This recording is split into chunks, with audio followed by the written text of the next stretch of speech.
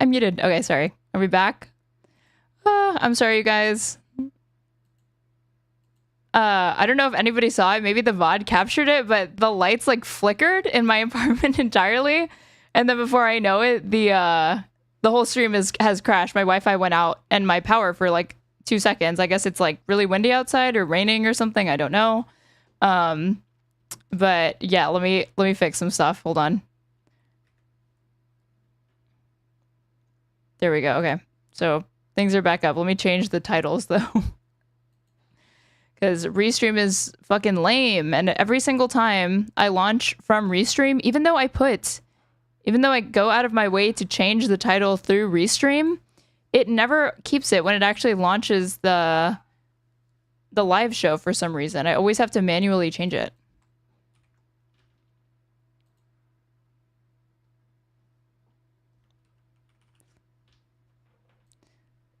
But we will get back into it.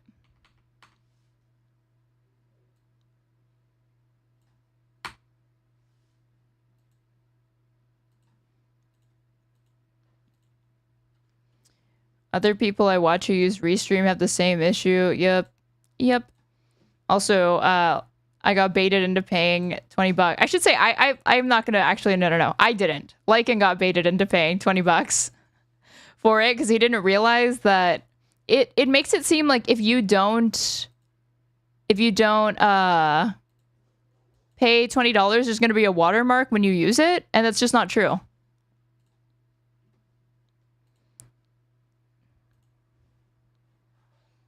No, hold on. You can use the free version and not get a watermark, and it'll be fine. Manage videos, live, like copy things. Hold on. Okay, but in the meantime, I'm gonna put it back, and we will continue. Socrates had to go anyway, so I'm gonna shout out Socrates for covering this with me for the first part. And I'll link his stuff in the channel. Why won't you answer my question? Was it kind of the Germans? You keep trying to deflect, bro. That they were starving. Deflection, bro. To give bread to the Jews, they were starving. I want you to answer that question. If you don't want to answer that question, we can cut this conversation off. I'm not gonna let you do this thing where you jump all over the place. I can't get you to answer questions. You just jump all over the place. I wouldn't call it good. Obviously, okay, fine. You want me to spell it out for you? I would not call it good. You're the one starving them. It's not good? Okay. It's not good. It would have been better if no aid got into the country? A little bit of food to the people. Okay, now who's being bad faith by saying, oh, so you don't want aid to get in, huh? You think that if he's trying to put Biden and Trump in the same boat, you think that's because he wants to play defense for Trump, or you think that's because he's appalled at what they're both facilitating? It would have been better if no aid got into the country? It would have been better if no aid got into the country? This is the same thing as when you say the terror attack is not as bad as terror bombing, therefore it imbues some sort of good quality. The difference between you and me, starving these people. The difference between bombing the crap out of these people. You're the one. It would have been starving them if you didn't allow any aid into the country. That would have been starving them. Sprinkle some crumbs on them. You can't sprinkle some crumbs on them after you're blocking aid and killing them. You can't sprinkle crumbs on them and say, look how good I'm being to you. Look how good I'm being. It doesn't make sense. It's illogical. Okay. Anything else? Is it good that this does not just end right here? Israel to bring some aid into Gaza right now? After starving them for 3 weeks? I mean, yeah. Okay. Oh my God. See, like this sort of how does that not get through to him what he's trying to say? Hell of a caveat. After starving them for 3 weeks, yes. That's his point. His point is that what preceded it is not enough, or it's ghastly to begin with. So the idea of giving props is, yeah, nauseating, but sure, it technically is there. Okay. Well, it seems like you seem to understand why it's ridiculous to say that about Trump. It's not good. The difference is that the Trump administration took like almost a month to pressure Israel to allow aid into the region. He let them starve for 3 weeks. They were on the verge of an actual like... No, that's not what he's saying. He's saying that it's ridiculous to praise somebody for rectifying a situation that a small aspect of a situation they had a lot of control over. Catastrophic loss of life. Like at this point, Hutch is like, Disinfo's trying to point that out, and Hutch is still trying to compare and contrast Trump and Biden. That never happened when Biden was president, for the record. But when Biden was president, there was severe malnourishment. It was the highest level of the IPC Food Insecurity Initiative. This was by far, this was the most dire the situation got in terms of humanitarian aid. And it happened when Trump was president. Because Okay, but it didn't start. It started under Biden. It started under Biden. Is a far less, like, for as bad as Biden was in terms of enabling Netanyahu, Trump is 10 times worse. You guys don't want to acknowledge that. They're both genocideers. And the scale, like, even if you want to use that framing, and I think it's a worthwhile endeavor to explore like who was better and who was worse. Like, you're the one. Don't approve of. Here's what I don't approve of. You're using Trump as a mechanism to whitewash Biden. It's also presupposing that this is the way that it has to be. It has to be this way. There's no changing that. So the only thing you can control is who you praise or who you support. When it's like, I think the whole point is that if I'm supporting a party materially with donations, I'm putting my time into it. I'm helping these people get elected. I canvassed or whatever. I door knocked. I went out of my way to vote for them. Then it's still valid to have criticisms of a person that you support over Trump. Otherwise, Trump just ends up being used to shut down any attempt to hold Democrats to accountability for anything or demand concessions and improvements. Even though you'll deliver your condemnation, I'm not. You'll say he made. No, I'm capable of nuance. That's what the thing is here. I am capable of nuance. You have no nuance in this situation whatsoever. Okay, you want to talk about nuance? Let's talk about nuance. I feel like this is not really nuance.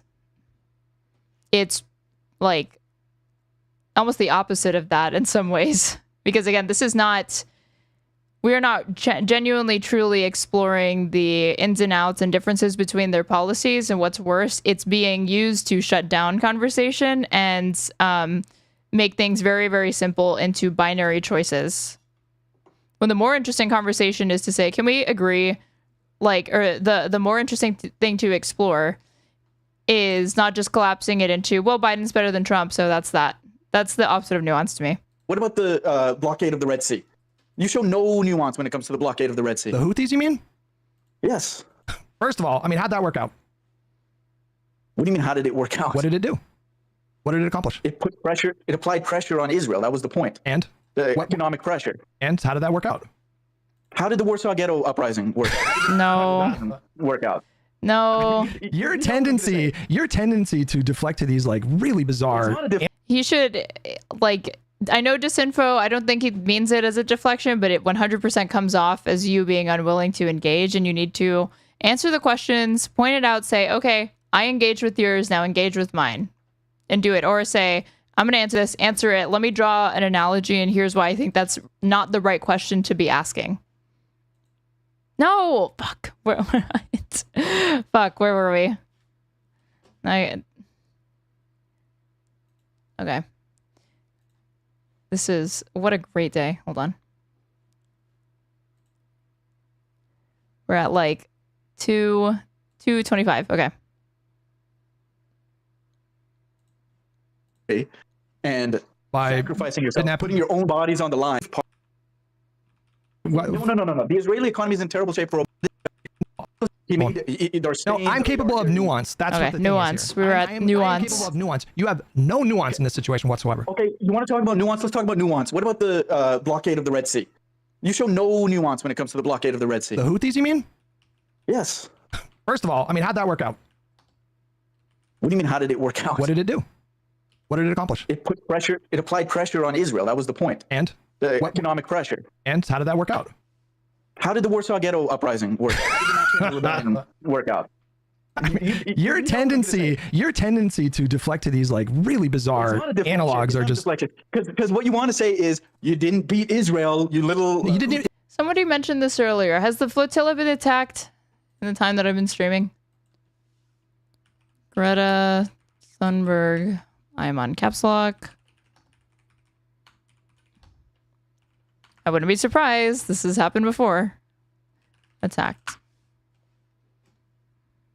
It didn't do anything. Shouldn't have tried. It didn't do anything is the point. First of all. No, second of all, bankrupted the port of Eilat, and this is still relevant because one port, really?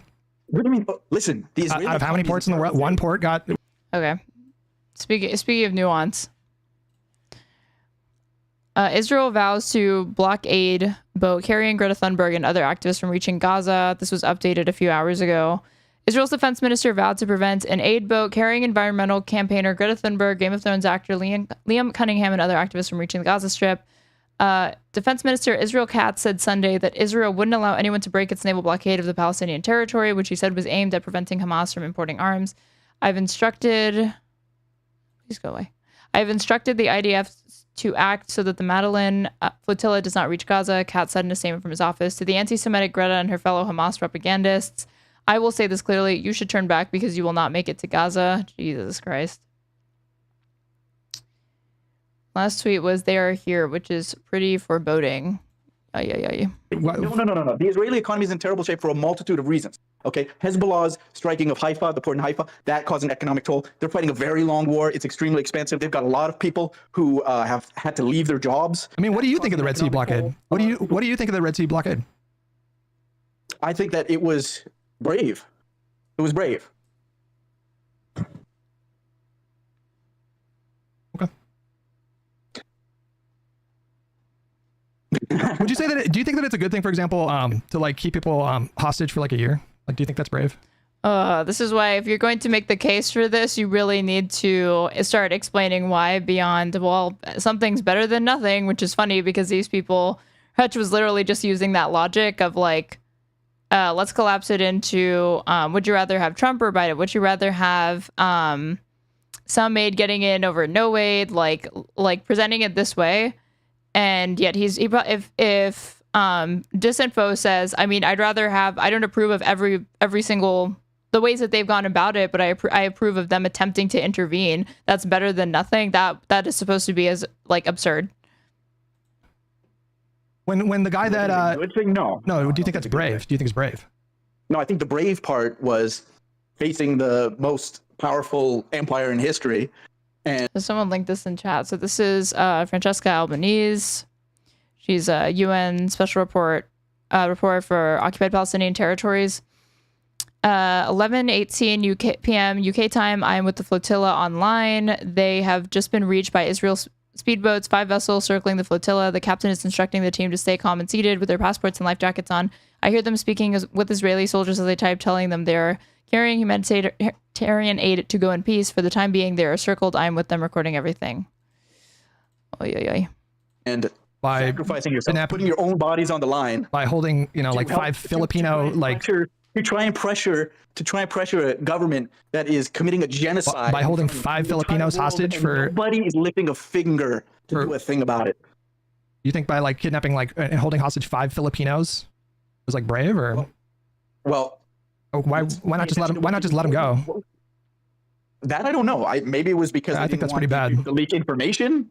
Yeah, I mean, I think that's pretty bad. The thinking behind keeping Filipinos. Yeah, some Filipinos lived in Yemen for a year. I'm not particularly. Well, that's an interesting way of putting it. On that yeah. That's a really interesting way. Oh, they just relocated. They found a really good deal on real estate in Yemen for a year, and thousands of children in Gaza. Again, there's nuance for this side of the argument, but there's the nuance that we had when he's trying to point out that Biden was effectively financing or trying to help finance and facilitate the ethnic cleansing of Gaza. That was literally framed the way that he's framing it now, and not as a joke, not completely serious. The difference between you and me is like I can look at these 2 events and evaluate each of them individually. You have to evaluate everything in the context of like what IDF is doing, and because you're always going to reach the end point of what IDF is doing is worse, you just kind of conveniently ignore all the bad stuff. You do that with Trump. You're literally saying you're ignoring bad things that Biden did as president or things he failed to do, and you're saying, but Trump's bad, but Trump's worse. But now this, he could see it happening. And he's calling it out, not with literally no self-awareness. That happens over here. That's your whole MO. If somebody supported the actions, the fight of the American troops against the Nazis in the Second World War, did that make them terrorist supporters or rape lovers or whatever? I don't even understand that. I don't even understand the question here. Well, because the Americans had a justified fight against the Nazis, I believe, but they also raped and looted their way across Germany. They also terror bombed. Yeah, that would be bad. They incinerated hundreds of thousands of Japanese people. That's why we have Geneva Conventions now. That's why we have Geneva Conventions now. I know, but every time he tries to evoke those previous atrocities, he was shut down in this conversation saying, do you really think it's on the scale of that? Can you really compare it? Why are you comparing it? Are you trying to say it's more severe or the same severity? So even though he is making the better point now, saying, well, that's why those things happened, or like, this is how we improved international law after that happened. We vowed never again, but we're shutting down any conversation about how to achieve never again. You don't like all you want because we find the comparisons offensive. to do is talk about like Israeli war crimes or what you consider to be war crimes. But the point like, is, was somebody able to again, like that hedging for somebody to still support all that hedging, Israeli war crimes? I mean, what you consider to be Israeli war crimes? Americans in their fight against the Nazis. I mean, sure, fine. Yeah, I take your point. Okay, so, but I feel from your crowd, you like to talk about... I mean, and he's also what Disinfo is saying, like, the United States and, like, opposition to some of the allied behaviors and operations that were taken in the name of defeating Nazi Germany, they were absolutely barbaric. The only reason why it's not focused on as much is because the Nazis were worse. It really comes down to that. But Dresden and Hiroshima, you're talking about nuclear mass murder of civilians and children and babies. And crowds, your crowds, your people like you. Who's my crowd? Your crowd. Who's my crowd? I think your crowd is people like Lonerbox. Like, how would you describe us, though? Kind of liberals. What labels? Liberals? That's it? You think I'm a fascist? Is probably... No, I wouldn't call you a fascist. No, oh, I don't okay. think. That's surprising. I'm not deeply familiar with your domestic policy opinions, but well, that's good to know. I haven't heard anything that's an endorsement of fascism. I think that for you to post that clip the way that you did, and to insist that I was discounting this child, this injured child, because I wanted to dehumanize them or legitimize Israel, is such a wildly uncharitable thing to say. Okay, at this point, then sure, there was room to say that wasn't what he was doing. He was genuinely worried about TOS. Now that I've seen the specific clip that he's still refusing to show, which is a boy after completely healed talking about it, is not... I see less of a defense for... I really do feel like it's a conscious choice being made, and it's under the guise of, oh, I don't want to break TOS, but you could show it. And I think it's indicative so have you been uncharitable to people who supported a blockade of the Red Sea as the only action anybody was taking to push back? People still defend nuclear bombing. I know. Everything is justified in the name of defeating the Nazis. And that's, again, these are from the people that say they're being nuanced or whatever. But the nuance is only to justify atrocities. It's never to condemn them for some reason.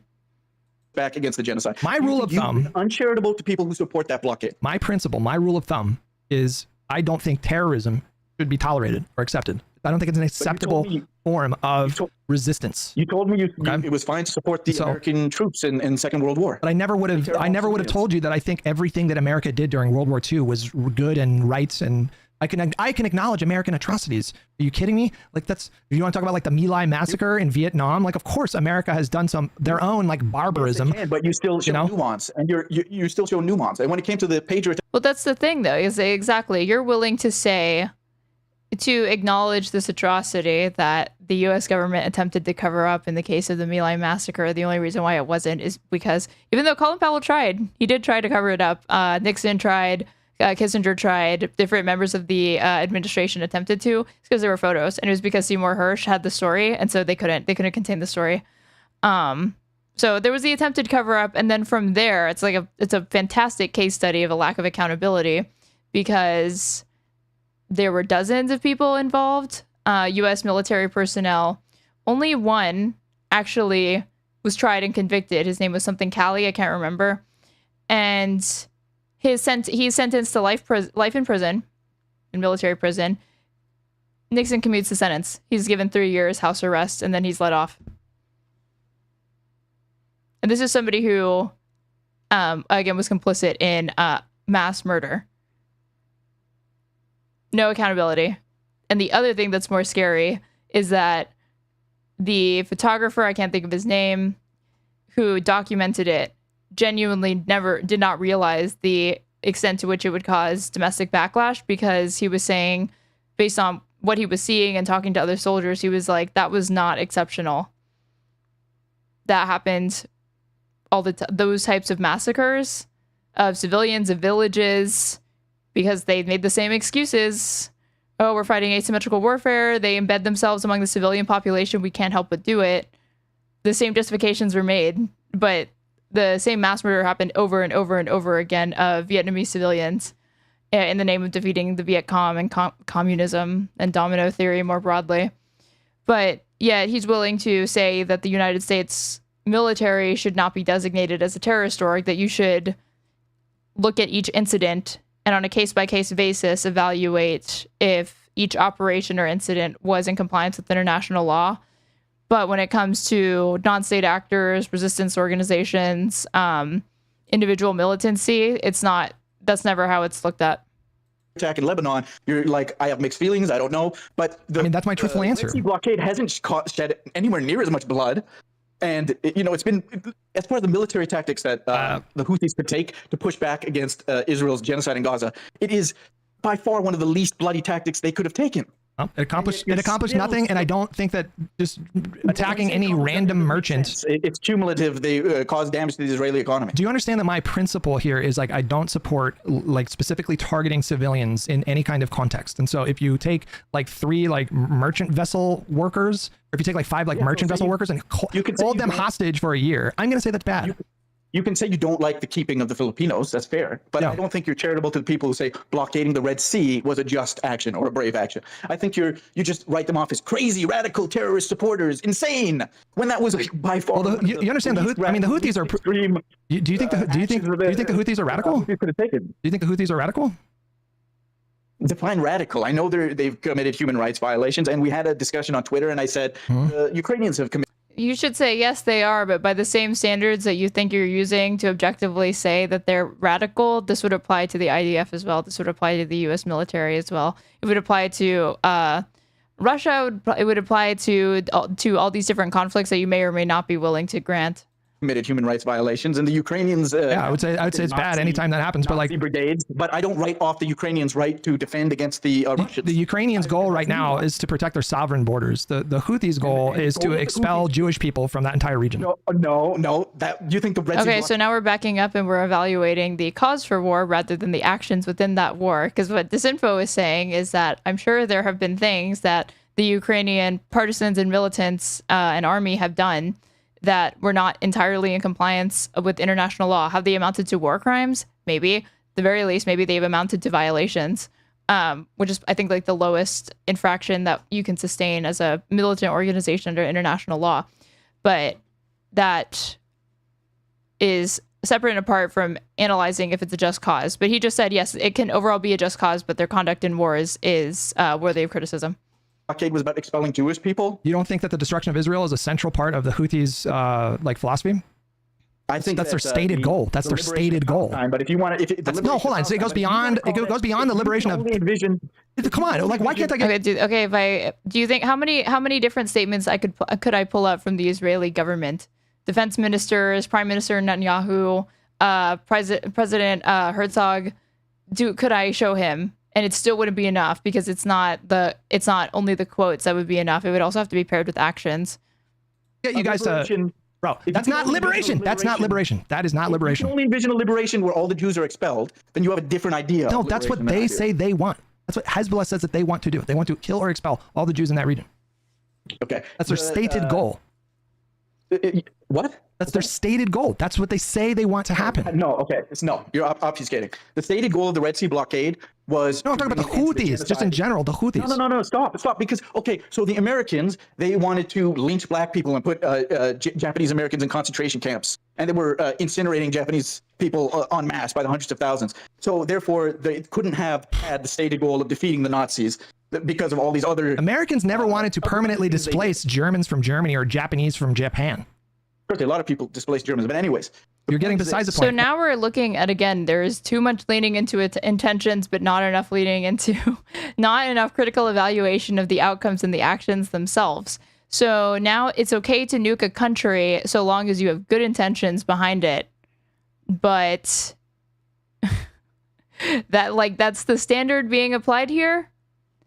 As long as you didn't say my intention with nuking this Nagasaki and Hiroshima is with the intention of wiping out their ethnicity or destroying their culture, etc., then it's okay.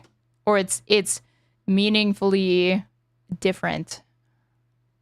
It's not the same. It's not the same thing. America, their goal was not to like ethnically cleanse Germany. You have nuance. Yeah, I do. Yes, I do. Show some nuance when we talk about the Red Sea blockade, because as soon as there was a ceasefire in Gaza, it stopped. I mean, he could have like said, but he'll bite the bullet on it probably. I was gonna say because he like Hutch is kind of employing this wide-eyed naivete of like, why did they kidnap these people? What does that serve? What does that accomplish?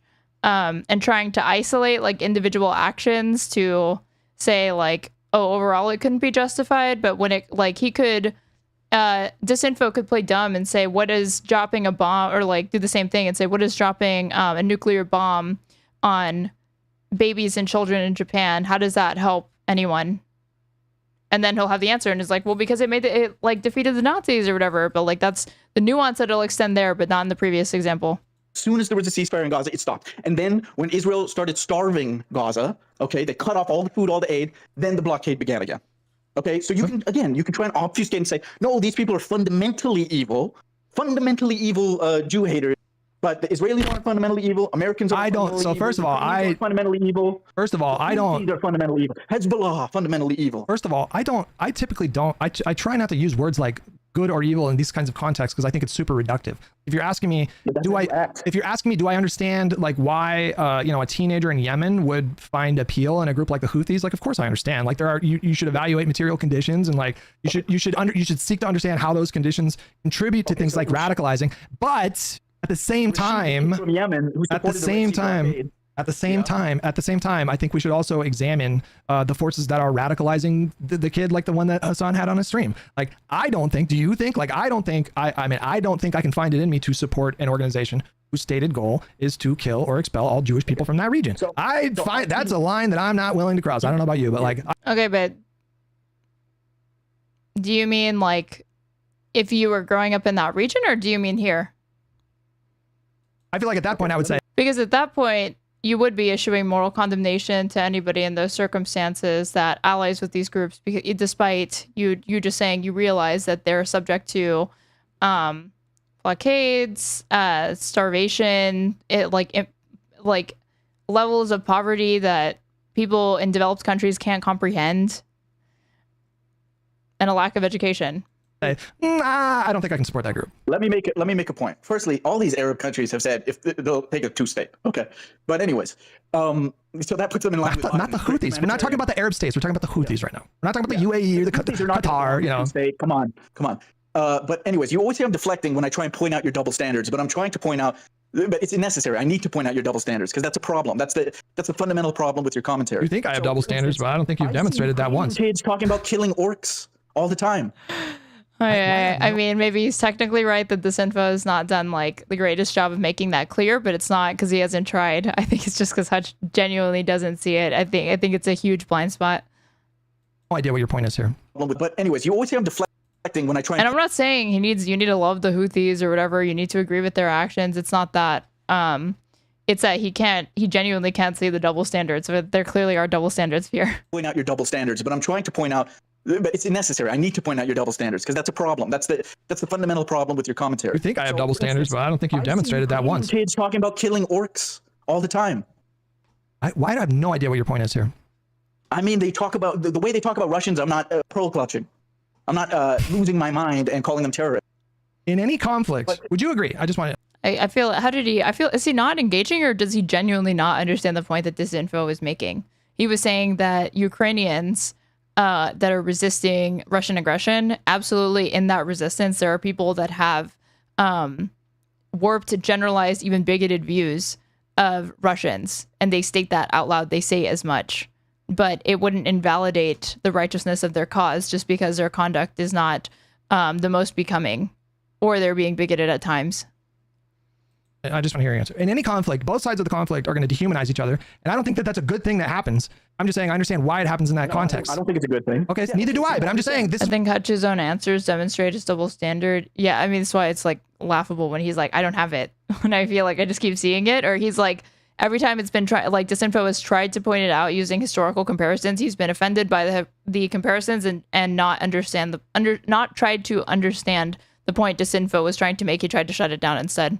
This is what happens when two countries are at war, right? Yes, like you understand it. So it wasn't not. Do you not think it was a propaganda tactic, playing off of war on terror bullshit to call this kid posting to social media on Yemen a terrorist, and Hassan's platforming a dangerous terrorist. He's crazy. It's crazy, extreme, radical. He said Do you himself. not think that was absolutely showing no nuance whatsoever? First of all, I would not sit here and tell you that I think this kid is like pure evil. I don't pretend to know his circumstances. And like I just told you a moment ago, I can understand like in an abstract way, if I just try to imagine, I can understand the appeal of radicalizing groups, extremist groups, when people's material conditions are horrible. They've endured famine and war and death and destruction, and all of that makes sense to me.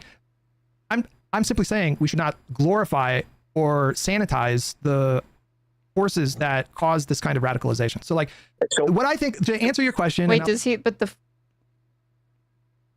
the forces that cause this radicalization, I thought like you just outlined the forces that bring about radicalization. Does he think the Houthis?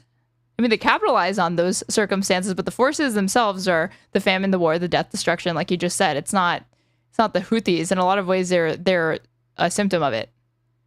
And then they go on to replicate it, to replicate oppression and to feed off of it and strengthen it in different ways. But that's not the true source of it. I'll let you talk. To answer your question, what I think was irresponsible about Hassan's coverage of this particular young man is, there's one part that really stuck out to me. Is this kid was talking about how, the Houthis had taken over the ship, and it was like a Chinese vessel, and the way he described it was like, oh, you know what? Like they were like chewing cot. What do you call it? Cot? What's it called? That drug? Yeah. They were chewing. I mean, they were having a good time. They were chewing cot, and they were just like talking about how much America sucks, and like they got along really well with the Houthis. That to me is kind of insane, because when I look at that situation. Hey Hutch, you don't watch. Do you know anything else about that kid? Do you know his life? Have you ever watched any other stream of his? Why are you criticizing him just from that one clip? That was unironically the argument that Hutch was making earlier in this, but now we can suddenly find the ability to make judgments and assessments of people, their character, their thoughts, their feelings, beliefs off of very, very small clips. Interesting. From a neutral perspective, what I'm hearing described is the Houthis took over a ship and then forced a bunch of Chinese people to do fucking drugs with them. Okay, and the way that it got presented was like, oh, they were just like, kicking a few beers back and having a good time. And I'm sure those Chinese people were fucking horrified the whole time. Imagine being forced to take a stimulant drug when your adrenaline is already coursing and you're like, I don't know if these people are going to fucking kill me or what. Like that sounds like a really bad situation.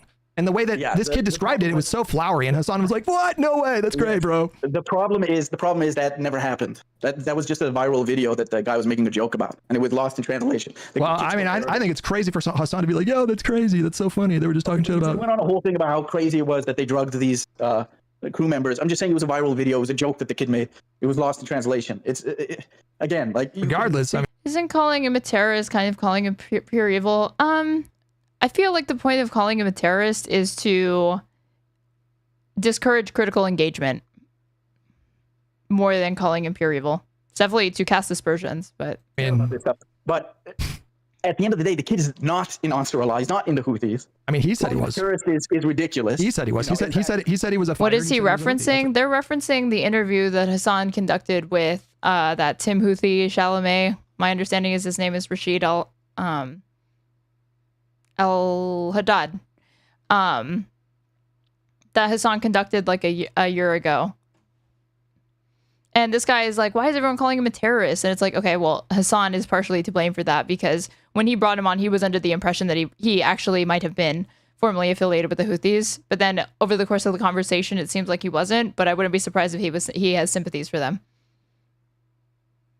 What he said. I mean, are you saying he's lying? He said. Okay, so here's the problem. You accuse me of only seeing little clips. No, I saw the clip of him saying. Hot pirate, yes. The clip of him identifying himself as a fighter. That's what I saw that clip. No, unless you're saying it was like mistranslated, but. Yeah. Did you see? First, yes. Did you see the numerous times, not only in the interview with Hassan, but numerous times being questioned, doing interviews? He said he's not an Ansar Allah. He doesn't even live in the area where he are from. Wait, hold on. I don't even think he's a Shia. Now I think Shia. Now I think I don't. Generally means resource nationalist under anti-imperialist, though it's lost its intended meaning. Do you mean terrorist? I feel like the definition of terrorist is doing exactly what it sets out to do, which is exclusively be wielded, or I should say almost exclusively be wielded as a political tool and selectively applied, rather than to be accurate and objective in its labeling and assessment. I'm not qualified to get into that. I've heard people have issues with that logic as well. But look, now I'm curious because I feel like those people are just desperate to say he's part of Ansar Allah. Now, wait, hold on. But now I'm curious. Okay, if he actually was like a Houthi member, do you think that would have been bad? You seem to be you really want to avoid the possibility that he was one. So it seems like no, I don't think it would be bad. No, but what I do think is, well, you're kind of talking like that. I think the nature of the discussion would have been different. And that's my personal belief.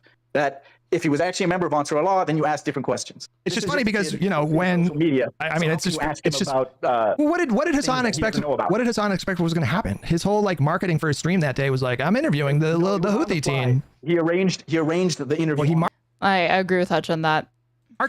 He marketed it as an interview with a Houthi. He was like, I'm doing journalism. I'm interviewing this kid, and he's not a terrorist, but he's a Houthi. So yeah. Yeah, you can call it marketed it, but basically he did. That's what it was. Houthi Chalamet, he was going viral, so I want to get an interview. He thought, and then he caught a bunch of flack for it, and then he tried to distance himself from it by saying, "Oh, well, I actually wasn't a Houthi guy." No. Yeah, he did. I mean, of course he did. Yes. Again, so you're the one watching little clips. So what happened was he thought he's a Houthi. He starts talking to him. He asks him, "Are you a Houthi? Are you in Ansar Allah?" He says, "No." Okay, then from then on, there's no more questions about him being a Houthi or assuming he's involved in the Houthis. Well, when there's other clips of him and then social media posts of him identifying as such, then I don't, no, he's either lying or you're. No, he's not. It's issues with translation. This guy speaks Arabic numerous times. He has said, but you've ignored those clips. Numerous times he has said he's not in the Houthis. And listen, he has said multiple times on different occasions he is not. And then there's another clip where somebody's trying to ask him, and he's saying Houthis are Yemenis, but he wasn't saying that he himself is part of it. And then the one piece of evidence they have is he was responding to somebody in, I believe, an Instagram comment saying, yes, I'm a soldier.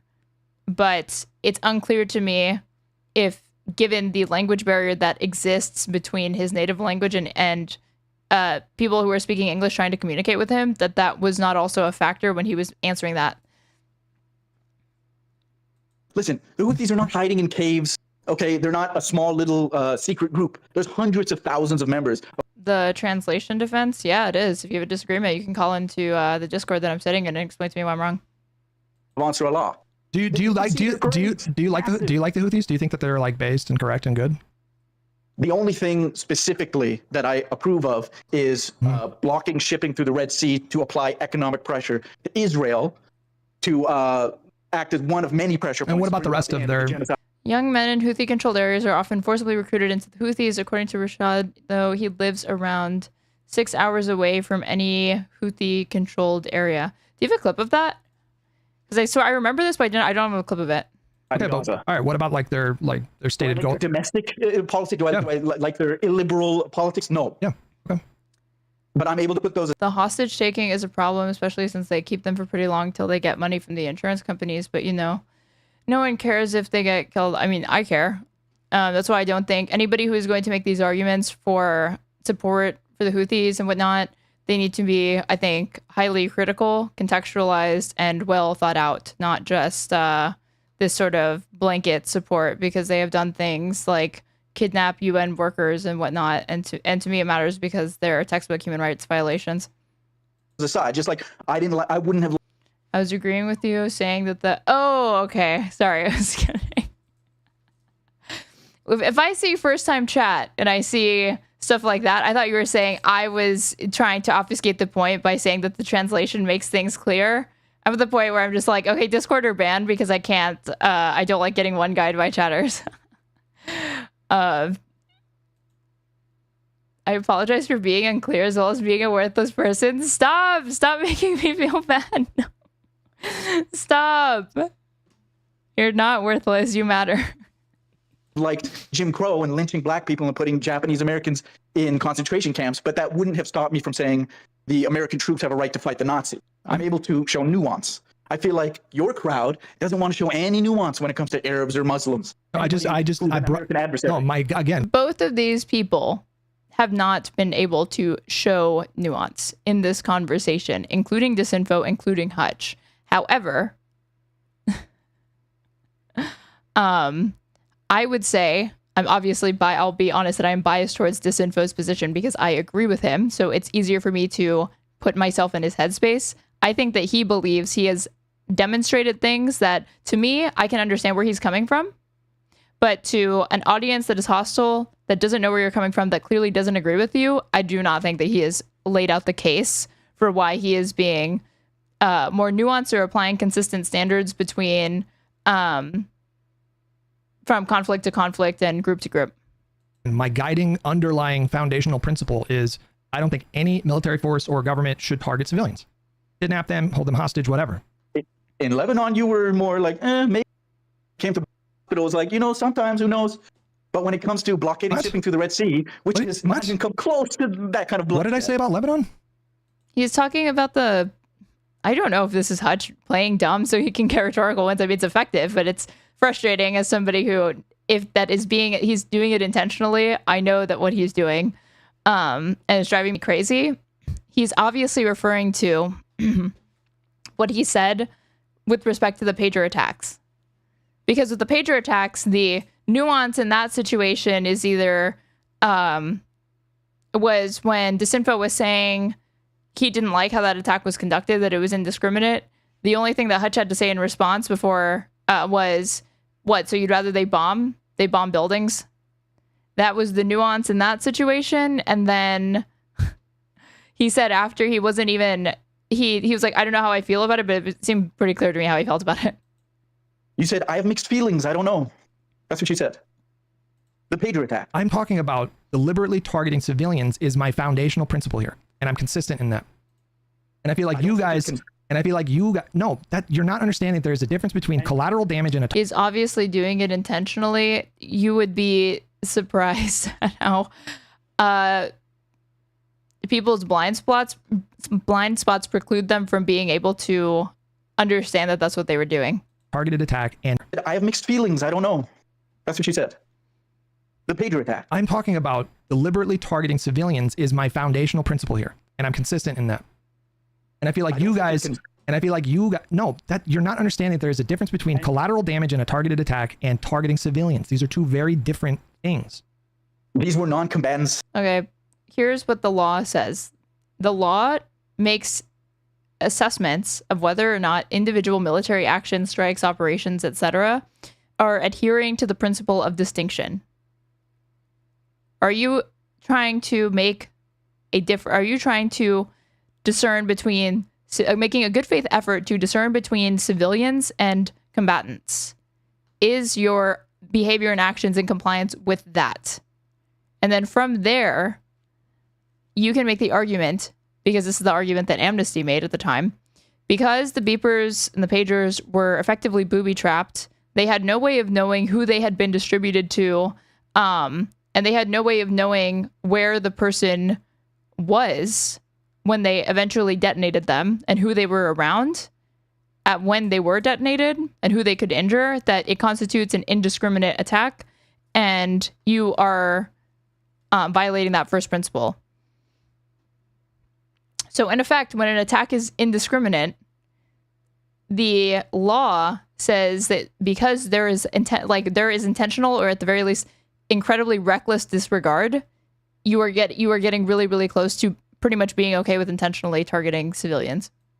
These were civilians that they... okay, well, I mean, Hezbollah themselves are and saying, you cannot say that that's just collateral damage, because collateral damage would mean that you made an assessment, a calculated assessment of whether or not there would be a strategic military advantage by doing that, and does it outweigh the amount of civilians casualties that are going to be incurred. But they can't make that assessment because of the nature of that type of attack and devices, because they're indiscriminate. That there were 1,500 fighters that were injured, so I don't know what to tell you. Non-combatants plus civilians, plus children. I understand. Bomb a hospital, you kill civilians. I don't know. I feel like you guys are just, your brain just gets like so zapped, and you don't understand like the concept of delineating. Okay, fine. Then let's again, like dropping, maybe to Hutch, like you drop a bomb on a hospital, and because you got one or two people, it was that's now worth it. That's proportional. That's fair. That's valid. To me, no, it's not. You are destroying critical infrastructure. They're not did they make an attempt to actually evacuate? Did they make an attempt to like those factors matter as well. Let's separate out the strikes that the Houthis have launched, which only target American military vessels. So those you approve of. and Hezbollah strikes on military bases, Israeli military bases, you approve of those? Hamas strikes within the confines of like international law, then yeah, that's fair game, right? Like if you're attacking a military installation, of course, like, you know, I cannot support the Houthis as an organization, but if they're abiding by international law, I'm not going to call them like war criminals for attacking, you know, an Israeli military installation or something like that. Like if Hamas had only attacked military installations on October 7th, we would not be having this conversation right now. Yes, we would. Well, that's a good thing. If that's true, that's not true. This is the most insane claim that I hear people make over and over and over, and I'm surprised that this info is ceding to it. Here's what would have happened on October 7th. Hamas and other Palestinian militants could have exclusively targeted the IDF on that day. And it could have been 1,200 IDF casualties, all of them active duty, all of them engaged in hostilities, all of them stationed, all of them combat, whatever. As soon as that news broke, the pivot would be, this is functionally like targeting civilians on Israel because we are all forcibly conscripted. So, and this is a civilian army. So doing this is not really fair. It's not fair because these people are forcibly conscripted. So they're kind of like civilians because they didn't really have a say in whether or not they had to do it. That would have been the refrain if that had been the case. I know it. And I actually think that the response would have been worse because 1,200, the IDF does not like, no military does, but the IDF, because they're a civilian army, does not like sustaining military casualties. And since October 7th, I think only like 400 to maybe 500 IDF have died. You don't think so? How come? That's a good thing. That's just war. That's just war. Attacked Israeli military bases, that you would be supporting them, but it's not that I'd be supporting them, but I wouldn't accuse them of like doing war crimes, you know? Like I don't support a shit ton of them were friendly fire too. On October 7th? Or since October 7th? Every side of every conflict, you know? But that doesn't mean that there's a difference between somebody who's like doing war within the... What just happened? We would not be having this conversation right now. Well, that's a good thing. If that's true, that's a good thing. I think people recognize in general there is a difference between active troops and troops that are no longer in service and operating as civilians. I think some people recognize that. I think if the scenario that I had outlined had been the case, I think that people would have worked overtime to make that distinction very, very unclear. That's just war. That's just war. Attacked Israeli military bases, that you would be supporting them, but it's not that I'd be supporting them, but I wouldn't accuse them of like. Also, Hamas doesn't wear uniforms, which is a violation of the Geneva Convention already. Yes, they cannot. Is it perfidy or whatever? Yes, that is a war crime. Doing war crimes, you know, like I don't support every side of every conflict, you know, but that doesn't mean that there's a difference between somebody who's like doing war within the parameters of the Geneva Conventions and international law and people doing terrorism. There's a difference between these.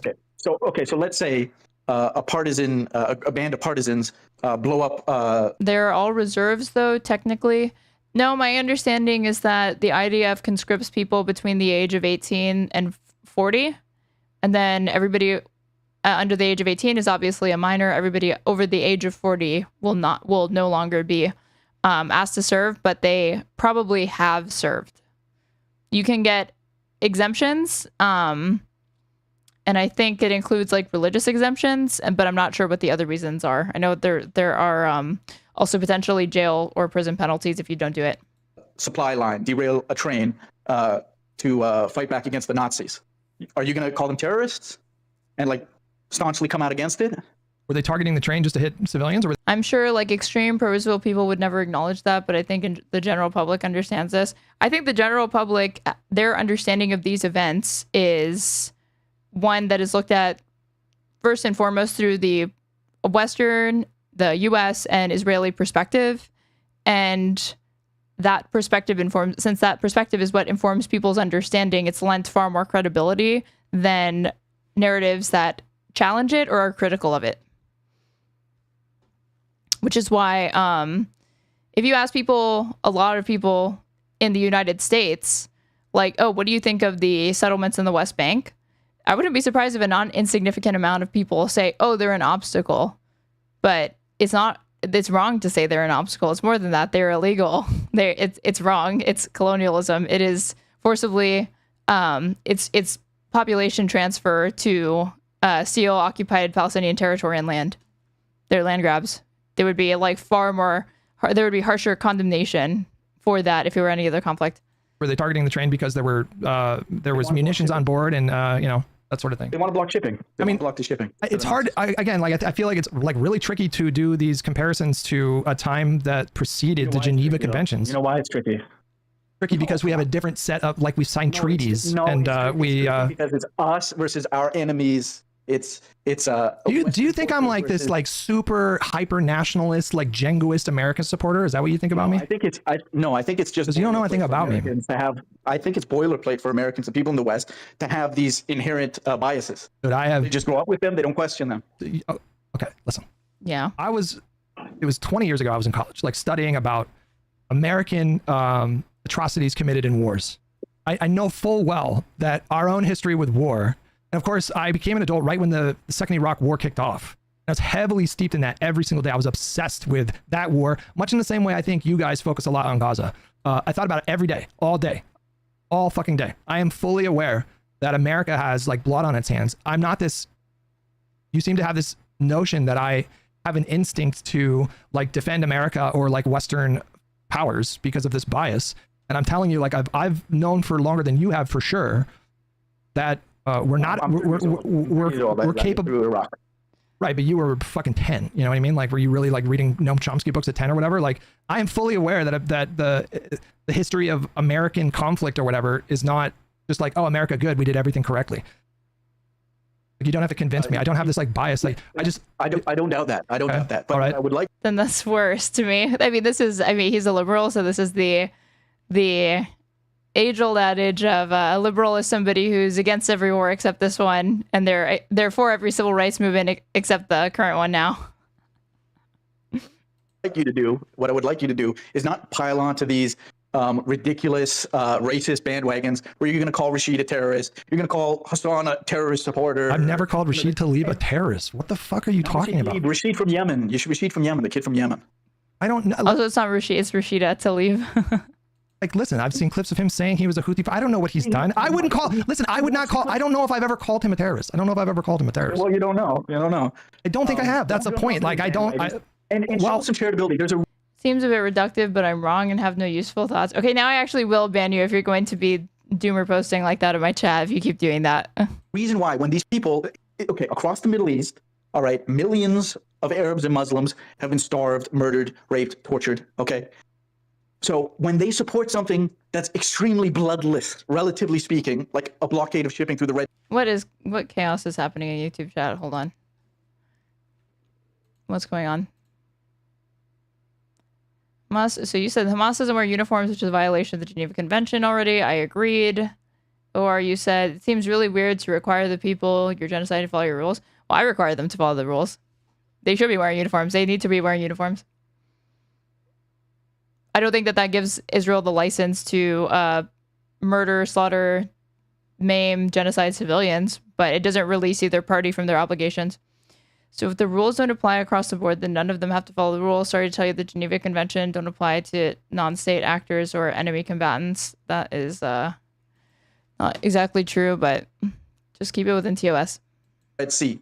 Okay, to treat the people who support that like they've got to be insane, radicalized extremists. It's not that insane to block shipping. It's one of the most mild actions they could take. Well, okay? I just don't understand. I mean, I don't know if you can. I don't. Everybody's an extremist. I don't because I don't understand this. The same place. Your ability to It's the law, and that's what makes it right. No, it's not that it makes it right, but it makes it more fair than if it didn't exist otherwise. Are you saying that the Houthis are not extremist? It's not that insane to block shipping. It's one of the most mild actions they could take. Well, okay? I just don't understand. I mean, I don't know if you can. I don't. Everybody's an extremist. I don't because I don't understand this. The same place. Your ability to. Are you saying that the Houthis are not extremists? I don't use the word extremist. Why not? Because it's a bullshit word. What do you mean it's a bullshit word? It's a bullshit word like terrorist. They only use the word extremist and terrorist to talk about American adversaries, especially Muslims, Arabs. I'm not talking about media That's what framing. we use. Look, dude, I am well aware of the I fact. don't use those words typically. I would never use the word terrorist unless I was forced into a situation where I have to confront the fact that somebody's going to call, I don't know, Hamas terrorists, and then I'll say, well, then in that case, then the IDF are terrorists. Then I'll use the word to say you have a double standard. Okay, if you're going to use the word terrorist, then apply it across the board. Apply it to everybody it can possibly apply to. The problem is, it's only ever applied. I would call IDF terrorists, just for the record. I would call them terrorists. That's good. Yeah. So, I don't. Number one, I don't think you usually do. I think you usually refer to Houthis as terrorists, like it's second nature, and then IDF. Well, the Houthis are just, I mean, as bad as IDF has been, I would. Terrorists. Well, the Houthis are more extremist than IDF, generally They're speaking. more extremists. What? Yeah, in terms of their ideology, yes. Okay, so the ideology in the IDF, exterminate Amalek. That's not extreme. No, that would be a case of extremism for sure. But like, let me hold on. If you want to fight separate yourself from civilians and man up, when I was in Iraq, I had to wear one. Okay, now you're posting cringe because when you were in Iraq, you were you were on the side of the occupying power. Yes, they need to be wearing uniforms. I'm not surprised that they don't though. I'm saying under international law and the laws of in the laws of war, they need to be doing that. It doesn't release any. Israel is not released from not adhering to the principle of distinction or proportionality or any of that simply because they don't, though. And that point is usually made to say that they don't need to, except and that argument I don't accept. Let me just ask you a question. Wait, hold on. It's there. It's let me just. you Okay. have that bias, and it Well, comes out. let me illustrate my point. Okay. Entertain this thought experiment with me. I know you're going to have an instinct to deflect, but I really want you to critically engage with it in an honest way. Okay. If I have to point out a double standard, then I will. Then fine. But if you want to do that, that's fine. I just want you to answer this question regardless. Okay. Let's say that the dynamics were totally switched. Okay. The opponent breaking the rules doesn't mean that you shouldn't follow them, right? Let's say that do you want to focus on Hamas or Houthis? Let's just do Hamas. Okay. Okay, let's do Hamas. If you gave Hamas the military, the weaponry, the infrastructure that Israel currently has, and if you put Israel in the same exact position as Palestinians in Gaza, how do you think that would play out? Okay, you want my honest answer? Yeah, I do. I think that we would probably have. Oh, hold on, I was distracted by Discord. Okay, wait, what are we doing? What are we putting in the same situation? If you want to do that, entertain this thought experiment with me. I know you're going to have an instinct to deflect. Here's a but I thought really experiment, want you to guys. engage with it in an honest way, okay? If I have to point out a double standard, then I will. Then fine. But if you want to do that, that's fine. I just want you to answer this question regardless, okay? Let's say that the dynamics were totally switched, okay? Let's say that do you want to focus on Hamas or Houthis? Let's just do Hamas, okay? Okay, let's do Hamas. If you gave Hamas the military, the weaponry, the infrastructure that Israel currently has, and if you put Israel in the same exact position as Palestinians in Gaza, how do you think that would play out? Okay, you want my honest answer? Yeah, I do. I think that we would probably have two states by now. I think most likely if there was a balance of force, that would have No. But that's not the question. We're not talking about a balance of force. He has set up this question so that any other answer than yes, they would genocide them is going to be wrong. I'm saying give Hamas. So I guess that what is this thought experiment in furtherance of? What idea or what claim? Is the idea that because what Israel is doing now prevents a hypothetical future genocide, so it must be done, so it's justified? All of Israel's weapons and military infrastructure. If that's the logic, couldn't you just justify October 7th? That would require him to acknowledge it's a genocide, so... And take all that away from Israel, and then now Hamas is doing like a blockade against Israel or whatever. Like in that situation, genociding Israel. That's what you're saying? No. What do you think it would look like though? Like over the course of a month, 6 months. What do you think? What do you think would happen though? It's a counterfactual. Like if I say I think that there would be a single state and everybody would be coexisting, you'll say that's fucking ridiculous. If you say they would kill every last Jew, then I would say that's fucking ridiculous, and we're never going to resolve it because it's a counterfactual. We're not going to agree. So you can have someone like, do you think Hamas themselves are lying? So like you can have someone like the spokesperson. Hamas already said they would. Wait, hold on. You can have the literal spokesperson for Hamas get in front of a camera and say, we are going to do October 7th again and again until Israel no longer exists. you think they're lying, or do you think that's just like extreme rhetoric, or? It would take a hell of a lot of October 7th to eliminate the entire population. No, but now imagine if they had imagine if they had Israel's military infrastructure. You could justify anything using this logic. Like, oh, let's pretend like, oh, you want to abolish slavery? Oh, well, I've talked to black people, these slaves, these black people, and they don't really seem to like white people. So what do you think is going to happen if we free these slaves and we give them guns and we put them in the same position? You don't think they're going to enslave us? You don't think they're going to try to treat us the way that we treated them? We have to keep them enslaved because they're going to kill us if we don't. You could justify any number of things using this type of logic. It's just like inverted morality to me.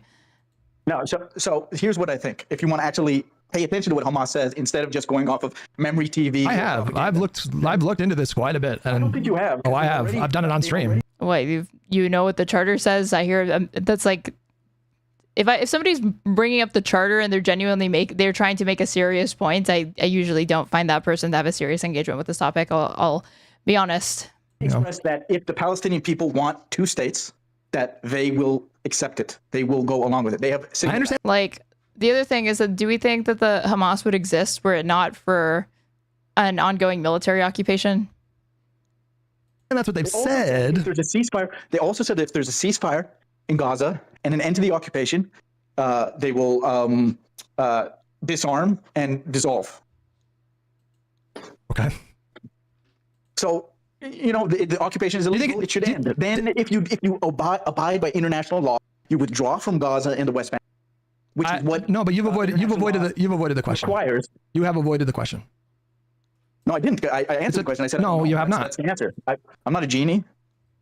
You don't. But there's no part of you that maybe suspects that they might, kill and expel every Jew from. No, personally. I mean, you could ask him. There's no part of you that thinks if they had not kept the blockade, the military occupation, the 60+ years of apartheid, that Hamas wouldn't exist. Because if he wouldn't agree to that, and he'll just say, no, it was always going to exist, then you're really just saying that Palestinians are inherently racist or anti-Semitic or genocidal or whatever, that there's no situations or counterfactuals you could provide that wouldn't lead to Hamas existing is silly to me. You're not going to accept it. Why would you? Do I think so? No. I mean, why would you think that, though? Why would you think that? I don't think that they would genocide every Jew. I don't know what to say. What do you want me to say? When they. So are they lying?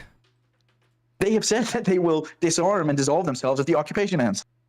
Okay, I don't know what that means in the context of like. If you look at I don't know what that Hamas charter. Even the old Hamas charter says once the land of Palestine is unified, then Muslims, Jews, and Christians can coexist peacefully. Now you can say through Islamic law. Through Islamic law. Hamas was created to fight against an occupying force. Why would they exist as an independent state? Well, my understanding is that Hamas actually started off as like a charity. No? Did Hamas start off as a charity? But if your broader point is that it is the byproduct of the of a never-ending occupation, then I would agree with you. It's like a social org, right? Established Muslim Brotherhood roots. Hamas emerged from the Palestinian branch of the Muslim Brotherhood, which had established a network of mosques, charities, and social orgs in the Gaza Strip since the 50s. Through Islamic law, Jewish people would be second-class citizens, obviously, within that structure. And Islamic law, and it's obvious bullshit. Islamic law, obvious bullshit. Okay, firstly, it's not obvious. Yes, it is. Of course, it is. Every political Islamic law, dude. Okay. Why do you think ISIS and Hamas have beefed? Why do you think that they say they're is it heretical or like infidels? Because they can't even enforce Islamic law in the Gaza Strip. How are they going to do this? They can't they couldn't even keep in that small strip. They couldn't even do it. Girls and there are co-ed schools in Gaza. There were co-ed schools in Gaza. The women are allowed to wear hijabs instead of the full burqas that cover their faces entirely. They allow entertainment, music, art. ISIS forbids any form of entertainment. It's against their doctrine or whatever. That's like a radical Islamic or whatever. And that's why they've cast aspersions on them and said that they're just LARPing because they can't even enforce Islamic law there. How are they going to do this? I also just don't look at it. The religious aspect of the conflict or whatever it is such a small part of it that factors into really any serious analysis of it.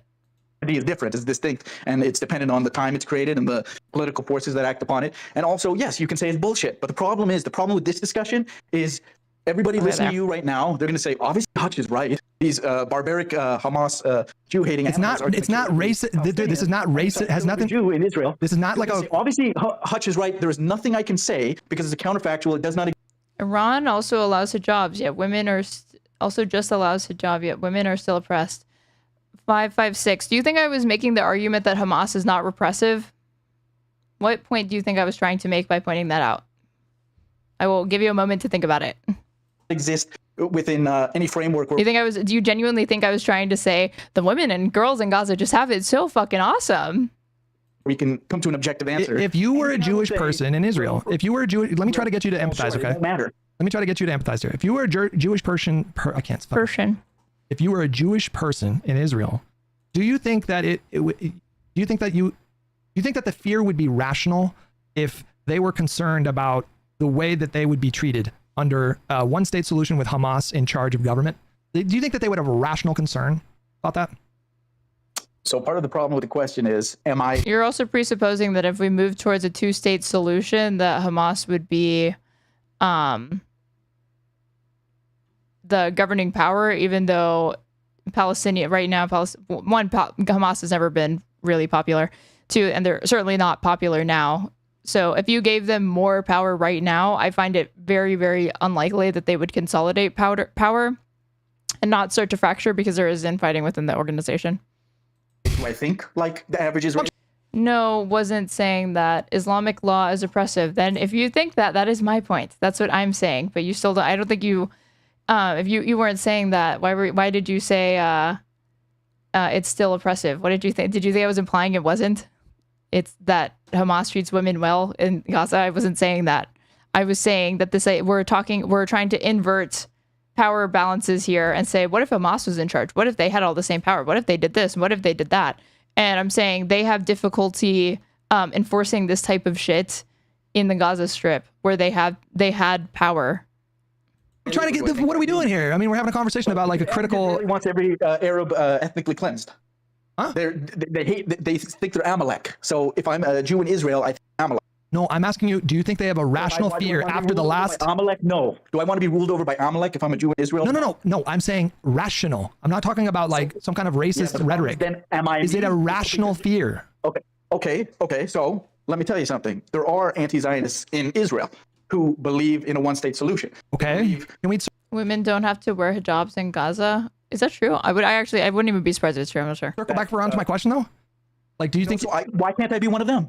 Why can't I be one of them? Like my point being that they don't strictly adhere to enforcing like fundamentalist Islamic religious law, even civically.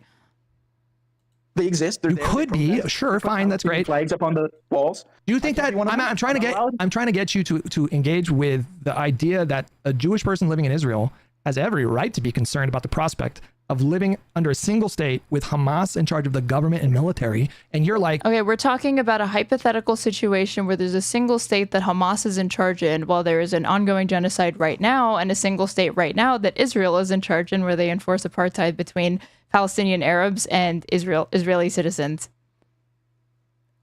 How the conversation always devolves into the hypothetical genocide, the hypothetical inverse situation of what's happening now, I don't know. I really don't get it, how it always gets here. Oh, that's just because I really don't know why it's important to discuss this for so many Israelis, defenders, sympathizers, whatever. Arabs are barbarians. I'm asking you, do you think they have a rational fear after all the 75 years of history that they would not be welcome? You can't divorce racism from the conversation. Okay, did South African whites want to be ruled over by black South Africans? No. Did white slavers feel safe about the idea of freeing the slaves? If they do have to wear hijabs in Gaza, then Hamas is slipping because the videos coming out of there for over a year show they aren't holding up standards. Not gonna lie, yeah. I guess that's true. Like the footage that I've seen, I usually don't see the women wearing hijabs. Slaves, no. Okay, what am I supposed to say? Okay, I'm gonna keep asking the question. You can do the little rant, but I'm gonna ask the question again, and I want you to answer the question. But am I me? Who am I? Do you think it's justified? It's so funny that Hutch is like, questions are not being answered here when at the beginning of this, when Disinfo was like, can you disavow the pager attack? He started to, and then he was like, would you rather have them bomb? Wouldn't you rather them do that instead of doing the bombings though? I would be an anti-Zionist Jew in Israel. That's who I'd be. And you would be completely comfortable with Hamas taking over all of the military, all the munitions, all the government power, and you would be optimistic about the future in that scenario? Firstly, I think it's highly unlikely that in such a scenario. That's not the point. That's not the point. How likely it is not the point. It's a hypothetical. I'm trying to get you. You know, there's also the Palestinian Authority. There's other political elements. I understand. Why did it have to be Hamas? Hamas already said. Because we're talking about Hamas. I'm not talking about the PA. I'm not talking about the PA. I'm talking about Hamas. Will dissolve themselves and disarm. I don't care that they said that. So I don't care. Why would it be Hamas? Because we're doing a thought. Why do you not? I don't understand this experiment. You only care about. You're not interested in hearing anything that runs contrary to your previous assumptions on this conflict, which is that, yes, like it or not, Hamas has at different points attempted to moderate their position. This is not me whitewashing Hamas. This is me knowing that to be true. It's a reflection of the historical record. Even the Brookings Institute was willing to acknowledge this. The Brookings Institute. Do you think the Brookings Institute is interested in holding water for Hamas? Serious people that understand both sides of all parties to the conflict would know this. It's not me saying you have to believe them, you have to understand it, you should factor it into your understanding of you should factor it into your analysis. Guide you along the path very gently to get you to understand that people have very valid concerns with Hamas because they're fucking awful. That's what I'm trying to get you to understand. Okay. Not a justification for everything Israel's done. That's not what I'm... Okay, but what he doesn't understand is that his remedies to how awful Hamas is are the things that feed radicalism, that feed the Palestinians, to the extent that they even do this, their desire to cling to forces like that. What I'm saying, trying to get you to understand that people have valid concerns. What I want to know is, okay, they have valid concerns if the Palestinians are let out of their cages. So what do we do with that information? I don't know. I don't pretend to know the answer to this question. I've heard different solutions proposed. You get like a peacekeeping. Okay, so suddenly when you're asked questions, IDK, I don't know. I haven't thought about that. Well, yeah, I know you haven't thought about that. You spend more time fantasizing about a thing that's never going to come to fruition. This one state that Hamas rules. Are you serious? More time and energy was devoted to that thought experiment than what could a possible solution look like? What options do Palestinians have? I believe that more time was spent on that death wish hypothetical or whatever. Force of a mixture of UAE troops, or do they even have an army?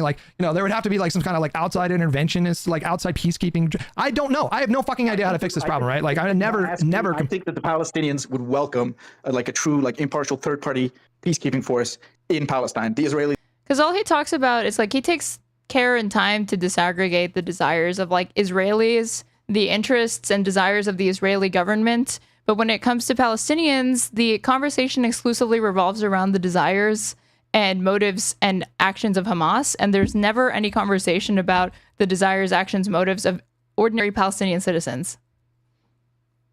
Will never accept it. I think you're right about that. I think under the current administration, I think you're right about that. But that's not, you're just asking me what the hypothetical best solution would be, right? Are you a one-state person or are you a two-state person? If you could have your way.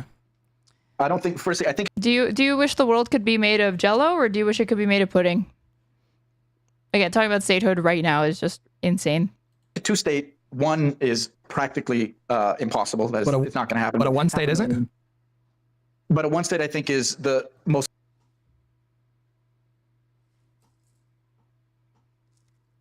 Okay. There is one state now.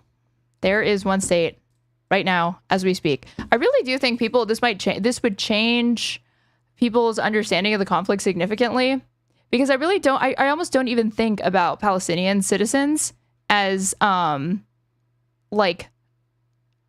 don't think about Gaza or the West Bank as a de facto state because of the occupation and the blockade in Gaza specifically.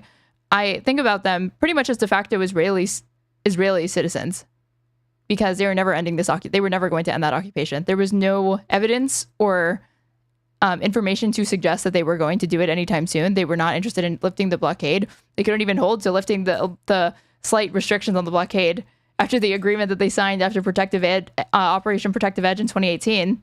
It was not getting lifted anytime soon. So that's how I look at this. But I think people don't. They look at Palestinians as like outsiders to Israel, even though every single aspect of their life is controlled by Israel. Most logical conclusion of this. Logical why? Why is that logical? So a two-state, you've got 500,000 settlers in the West Bank, and their numbers are just going to keep going up. So, okay, how are you going to do this operation where you... The problem is until one side is defeated, the conflict won't end. Germany and Japan were defeated and rebuilt and now thrive. Okay, but Germany and Japan were the imperial powers that were overcome and defeated. One, against most odds. And two, you're talking about a group of dispossessed, impoverished, poor, sick, genocided people that have no money. They have no presence internationally. To the extent that they do, they're treated as a pariah because people like states like Iran and Qatar fund Hamas operations. When you don't have statehood, you don't have rights, and you don't have money, you effectively don't have rights. That's the way the world works. Your rights and your ability to speak corresponds to your wealth. So if you don't have those things, you don't really have anything. You have no power. So I'm not surprised that former imperial powers like Germany and Japan were able to rebuild. What are Palestinians supposed to use to rebuild? They don't have money. That's going to be contingent on the goodwill of other countries and aid. And Israel will control all of the terms for that. That many people from the West Bank. No Marshall Plan for Palestinians. I mean, Israel doesn't even have... They keep adding goals. They don't even have a day after plan for this. The West Bank settlers complicate things quite a bit. Gaza destroyed. So what kind of a state is that? And then the other thing is, it's hard for me to believe that if you had two separate entities, that they would be in peace and in coexistence. Like India, Pakistan is a nightmare. But a one state that would be peace. A mangled, yes, because then you live in the same country. You're both about roughly half the population. So no. I mean, Jewish people, because your plan also includes a full right of return, right? Yeah, I would support a right of return. Yeah, so Jewish people would be an. Wait. He said full right of return. There's a difference between acknowledging the right versus granting the full implementation of the right of return. Which, if you know anything about the last agreements, whether you're looking at Trump and Netanyahu's, which was a joke, it didn't include that. If you're looking at the Obama pushing the carry plans, it didn't even include the right, that Israel recognizing the right. If you look at Rice, Bush, they didn't want it either. Clinton, no. A minority there, right? I do not believe that by the numbers, right? Palestinians who left are all going to come back, but the blockade has set them back behind even the West Bank economically. They have repurposed building materials in the rebel past attacks even prior to October 7th. Yeah, this is another thing though we were looking at, like how long it was this conversation about rebuilding Gaza post genocide. Okay. Gaza is in ruins. It's unclear how it will be rebuilt. This article is from January 17th of this year. The United Nations says it could take more than 350 years to rebuild the blockade remains. That was from January of this year. Is there any Israeli official that's talking about a day after plan that does not involve a harsher blockade? It could be a slight minority, not much. And you think you're ever gonna hold on, wait, real quick. I just want to say one thing. Just because I'm answering these questions does not mean that I think liberating the Palestinians and allowing them to have allowing them to freely roam around their ancestral homeland is contingent upon whether Jews can be a majority or how safe they feel about it. Oh wait! I gotta go back. Got distracted. Because then you live in the same country. You're both about roughly half the population. So no. I mean, Jewish people, because your plan also includes a full right. Okay, we're here. Return, right? Yeah, I would support a right of return. Yeah, so Jewish people would be a minority there, right? I do not believe that by the numbers, right? Palestinians who left are all going to come back, but they could be a slight. We don't accept this logic with any other group. that your safety corresponds to if you're a majority. Minority, not much. And you think you're ever gonna hold on, wait, real quick. I just want to say one thing. Just because I'm answering these questions does not mean that I think liberating the Palestinians and allowing them to have allowing them to freely roam around their ancestral homeland is contingent upon whether Jews can be a majority or how safe they feel about it. What do you mean? I think it's a fundamental right for them to be let out of those Bantustans, those concentration camps that are being constructed for them. I mean, so I don't think that, well, if there's too many Palestinians, you can't let them out. I don't subscribe to that philosophy. Well, I mean, listen, I agree with you that the conditions for Palestinians have been unacceptable for decades. So I'm not going to disagree with you there. I'm just asking about practical solutions. So there's a couple things that really stick up. Well, let me finish my point. Like, there's a couple things that really stick out for me. The first thing that I think is really relevant to point out is that at this point, neither the Palestinians nor the Israelis, when you look at the polls, want your outcome. They don't want to share a country. Yeah. So that's actually a misreading of the polls. It's not. No. I saw EP5 Klein. It's not. No, it is. So because so now how popular something is corresponds to whether or not it's right. It's because not. Because it's people choosing their number one choice. Right. Yes. It's not saying what will you accept. Okay. I mean, here to get rid of segregation, you had the Supreme Court defying where popular will was. Brown v. Board Education was not. The Supreme Court sided against majority public opinion, which is rare. They usually don't do that. And then you have desegregated schools. What do they have to do to enforce that desegregation? They have to mobilize the National Guard, and it's enforced at the end of a gun. That's the reality sometimes of how integration and equality is enforced. It is put upon a population to ensure the rights of minorities. That's how it goes. So this whole this would be like in Jim Crow making the argument. Neither white people nor black people really want to integrate. So it's what's your number one choice? Okay, fine. And let me rephrase then. Let me rephrase. One state. Let me rephrase. Palestinians. Let me rephrase then. Most Palestinians and Israelis, their number one choice would be something other than what you're proposing. They don't want. In a little bit, he refuses to answer what he thinks should happen because no one wants it, so it doesn't matter. God, awesome. Like that's what they're telling people is like they don't want to share a state. Like and you can understand why both groups would. I don't think that's a correct reading. I think that. Well, anybody can look at the poll. So like, if you offer the Palestinians, or if a negotiation was taking place, and what the negotiation was settling on was a single democratic state with equal rights for everybody, no more walls, no more checkpoints, no more cages to stick them in, no more equal rights. But if you're, I do not think there's any world in which the Palestinians say, I don't want that. Well, listen, would you agree that right now that Hamas is more popular among Palestinians than the PA?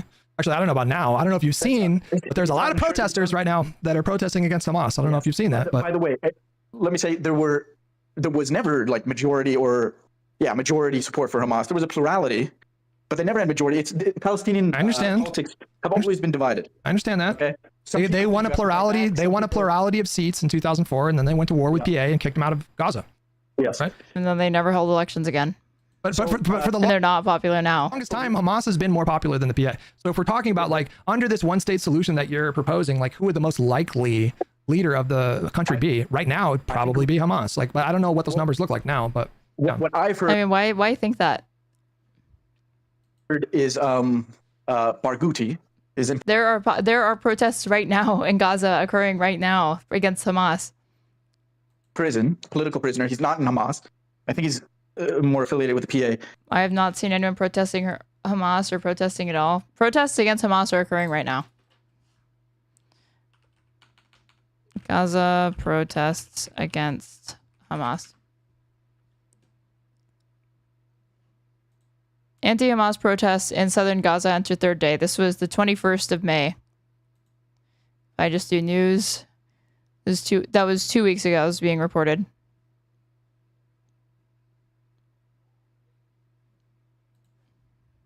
And Hamas wants to get him out. He's the number one person they want to get out. He's not Hamas. He's on the other side. But they know he's a unifying figure. And that's why they want him out, and that's why Israel doesn't want to let him out. I think what you can't speak to all that, but like figure, not simply Hamas. I don't think that's the logical. Can't speak to that. I want to double back to the question though. Like, if you were a Jewish person, I can't speak to the thoughts and feelings and opinions of Palestinians right now. I can only speak in hypotheticals where we completely reverse power imbalances and invert morality. in Israel, especially after the last 2 years, especially after October 7th, do you think that it would be rational and understandable to have like a complete lack of openness to being potentially ruled by Hamas? Dude, I'm like, wait, this is just like fantasy land. Like, I can't. We're exploring these questions when we're about a thing that, like, we're exploring questions about a thing that has no realistic pathway to being a reality. It's not even a question. How is Hamas going to take over? How would they do that? They don't even have tanks. How would they? They have like primitive arms. They don't have the ability to do this. That they have a good reason to be like, fuck that. No, why would I ever agree to that? Yeah, I mean, like, where is the question about, do you think Palestinians want to have to live under, like, let Likud, not just Israel, but the Likud party dictate every single aspect of their life without getting to vote, without representation? That's what's happening now. That happens now. That's been happening for years. But what are we talking about? We're talking about Israelis not wanting to live in a reality that has no chance of coming to fruition. I have no doubt that not a single one of them wants to be ruled by Hamas. I'm asking you if that's understandable. Yeah, no air force, no tanks, no naval capacity, no air defense. They hide in the tunnels. What are we talking about? Yeah, that's easy to understand. They don't want to be ruled by Hamas. I don't think that's the logical outcome. Hamas already said they would dissolve and disarm. I mean, just to broaden. No, it's not the logical outcome because Hamas can't do that. That's why. Even if they have their arms, they can't do that.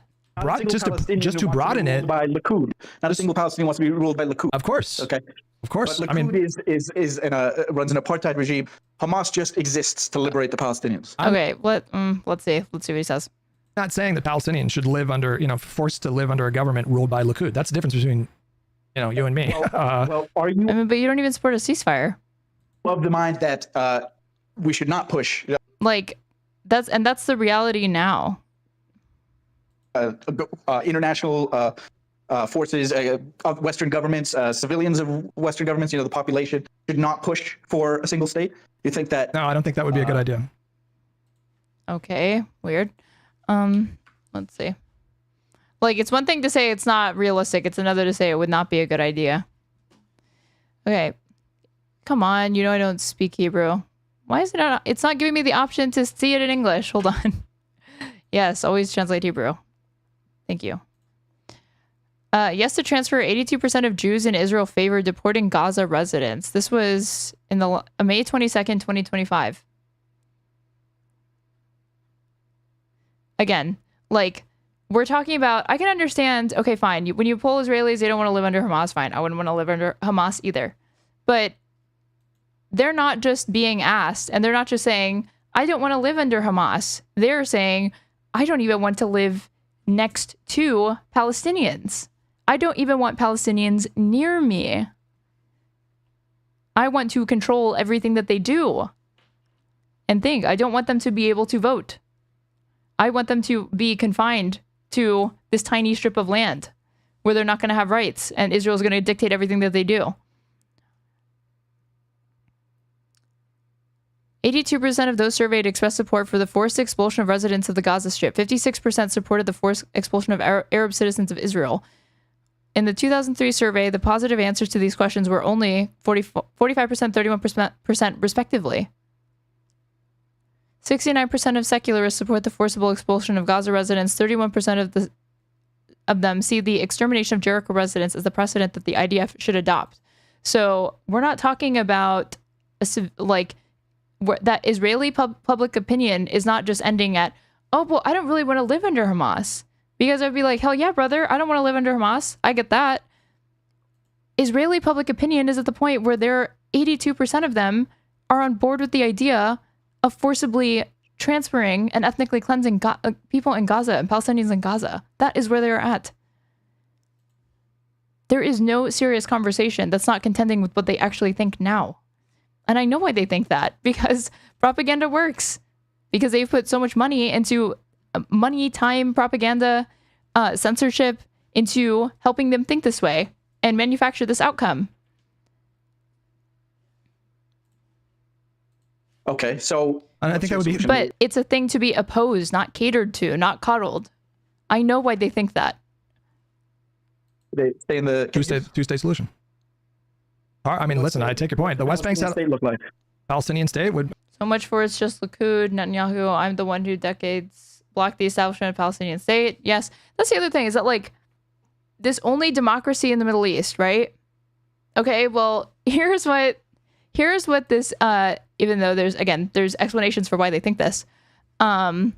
This democracy doesn't like Bibi Netanyahu, but they are okay with these types of things. They agree with these policies. The reason why they don't like Bibi Netanyahu is because they want the hostages back and they don't like the way that he's conducting the war. And the stuff related to the judicial overhaul and all of that. But he was democratically elected. I mean, wiped out. West Bank is full of 500,000 settlers. I don't know. Ideally, if we could rewind the clock and go back to the 48 borders, I feel like that would have been ideal. But we can't. And the other thing is, like, you can pull Palestinians, you can pull Hamas, you can pull the PA, and I'm sure that they have abhorrent views on Israelis and even Jews more broadly. I would not even doubt it. But who has power in this situation? Israelis think stuff like this, and they have the ability to vote for people. They have power. They have money. Palestinians don't have statehood. They don't have money. They don't even have places to live. And that, so like, I don't know, 67 borders. I don't know. Like, did you already talk about today's anniversary of Israel's attack on the USS Liberty, June 8th, 1967? No, I didn't. It would have to, like, you know, so, obviously there were many times where they tried to negotiate like land settlements and these kinds of things. And we're expelling 500,000 Jews from the West Bank. I mean, yeah, I would be, yeah, but like how would that actually work? Yeah, that's the question. Like, how would that actually look like? I don't. Hold on. Ideally, if we could rewind the clock and go back to the 48 borders, I feel like that would have been ideal. But we can't. I understand that. So like, I don't know, 67 borders. I don't know. Like, they would have to, like, you know, so, obviously there were many times where they tried to negotiate like land settlements and these kinds of things. And we're expelling 500,000 Jews from the West Bank. I mean, yeah, I would be, yeah, but like, how would that actually work? Yeah, that's the question. Like, how would that actually look like? I don't. I mean, Israel found a way to forcibly expel 700,000 people. What we're talking about, and it's not ethnic cleansing, but people call it that. Fine. The withdrawal or removal of settlers, and it's how many settlers are there? Many settlers are there in 2025 West Bank? Not an insignificant amount. Just about the same, 700,000. So get creative. No, I mean, and that was the whole point, right? Like and realistically, we know what that could look like. That's not been the offer. Like, that's not even where Palestinians are at with this. They're willing to let Israel keep 80% of the settlement blocks and annex them, just keep them. Then there's supposed to be land swaps. But the 2005 disengagement consisted over several days. Israel withdrew 8,000 settlers from the Gaza Strip. And the way that they did that was a combination of actually having the IDF go into Gaza and physically evacuate them. But they also financially incentivized it. And they said they gave them money and packages in exchange for moving. Then they encouraged them to resettle in the West Bank or Israel proper to encourage it. I agree. But you're not comfortable with letting And when they did the disengagement, not a single person died. I don't even think anyone was injured. There was violence. There was like fires and stuff. But I don't think anyone died. Palestinians out of their cages. No, I just told you. I've told you so many times over and over again. Much smaller minority. What? What'd you just say? That's certainly. That's certainly true. Minority. But the ANC, for example, they were not running around using the same kind of rhetoric as Hamas, and they certainly weren't doing the same kind of violence. I've had this conversation too many times. Yeah, of course they were talking in the last week. And all that. No, but no. It's not. Kill the boar. No. It's not. They were doing it then. They're doing it now. It's not. Of course they would say that. Okay. But I'm not going down this. South Africa was at war on multiple.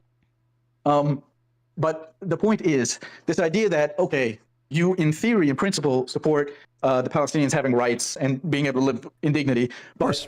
It's simply untenable because the people who are keeping them in those cages are afraid of some sort of reciprocal violence, and that is an indefinite Not what I said. excuse to keep them in cages. Not what I said. No, you didn't say that, but we had to spend a bunch of time trying to understand the perspective of Israelis that are fearful of Hamas and fearful of Palestine. But really, Hamas, if they say things like everyone in Gaza is involved, everyone in Gaza loves Hamas, so really Hamas ends up being kind of just a shorthand for all Palestinians. Okay, so I didn't say keep them in cages. Why would you say that? I didn't say keep them in cages. You are in cages. But why would you say that? I said that I want. Okay, confined. Sorry, not in cages, but confined to the Gaza Strip under an economic blockade where they can't. Their movement is restricted. I want them to stay in cages. Why would you say that? This is why I get so frustrated with you fucking guys. I did not say that. Everything that we, I'm not. But that's not the point. I've never said that. Why would you jump to that conclusion? So what are you? I mean, he jumped to the conclusion that when he was saying, he talked about the Holocaust, that he was saying that what's happening in Gaza now is worse than the Holocaust. Kidding for because when I say, do I need to repeat myself again? What does it look like getting 500,000 Jews out of the West Bank? You say, I don't know, but you really know that you won't allow Palestinians. And then again, they could do all those other things to evacuate them if they really, really wanted to, which they could. It's not a matter of it not being logistically or physically impossible. It's politically unpopular, and political opinion can change, but they're not interested in changing the opinion of Israelis, for one. And then for two, the other option could be you can stay in these settlement blocks, but they're going to be annexed and the IDF is leaving. So you can live in Palestine. If we're talking about this two-state solution, that's not going to happen. Palestinians from Haifa to return to Haifa, Palestinians from Jaffa to return to Jaffa, Palestinians to reunite with their relatives on the other side of this apartheid wall. That you're against. What are you saying? What are you saying? I'm against like a full right of return under a one state. Yeah, you're against the right of return. You're against the one state. I'm not against the right of return. I'm against a one state solution full right of return because the Israelis are never going to agree. Okay, but are you against the right of return for Jews to Israel? Why are we only against the right of return for Palestinians? You understand that, right? Yeah. They are never going to. The Palestinians who are indigenous to that area, they have nowhere else to go. That is where they're from. That's where they live. Agree to that. They will never agree to being a political minority in that region. Here's the problem, that you're still thinking in terms of the way this shakes out is with the Israelis agreeing, like you convinced them. So who's going to force them to do it? The United States? Do you really think that? Do you think that's going to happen? Nope. So who's going to force them is to be determined, but of course, it's not going to happen. States would be. Why does it matter if Israel is going to agree with something? He would support the idea. Most of that shit isn't going to be accepted by one party or the other anyway. That's why if we're already talking about unrealistic things, like there's a one-state solution where Hamas is in charge and there's Islamic law, which, okay, again, like a total hypothetical that has no chance of coming to fruition. If we're already entertaining that, why can't we entertain, scenarios that involve there being equal rights between people? Or one person, one vote. Why is that? Why is it so easy to imagine a state where a nuclear power that acts with total impunity and is backed with the United States would somehow lose a struggle to Hamas and they would become in charge, create a one state, and then install Islamic law in this region? Never going to happen. We can entertain that, but we cannot talk about the possibility of there being a democracy in this region. I don't understand.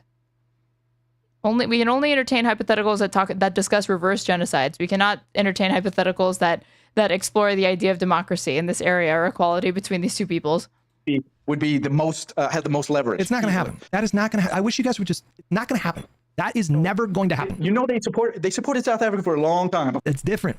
Not the same thing. It's not different. Of course it is. It's wildly different. What do you mean? It's a different decade. It's a different country.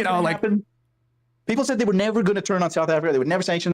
But the tide turned, and they did sanction. The only way that this would ever happen would be if someone forced Israel to do this, and no country is going to force them to share a state with Palestinians. If anything, they'll force a two-state solution. They'll never force a one-state solution because they know what's going to happen if that happens, and it's not going to be great. Say they'll force a two-state solution. If something is forced, then that's going to be the thing.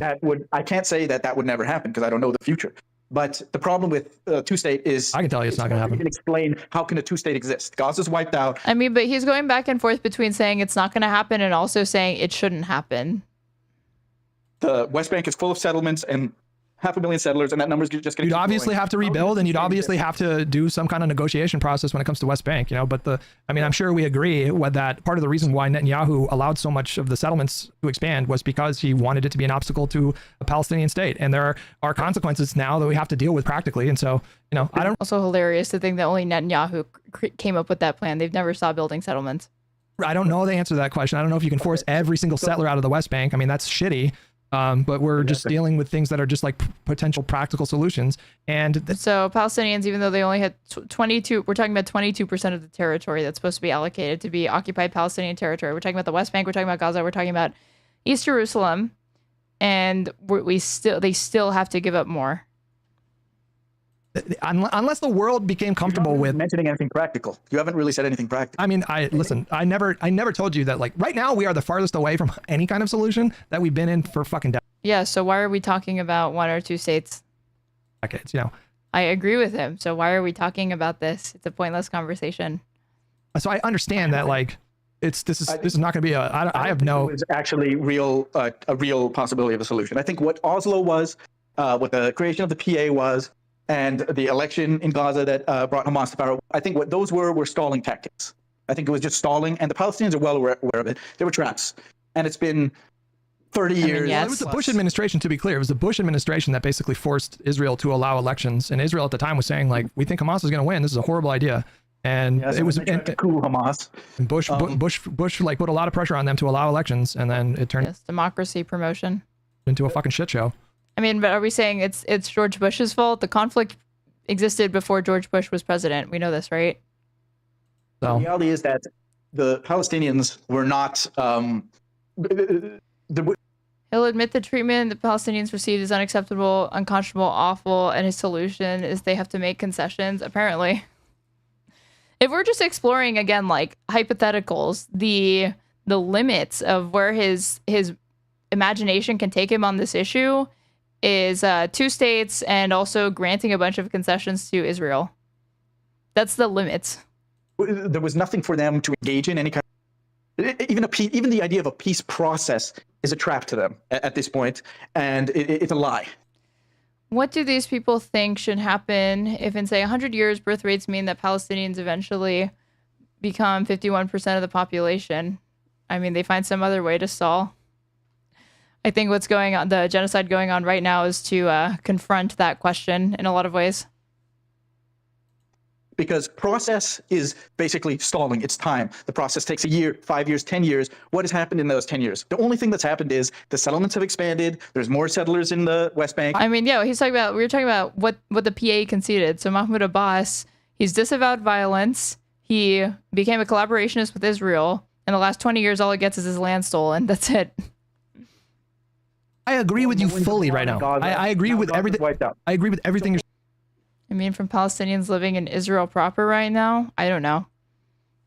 I mean, you see that happening here, and what do you get? You get far-right theocratic lunatics saying we need to install Christian nationalism, we need to be isolationist and not let any immigrants in, we need to prevent the browning of America, we need to talk more about the Great Replacement.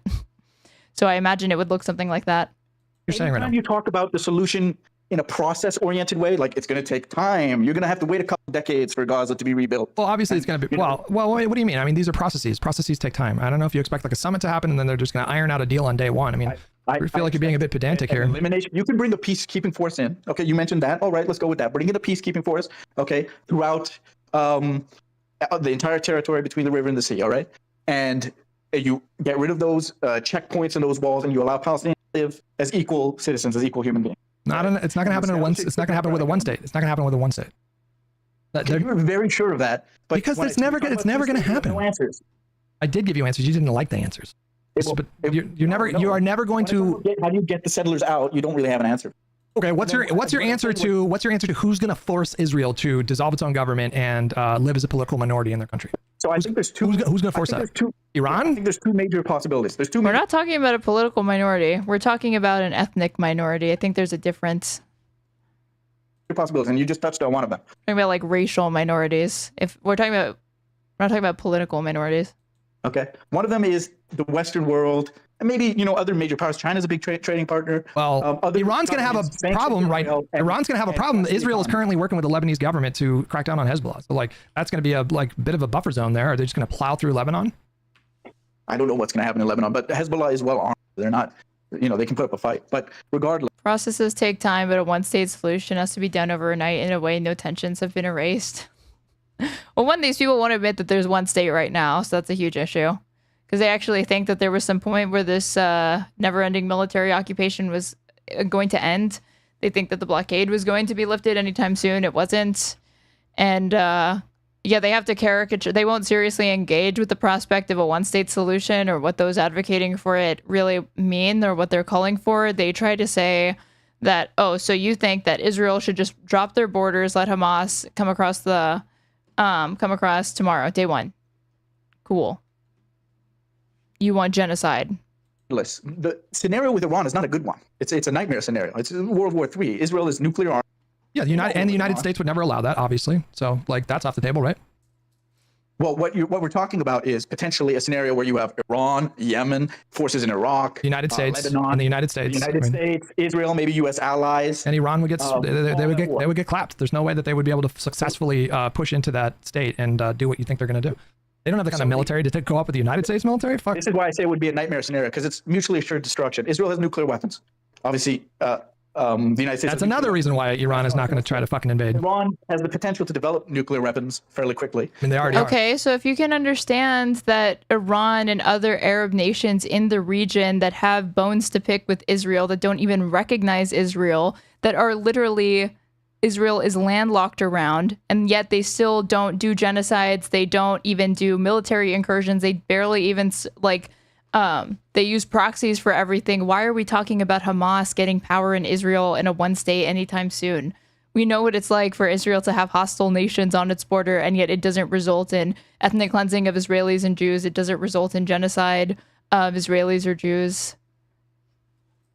And yet it's inconceivable to think of a situation between like a situation or a solution between Palestinians and Israelis that doesn't end with that for some reason.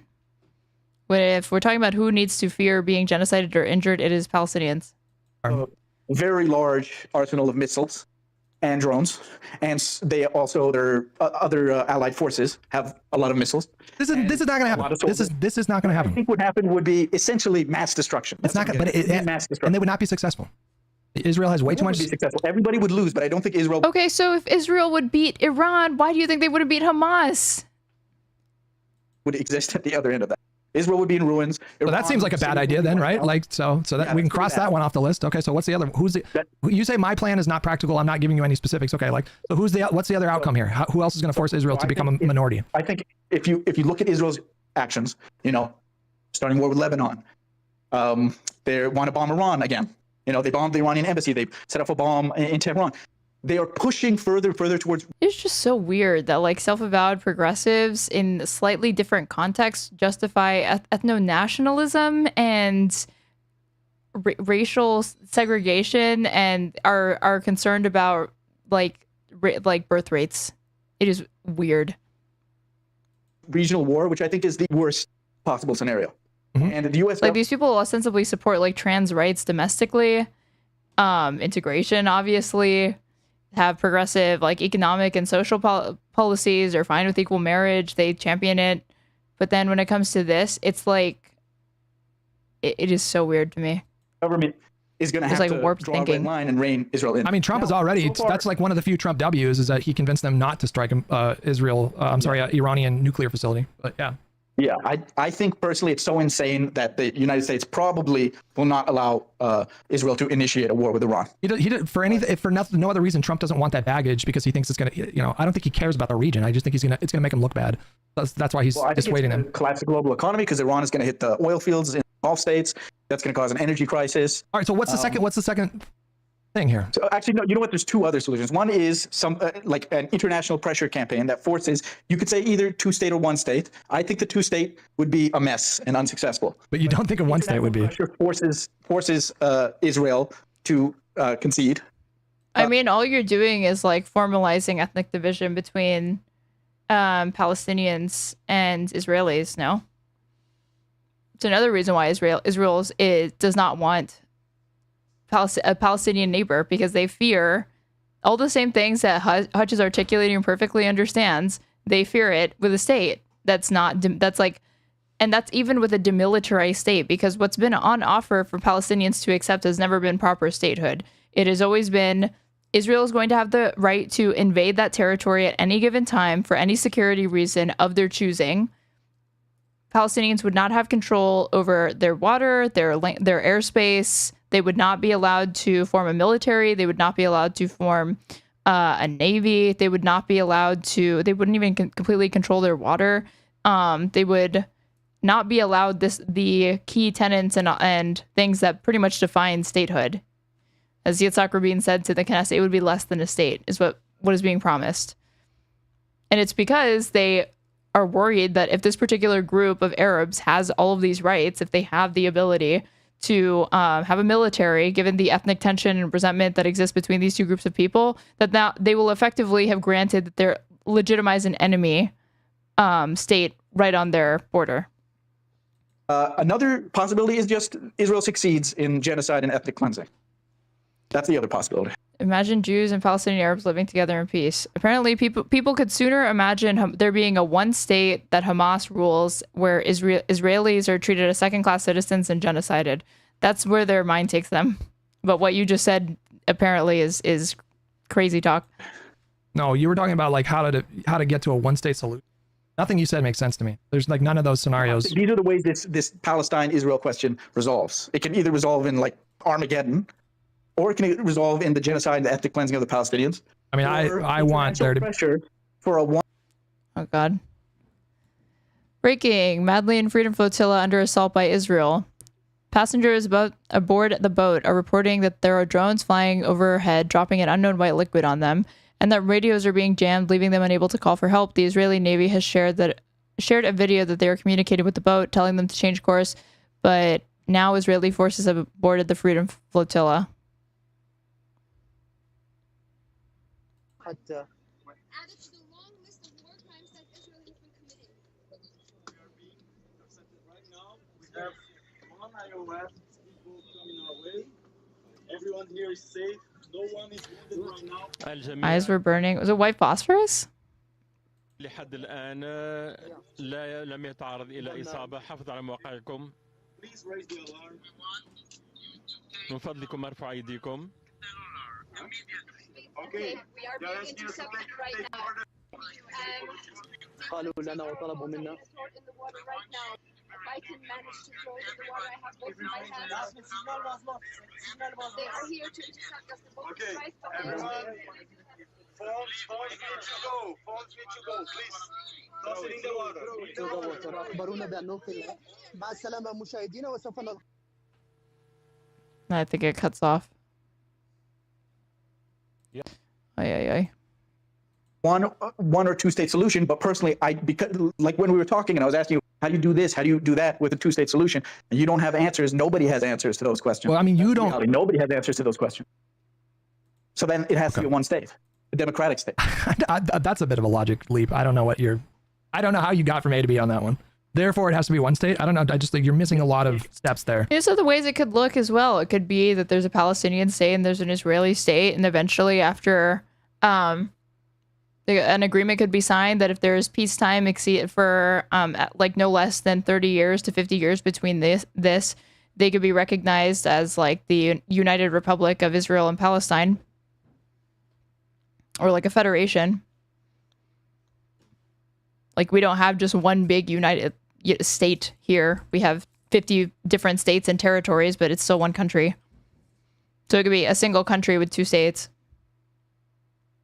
I think if you have an international campaign of pressure to force Israel to concede, end the occupation, it can end in a one-state or if it were one state, it could just be the Republic of Jerusalem or something, because they both have claims to Jerusalem. Two-state. The trouble with the two states is nobody can answer these basic questions. Well, let me ask. Okay, but let me ask you a basic question then. So, like, why did the blockade start to begin with? It began, I believe, 05, 06, and to basically cut off, restrain the economy in Gaza, cut off Hamas. No, but why? What was happening at that time? To exert control over. Nope, you're missing something. You're missing something here. What am I missing? What else was happening at that time? There was a lot happening at what time? Was there any violence happening at that time? There's always violence. There's No. Not violence. Was there an escalation of violence that happened around that time? There's always violence and always escalations of violence. A American-backed coup of the PA fighting Hamas.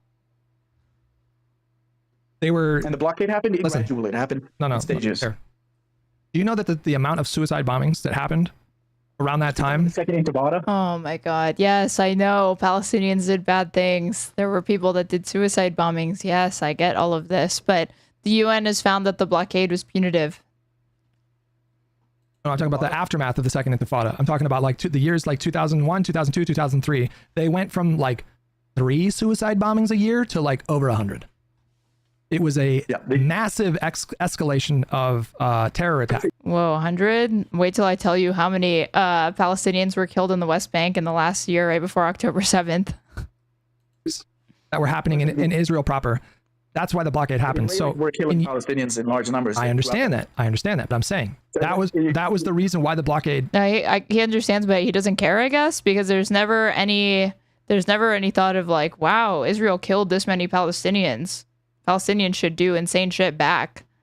It's only ever, yeah, I know that they like hurt and maimed and like killed a bunch of Palestinians, but let's talk about Israeli suffering and Israeli death and what defense against that could possibly entail, which means just further squeezing Palestinians harder. Happened. It was security measures. So like in your one state, it was always going to happen. Israel. No, I don't know what you mean when you say that.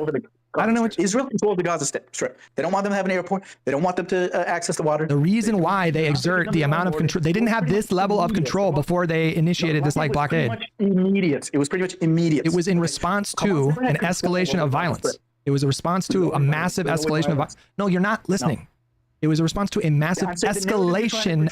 It's not a narrative. Peace. Look. Yes, it is. There was a chance of peace. Israel was actually going to give the Palestinians their own state in Gaza, and then evil Hamas screwed it up by doing their. I'm going to pull it up on my screen. Do you have the stream up?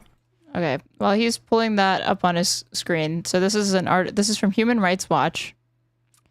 When is it? Let's see. October 12th, 2014. This is literally over a decade ago. U.S. should press Israel on blockade. Punitive restrictions on population undermine reconstruction. Blanket Israeli restrictions, unconnected or disproportionate to security considerations, unnecessarily harm people's access to food, water, education, and other fundamental rights in Gaza. Israel's unwillingness to lift such restrictions will seriously hinder a sustainable recovery after a 7-year blockade and the July-August fighting that damaged much of Gaza, Human Rights Watch says. Donors who keep footing the bill to rebuild Gaza should insist that Israel lift unjustified restrictions that are worsening a grim humanitarian situation and needlessly punishing civilians. The Security Council needs to condemn Israeli restrictions that are unnecessary for security. Israel's blockade of Gaza, reinforced by Egypt, has largely prevented the export and import of commercial and agricultural goods, crippling Gaza's economy, as well as travel for personal, educational, and health reasons. The blockade has had a disastrous impact on the health and well-being of Gaza's civilians, curtailing the delivery of food, medicine, fuel, and other necessities. Hundreds of thousands of people have little to no access to clean water. Hospitals, even before the recent fighting, were desperately overstretched. To the extent that the blockade went beyond justification of military necessity, it constitutes unlawful collective punishment of the civilian population. Unlawful collective punishment, aka it was punitive, aka it was not about security concerns. That is just what they said to justify punitive punishment and punitive measures and collective punishment. Israel has sought to justify its broad restrictions. So is this person right here? By citing security concerns. Since the beginning of the Second Intifada in 2000, Israel has imposed blanket restrictions banning Palestinians in Gaza from traveling to the West Bank, including to study, work, or reunite with their families, instead of assessing any security concerns with individual checks. Since Hamas took power in Gaza in 2007, Israel has generally barred imports of steel, rebar, gravel, and cement, which it considers dual-use goods that can be diverted for military uses. Palestinian armed groups did use building materials smuggled from Egypt to build military tunnels into Israel, but Israel's security concerns could be met by a monitoring regime rather than blanket prohibitions on imports, Human Rights Watch said. I'm just going to pull it up on my stream. I'm just going to show So this idea that they just did the blockade for security, though, they just did it for security. It's not true. you what the numbers are, okay? That's how they justify it, but it's not the reason. They do it to punish the population. Switch over. It starts in 1989. Okay. Tell me when you have it up. The first one at the bottom. I don't even know if you can see it. Come on. Hold on, let me page zoom here. There we go. That's better. Now you can see. Let me see. I'm just showing you what the numbers say. Okay. Yeah. In 1989, there was 1 suicide bomb attack. 1993, there were 2 attacks. In 1994, there were 5 attacks. 1995, 4 attacks. 96, 4 attacks. 97, 5 attacks. 98, 2 attacks. 99, 2 attacks. Yes, Pastor, have you considered this one-sided list of his that depicts bad things Palestinians did? And it's not even like, I mean, he'll say, I'm just talking about Hamas or whatever, but really we are talking, if you're justifying, again, there cannot be any security measures that correspond or still allow there to be dignity and rights retained on the part of Palestinians, because again, blockades and military occupations do not have to look like this. Then I don't know, you want all Israelis to die, you don't take their security concerns seriously, whatever. Like, this is like telling to me why it's like you say you separate Hamas from Palestinians, but you really don't, because as far as policy prescriptions, you're on board with the same blanket restrictions on everybody. You're not just saying only Hamas. You're saying all Palestinians should be subjected to this because of the actions of a few. 2003 attacks, and then we get to 2001. And oh boy. Now we're getting into the dozens. I think in 2000, like justifying like Jim Crow and being like pulling up like black crime stats or something like that. Can't you understand why white women don't want to be around these black men? It's like, look at this escalation here, okay? So 2001 is already wait, hold on. Let me keep going. Let me keep going. So in 2001, this is already a big escalation. We went from like 3 to 2 dozen, and then we get to 2000, and then we get to 2002. We're not talking about tit for tat here. I'm just trying to contextualize the blockade, right? Tit for tat, though. What you're showing me half of the story. These were tit for tat attacks. I'm showing you that there was a massive escalation of violence, that the Israelis had like legitimate security concerns. That doesn't justify them maintaining. You don't think it's legit? What is a government's job? What is a government's job? What is a government's job? Russia has legitimate security concerns. What is no, they don't. No, they don't. They absolutely do not. But like, what do you think that? What do you think? Legally occupying? I mean, you could say that they do, but it wouldn't justify invasions. Ukraine. What do you standards? They have legitimate security concerns because Ukrainians are defending themselves. That's imperialism. You're describing imperialism. They're not defending their own borders. They're expanding their borders. So like, and what did Israel do? I'm asking you, what is any government's job? Like, what's their core functions? I think you've forgotten, because this has been going on for so long, that Gaza was invaded. I forgot that? What are you talking about? Because you're saying it's different. It's Russia is illegally occupying Ukraine. If Ukraine strikes Russia in Kursk, you can say Russia has legitimate security concerns. But what all he can ever think about is like more restrictions, more punitive measures. But when Disinfo has asked him, like, well, what solutions do you have? He's like, I don't know. All I have is ways to punish them. I can't think of solutions. What does that tell us? That's a totally different context, though. I don't even know what you mean when you say. Okay, what's the fundamental difference in the context? Because Russia is actively invading and expanding their borders. So we're talking about the 2005 blockade. That's what we're talking about. So Israel did. Oh, so if Russia just sits comfy for a while, Ukrainians no fighting back. No, it's not a difference. They invaded. They occupied. Russia invaded. They occupied. I'm trying to get you to understand. I am trying to get you. You are saying that double standards. You are saying that Israel took the steps that they did to exert the level of control that they now have over Gaza, simply because they wanted to be able to control like inputs into that region to have basically rule over that. You're saying that they did that because they had these. A better comparison would be China has legitimate security concerns against Uyghur militia attacks. Yep. Yeah, it's more relevant. People don't see like what they don't find the comparisons for, like, if you try to just draw back to like Jim Crow, they don't get it. Expansionist goals to go into Gaza and take Gaza, but that was never on the table. The Israelis, the Israelis never had any interest in taking Gaza. The only reason it's happening now. No, they didn't. The Israelis never had interest in taking Gaza. Are you serious? They had settled Gaza. What? Never. No, they never had, and they never made any kind of attempt by land. They controlled it by land, air. They and wanted the sea. West controlled Bank. all They the were not. They borders. had that. Gaza. They control the electricity. You're the water, talking. they control everything. But why did they do that? Was my question. It's theirs. Well, why? No, it wasn't because they were trying to. Theirs. It was always theirs. It was always since '67 when they took it over. They kept it. They never let it go. All they did was move the soldiers from inside Gaza to the perimeter of Gaza. If they wanted to take Gaza, then why did they withdraw? Why did the Israeli government send in IDF? Okay, but you just said that they didn't settle and they didn't really want Gaza, but now you're saying that okay, they did, but then they withdrew. So now you're contradicting yourself. Let me finish my point. Why did the Israeli government, who was it, Sharon? Why did he send in IDF to physically remove, to stall the peace process for 25 years, and because of demographic issues, he didn't even hide this.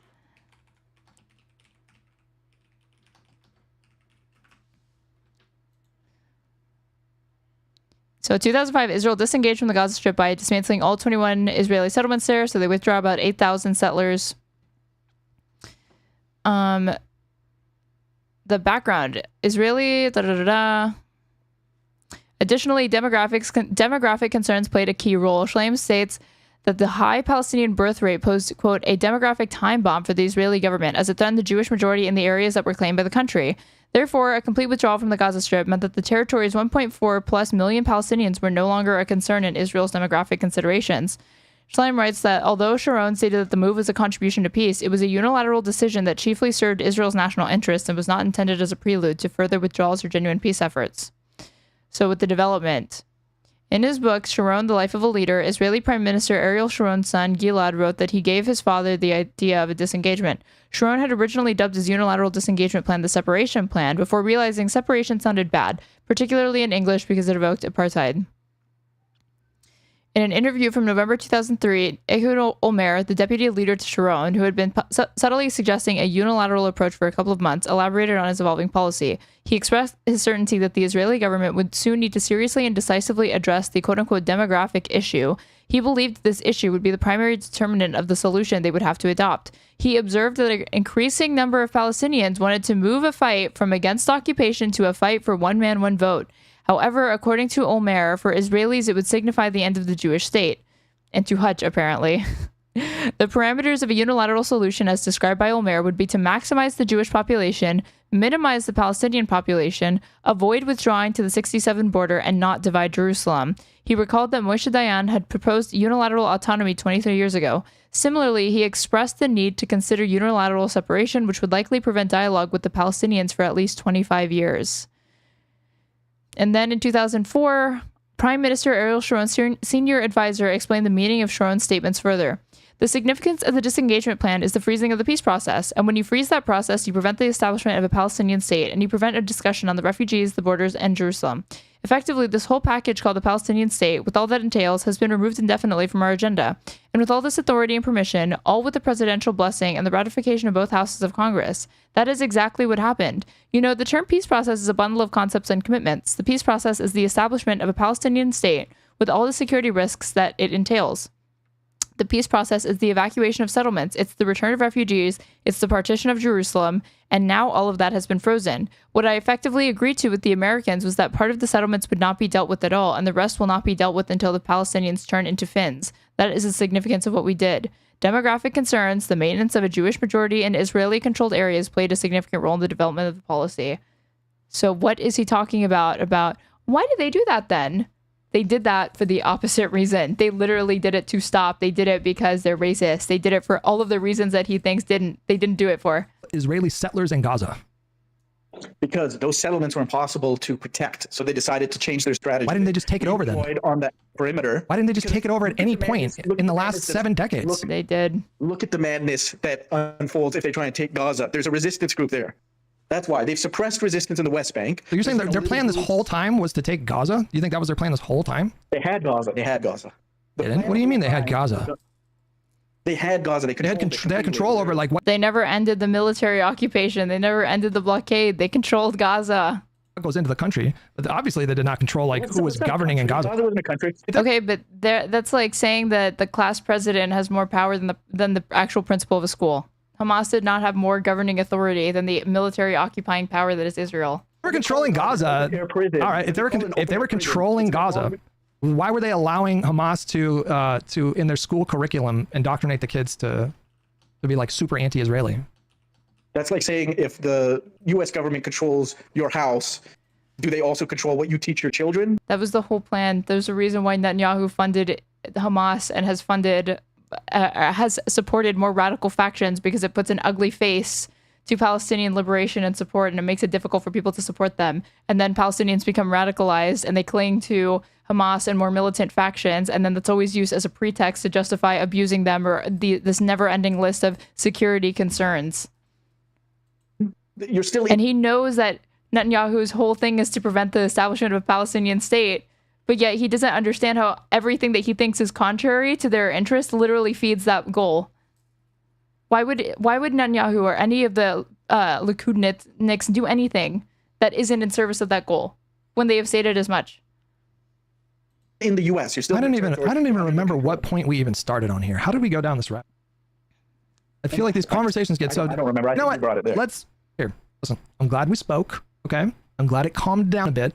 Can I get you, before you leave, before I end this conversation, to acknowledge that maybe I didn't watch that video on stream because I was concerned about TOS, had nothing to do with respect for that child? Can I get you to acknowledge that maybe that was possible? My thinking was, I mean, it was possible, but this video kind of eliminated that any possibility to me, because I pulled up what it looked like, and he says now he still won't even show a kid with like healed burn victim, like burns on his face for some reason, because TOS. Come on, Bob. You just didn't care. My thinking was you just didn't care, but you can prove me wrong. You can go back and watch the interview with the kid. I'm not going to watch anything that is going to get TOS. Can I just get you to acknowledge?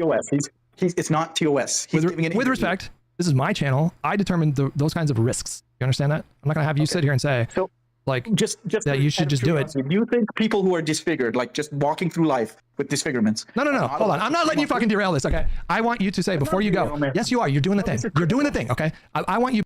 Nope, I remember specifically how that went. He skipped past the beeper bombing and then landed on the burn victim, then skipped past the burn victim. He could still go back and pre-screen. That's the other thing, is that he has the ability to... Here, this is the clip. At her funeral, as well as other funerals with large crowds of people, Israel detonated more of these explosives. This guy shows so much graphic stuff on his YouTube stuff. International. And like, again, there are graphic parts of this video. I understand why he did not want to show scenes of people that had just been injured, maimed, etc. Because even though the injuries themselves are blurred, you can see the color red. You can see, not literally through it, but you can imagine, and I'm sure that falls outside of acceptable Twitch TOS. But law in Western liberal media, just the video of a boy who has he had facial wounds at one point, but they're completely healed. There's no blood, there's no gore, there's not even fresh stitches. He just has a disfigurement on his face now because of these attacks. Was being interviewed, and he said he wouldn't show it. Presented as a cool James Bond style operation. It was described using words like ambitious, sophisticated, and daring. The Israeli spy agent. I don't know how to feel about the pager attack. Like, if you're you know, on the one hand, it's kind of shocking, right? Like, I don't know if anything's ever been done like this before. Like, Israel went so far as to set up like a fake company, and they managed to get Hezbollah to purchase a bunch of pagers from this fake company. And on the one hand, it's like, whoa, Jesus, they detonated how many pagers at the same time? And on the other hand, it's like, well, if it's between that and like just a bunch of bombs, a bunch of rockets being dropped, like, what's the better option here? Yeah, it's not the only option. Here's the thing. I will show what he would not show.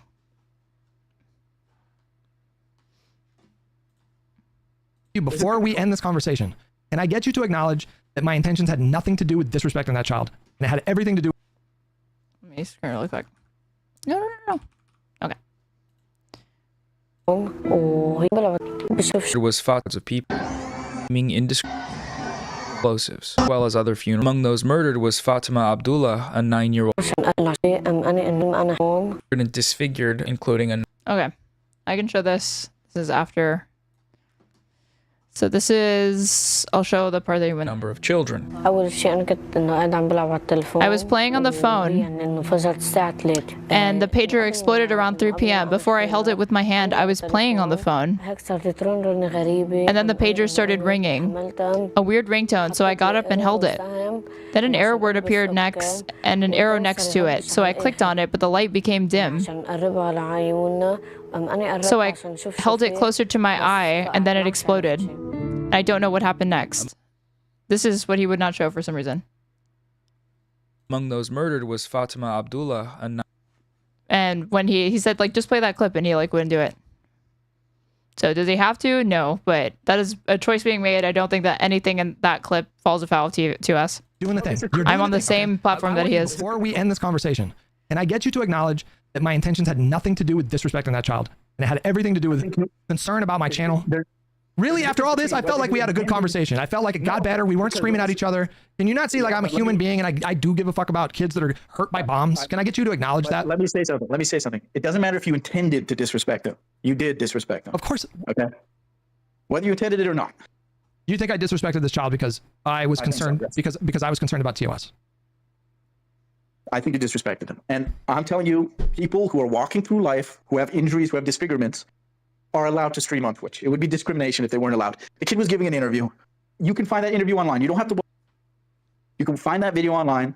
You can listen to the kid's interview. I don't understand this face and the shaking and the incredulity. Does anyone seriously think that what I just showed, that person would not be allowed to stream? Or that person, or videos or interviews with that person, even him talking about the graphic experience, would not be TOS friendly? And then I'll know, okay, no, he has respect for the kid. I feel like I'm very optimistic about human beings.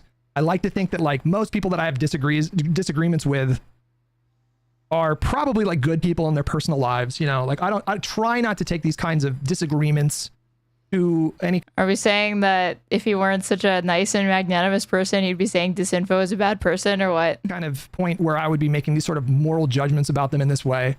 And for you to do this, like, for you to say that about me after I've explained to you my reasoning, you do it I accept your reasoning. I still thought it was disrespectful. I'm not denying your reasoning. I still found it disrespectful. You've disappointed me, young man. Okay.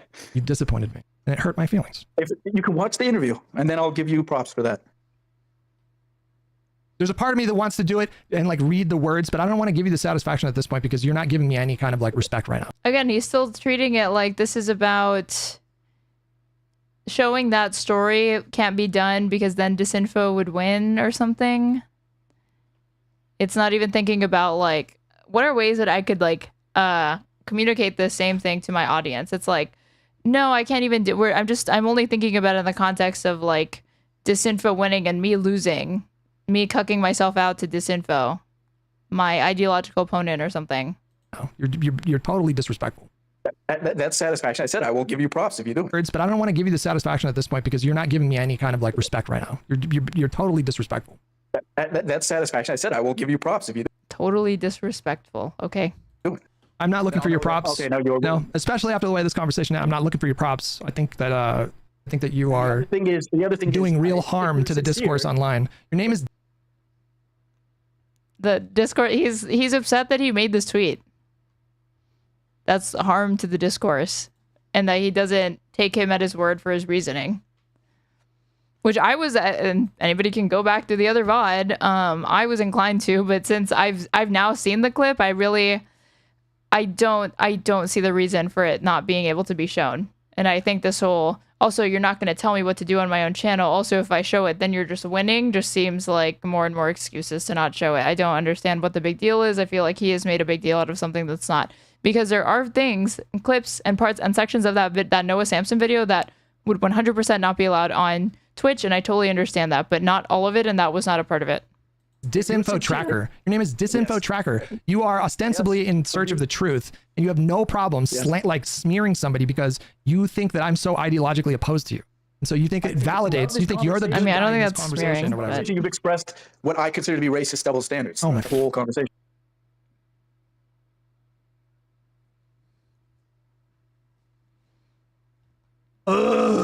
I simply implied that if Palestinians and Israelis live together, at any point there will be genocide. I wasn't justifying racism. Why? God, you know? I'm guessing you got kicked. Why? Why does it have to be this way? It doesn't have to be this way. We can do a different thing, you know? Marshmallow Noma with 60 months. Thank you so much. Splish. That is such a tongue twister for me. Splish Splash with $6. Tell your bitch ass mods to stop timing me out all the time. What are you saying? Why are they timing you out? Chance Monster with 3 months. Drums only and other stuff with $5. Akeem with $5. I don't know how you stay calm hearing these bad faith. Everything is black and white opinions. I'm not built for Bloodsport. I'm really not, because like, you guys saw me get animated and upset in the beginning, but it's not I don't like that experience of being angry. And I do assume, for the most part, the best when it comes to people generally. Like with Vadim, I still feel bad about that whole situation. I don't think he's like a bad guy, you know? But these people, when they talk about me, it's like, he's just the fucking worst. Fucking racist. That's new.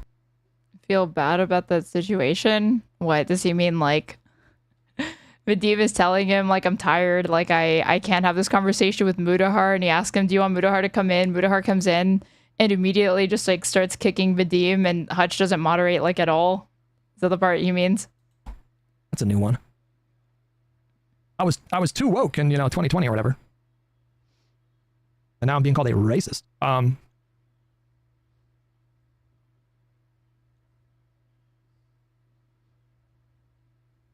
just want to see if there's any more like post-debate thoughts. It's total bad faith. Like, obviously, if I have concerns, because I remember the clip that he's talking about, and if I have concerns about a clip, it's like it's ongoing war. And each one of these platforms, they do have TOS in terms of what you can and can't show.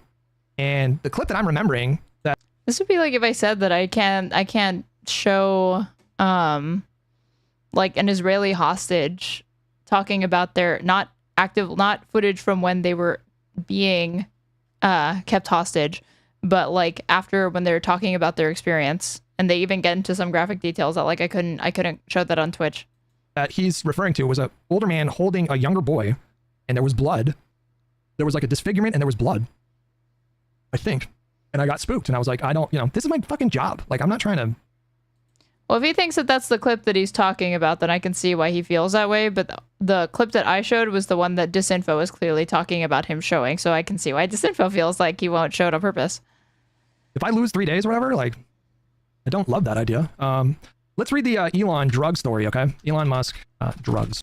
All right, well, that was that. So I'm going to be right back. And then at some point,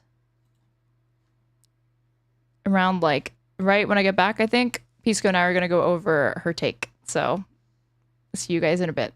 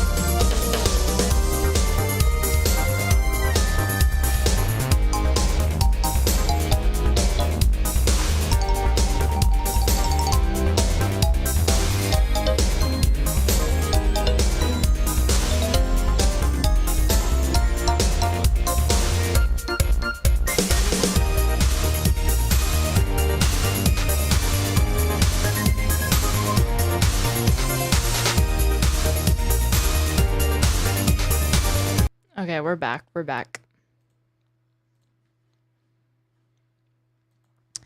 I forgot to do this before I went on a little break, but if you've been watching and enjoying my content, you should go ahead and subscribe to me if you're on YouTube. And if you're on Twitch, give me a follow, or actually subscribe to me, and you can get access to really cool emotes and stand out, obviously. And if you're watching on YouTube, you should go ahead and like the stream if you haven't already. If you want to support me, you can follow the donation link pinned in my Twitch chat or in my YouTube description box. And I'm at straightrate or straightrate_ on absolutely everything. Thank God the depressing IP talk is over. Now we can enjoy our culture war slap. So I'm seeing, so Pisco is very, very jet lagged. Let's see. Okay, so he's ready to do it. Okay. Her take.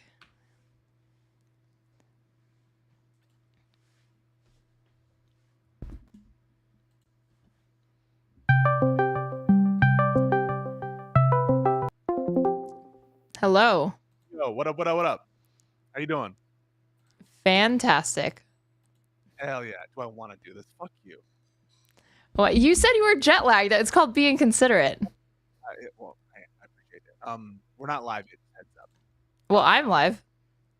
You're live? You're speaking to my stream. Say hi. Holy fuck. Hi, what's up? Real quick, are you gonna go on camera? I'm on camera. I'm always on camera when I'm live. No, but I mean in the Discord call. Or should we not do that? Why wouldn't I? Oh, do you know how? Because you're not on it right now. Give me a second. Oh, wait.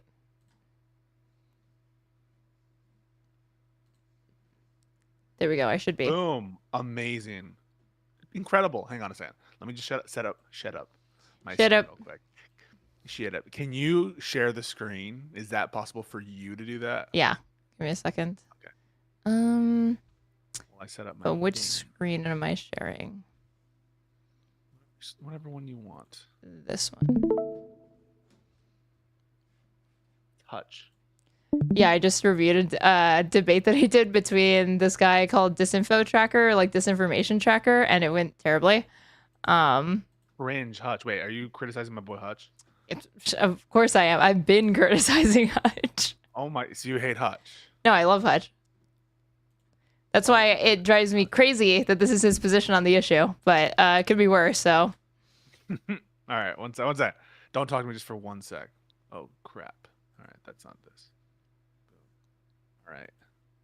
Oh, I think I have this working. I think I'm just going to start stream raw. And no waiting screen? I mean, you get waiting screen or not, you're going to get hundreds of viewers, so it doesn't matter. I have to do a waiting screen just to hope to get double digits. Okay, why don't I give him a minute and a half? Let me give him a minute and a half. You can do your thing. You can do that. All right. I'll allow it. I'm gonna. And I'm setting up anyway. Okay, cool. Sick. All right. I'm gonna mute. I'm gonna deafen. He's deafened, y'all. And he turned his camera off. This guy. I'm trying to figure out how to do this setup again. Hold on.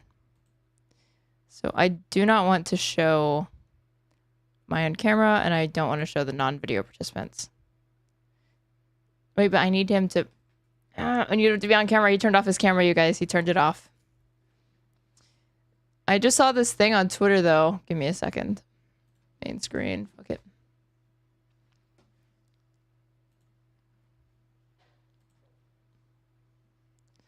Like, Greta posting a video. Hold on, let me see. It was like, if this video is posted, it's because I've I'm basically in danger. Hold on.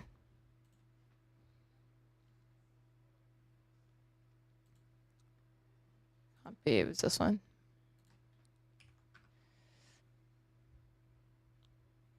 And I am from Sweden. If you see this video, we have been intercepted and kidnapped in international waters by the Israeli occupational forces or forces that support Israel. I urge all my friends, family and comrades to put pressure on the Swedish government to release me and the others as soon as possible. My name is Greta Thunberg, and I am. So that's frightening. Frightening little development there. But I mean, I'm not surprised. Dude, the fact that she's like willing to do this, I respect her tremendously for it, because it's not an exaggeration to say that she is actually risking her life by doing this.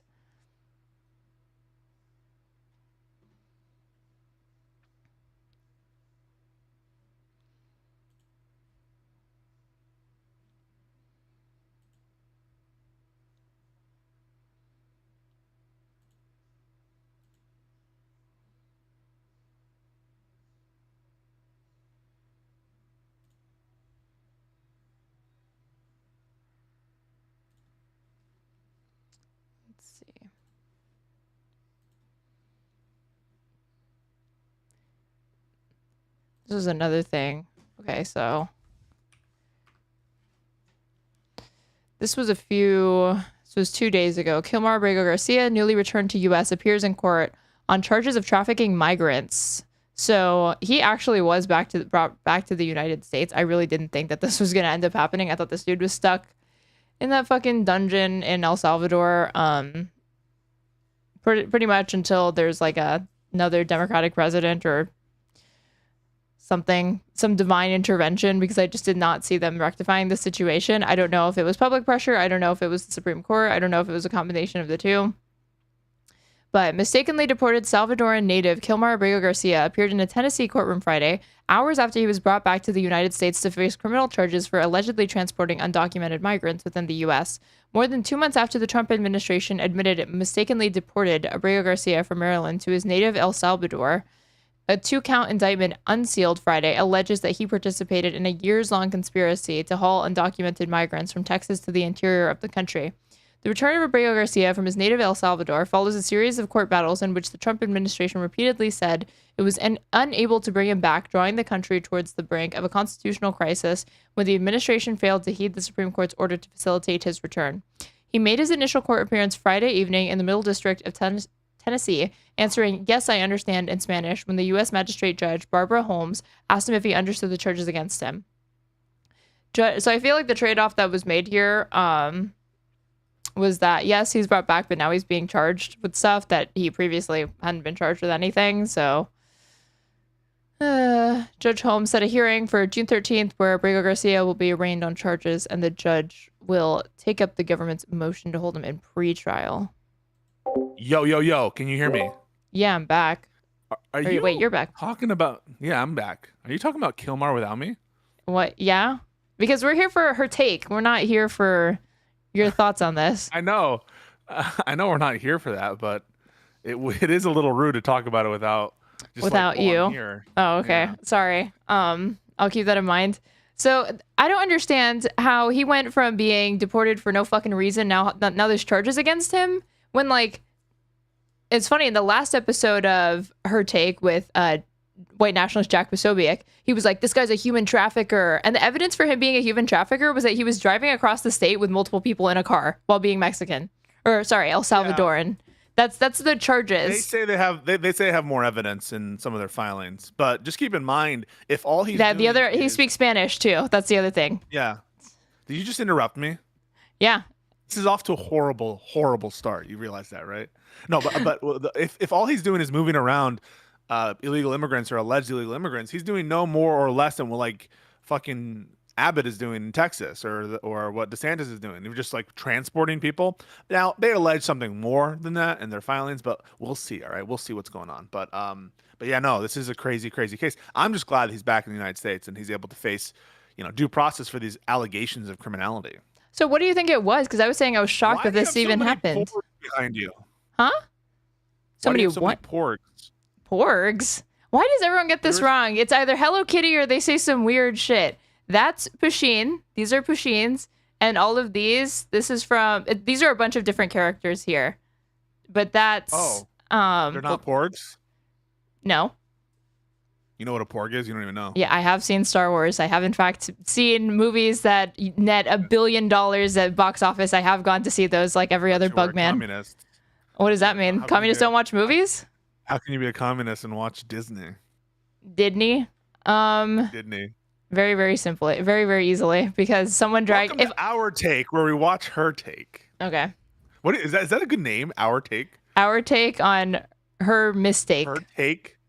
No, but can you introduce, like, what are we doing and who is this? By the way, I should tell you, I've never seen an episode of this show. I've seen one clip. You're missing out. You're missing out big time. What is the show about? And can you tell me who the characters are on the show? Who are the regulars? Who's the guest? Okay, so this show is a show commissioned by Valuetainment, which is none other than the company founded by PBD. And Valuetainment is a portmanteau of 3 words called it's Value Entertainment Movement. So you thought it was just value movement. Shit. It's Value Entertainment Movement. You bring the research. This is why we love you. You bring the research. And so you said PVT. Did you mean PBD? Patrick Bet David. Patrick Bet David. Yeah. And he's what we might call in the industry a scammer, or he's a bit of a memer. He had this kind of scheme where it was multi-level marketing type thing. You say scammer, he says the art of the deal, businessman, tomato. It's the same shit, but I did not know that Valuetainment was a portmanteau. Can you describe what a portmanteau is to the audience who may or may not know what a portmanteau is? It is the conjunction or like a word smash and marrying and union of multiple words. And my understanding is that it's usually supposed to be the combination of 2 words, but they have decided that it's 3 words, even though if it were really that, it would be Val-Movetainment, not Valuetainment, which honestly, Valuetainment to me screams like dollar store. It sounds like it would be like a low cost thing. It's supposed to be like a high end thing. Yeah, Valuetainment sounds like you're about to buy like milk for $1. In Trump's America, it would be 30 per gallon. Hell yeah. It's kind of a shitty branding, but it's kind of on brand with shit branding. Her Take, that might be the single worst title I've ever seen. The set looks like shit. The lighting sucks. Can we have some aesthetic takes from you before we talk about the hosts and the guest? Aesthetic takes on like judge their set. Well, this is supposed to be a knockoff of The View.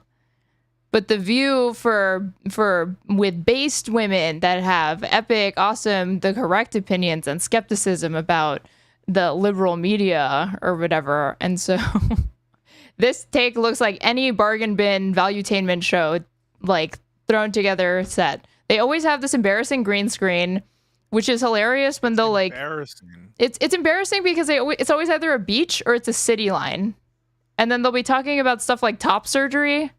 And I guess especially with the like beach background, it's like, I guess you're supposed to imagine like, oh, could you imagine talking to Patrick Bet David about like trans rights and puberty blockers while you're on like a scenic beach scene? Wouldn't that be beautiful? Can I just say something, Aaron? Yeah. I'll allow it. All that. Everything you're saying right there, all that. I totally agree with all that. But can we have it with the laptops? I don't need the laptop on set. You don't need to show the laptop. You don't need the laptop. What do you need the laptop for? Have your producer run the show. You don't need it. If you need something, have a prompter or 2. But it is aesthetically distracting, I think, to have the laptops there. Do you see the View people have their fucking MacBooks in full view? They're with their like personal computers.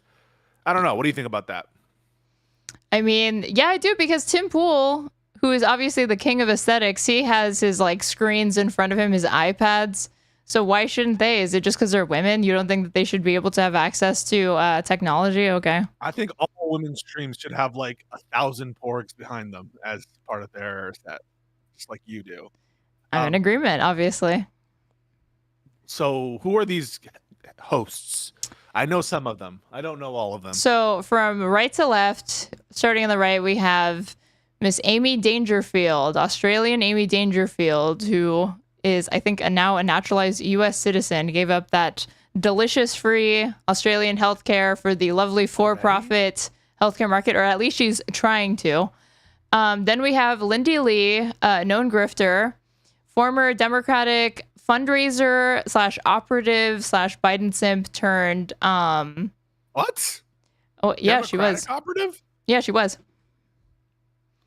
She was, and so now. And the funny thing is that she didn't even get. She was like, "This is my job." She did an interview with this woman named something Palmieri or something like that, because she's coming out with a book soon talking about how she knew what everyone didn't. And when I say what everyone didn't, I mean that she knew that Biden was old, but she didn't actually say anything. And then even after he dropped out, she continued to fundraise for Kamala Harris. And then it was only after Kamala lost that she really made this pivot. So reminds me of someone I know. His name is Bazaya from Bondering Politics. Okay. You're not going to talk shit about Bazaya? He's a grifter? He MAGA, diehard shit. MAGA, and then he went from being MAGA to Democrat. What are you implying here? My bad. I just heard the cognitive decline bit. My mind kind of went off. Okay, so what's her name? Lucy? Lindy Lee. Lindy. So she's born. She was born in China. Was that racist? What I just did? What did you say? Did you say Rindy Ree? Lucy. Oh, no, I said Lucy because I was thinking of Lucy Liu. Is Lucy Liu Chinese? Because she's I didn't Chinese. say she was Chinese. I just wondering if I. Oh, so that's even worse then, because you're just associating her with the first Asian woman that pops into your head. Got it. No, because it's L. Because they're 4-letter words. It starts with L. I just wanted to make sure that I had. Are you Asian? Is that okay to ask? Are you part Asian? No, I'm Mexican. Okay, completely. Yes. All right. What does that mean? Who's the next person? We can move on now. Well, I guess it's not. I don't know. I'm like 1/4 Czech. It's like Czech and Mexican. Yeah, Asian. Wait, the Czech Republic is Europe. Are you done embarrassing yourself over geography? Yeah. Or okay. Moving on. But I bring up that she's Chinese because she loves to act like she fled communism or something, which she didn't. She moved. She was there for 3 years, and then she moved to England, and then she moved to the United States, and she was never poor. She tries to LARP like she was poor. She was not. She went to really good universities and like private schools growing up. She's not poor. So in the middle, we have Jillian Michaels, former host of The Biggest Loser, fitness guru. I don't want to say influencer, turned political commentator, because she started talking about that in the last 6 months, and Valuetainment was like, want a whole show to host because of that. And I've also noticed she's a huge critic of Ozempic, even though she literally has like fat burning pills and supplements that she's sold, but whatever. That's and competition. She's also a lesbian, and I can tell that she doesn't really like trans people despite that. So that's her contribution to the show. So she is gay, confirmed gay. Yeah, she has a wife and a child. Well, okay, yes, move on. Sorry, find a hair to split. How does that mean she's not really gay, even though she's married to a woman? Well, let's just... And she's talked about it on this show that I've seen and you haven't. She's confirmed. Okay, she's gay. I am jet lagged a little bit. There you go. It's the jet lag, you guys. Yeah. And then we have the lovely Tomi Lahren. I believe she was a former Blaze correspondent turned Fox News host.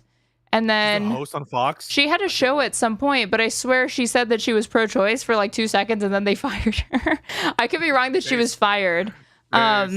And I also remember her getting shit because she supported Kyle Rittenhouse in the sense that she thought he had a legal defense, but she said he was not somebody to be lionized because ultimately he still did kill people, even if he had a legal justification for it. So there are times where even though Tomi Lahren obviously toes the line when it comes to MAGA and probably literally everything else, every now and then she has these 1 or 2 opinions that she's willing to throw out there. So I'm like, maybe she really is in it for the love of the game. And she gets paid to do what she loves, which is right-wing disinfo. When Tomi Lahren is the least grifter person on the panel, you know you're having issues. But it is what you're suggesting is that she's a true believer. Yes. I think she's one of these people that she genuinely believes these things and she gets paid. It's like Ann Coulter. Like, there's no part of me that think Ann Coulter isn't actually as racist as she presents herself. I genuinely think she just happens to really, really align with MAGA, and she's paid really well for it.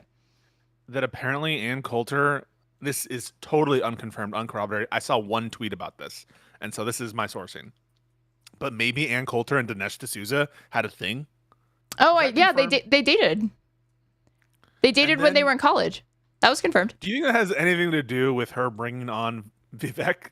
And then being like, I wouldn't vote for you because you're an Indian. Yeah. Yeah. Do you think those things are related? This is, You never know. I mean, like, do you think related in some like weird psychosexual dynamic going on or what? Yeah. Oh, 100%. I mean, I always think that these sorts of politics always do tie back to something strange. I mean, I also think that the right's weird fascination / opposition to trans people really comes down to a discomfort with their attraction to trans people and not being able to rectify that with the fact that they're straight, even though it's Sexually attracted. yeah, it's like entirely compatible. We have a couple instances of this. Alex Jones with trans porn found. I thought that was Nick Fuentes. Did Alex Jones? Nick Fuentes next. I think it's both. Fuentes just likes cat boys, no?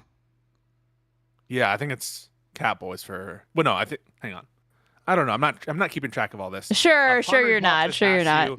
What your favorite her taker is and why? We're not done with all the her takers, and so we were doing a little interlude there about pornography. But why don't you go ahead and finish it up? And then we have Miss Anna Kasparian, Armenian correspondent, current host still of different TYT shows. But what I would like to note is that I have gone through her Twitter, and she, despite being on the show for several weeks now, because we're on episode 5 and the first episode premiered. When did it come out? A month ago. She has never promoted this on her own on TYT, nor has she ever promoted it on Twitter, as far as I know. So it would be a conflict of interest to promote a Patrick Bet David show on TYT, wouldn't it? Why? But not on her personal Twitter. Well, I think, why... Cenk ran for president and then talked about it on the show. I don't understand. You know what? Good point. So I think that... What are you doing there? I don't know. And then her feed, she doesn't talk about it at all. So I don't understand why would you take this deal to do this show? It's clearly they're not just piloting it. They are on episode 5. It wasn't just a test run. You're going to... They're based in Fort Lauderdale, and she lives in LA. So she's either flying back and forth or... She's flying to do these. Can you imagine flying to do these? Just showing up. Who wouldn't? Like, hi, Amy Dangerfield. You would fly to do this. Don't lie. You would. Yeah, I would. Yeah, okay, I would. well. You know what? All right, I would. Fuck. You got me. That's your first W of the day. It won't be the last. It's also not my first. You think you beat me in a debate before? I already did. But I was pointing out that you compared Lindy Lee to Lucy Liu because she's Asian and for no other reason. And you're insisting that it has to do with the fact that their names sound similar? Sure. Yeah, okay. Well, 2 big debate wins. Before we get started though, who's the best dressed here? Best dressed? I gotta give it to Jillian. It's boring. No. I'm not gonna count the guest because I would say it's Tommy, but for the host, I'll say it's Jillian because I think she fits the vibe. She fits the mood. Like Lindy Lee consistently overdresses for the show. There was a point where she did like an off the shoulder, like this. Hold on. This is important to show you guys. Hold on. This is good. This is the content. This is very important to show that why would you wear this my God. a formal dress for this? Gala? It's because she's used to going to Democratic fundraisers. Completely for free because she didn't actually get paid to do that. So she really just did it for the love of the game. Because she wants to dress up like she's going to a gala every day. But this is inappropriate. It's not becoming of someone going on a valuetainment show. It doesn't even fit. I have to be honest with you. For whatever reason, it doesn't fit for me, the background here. That's like for a ballroom.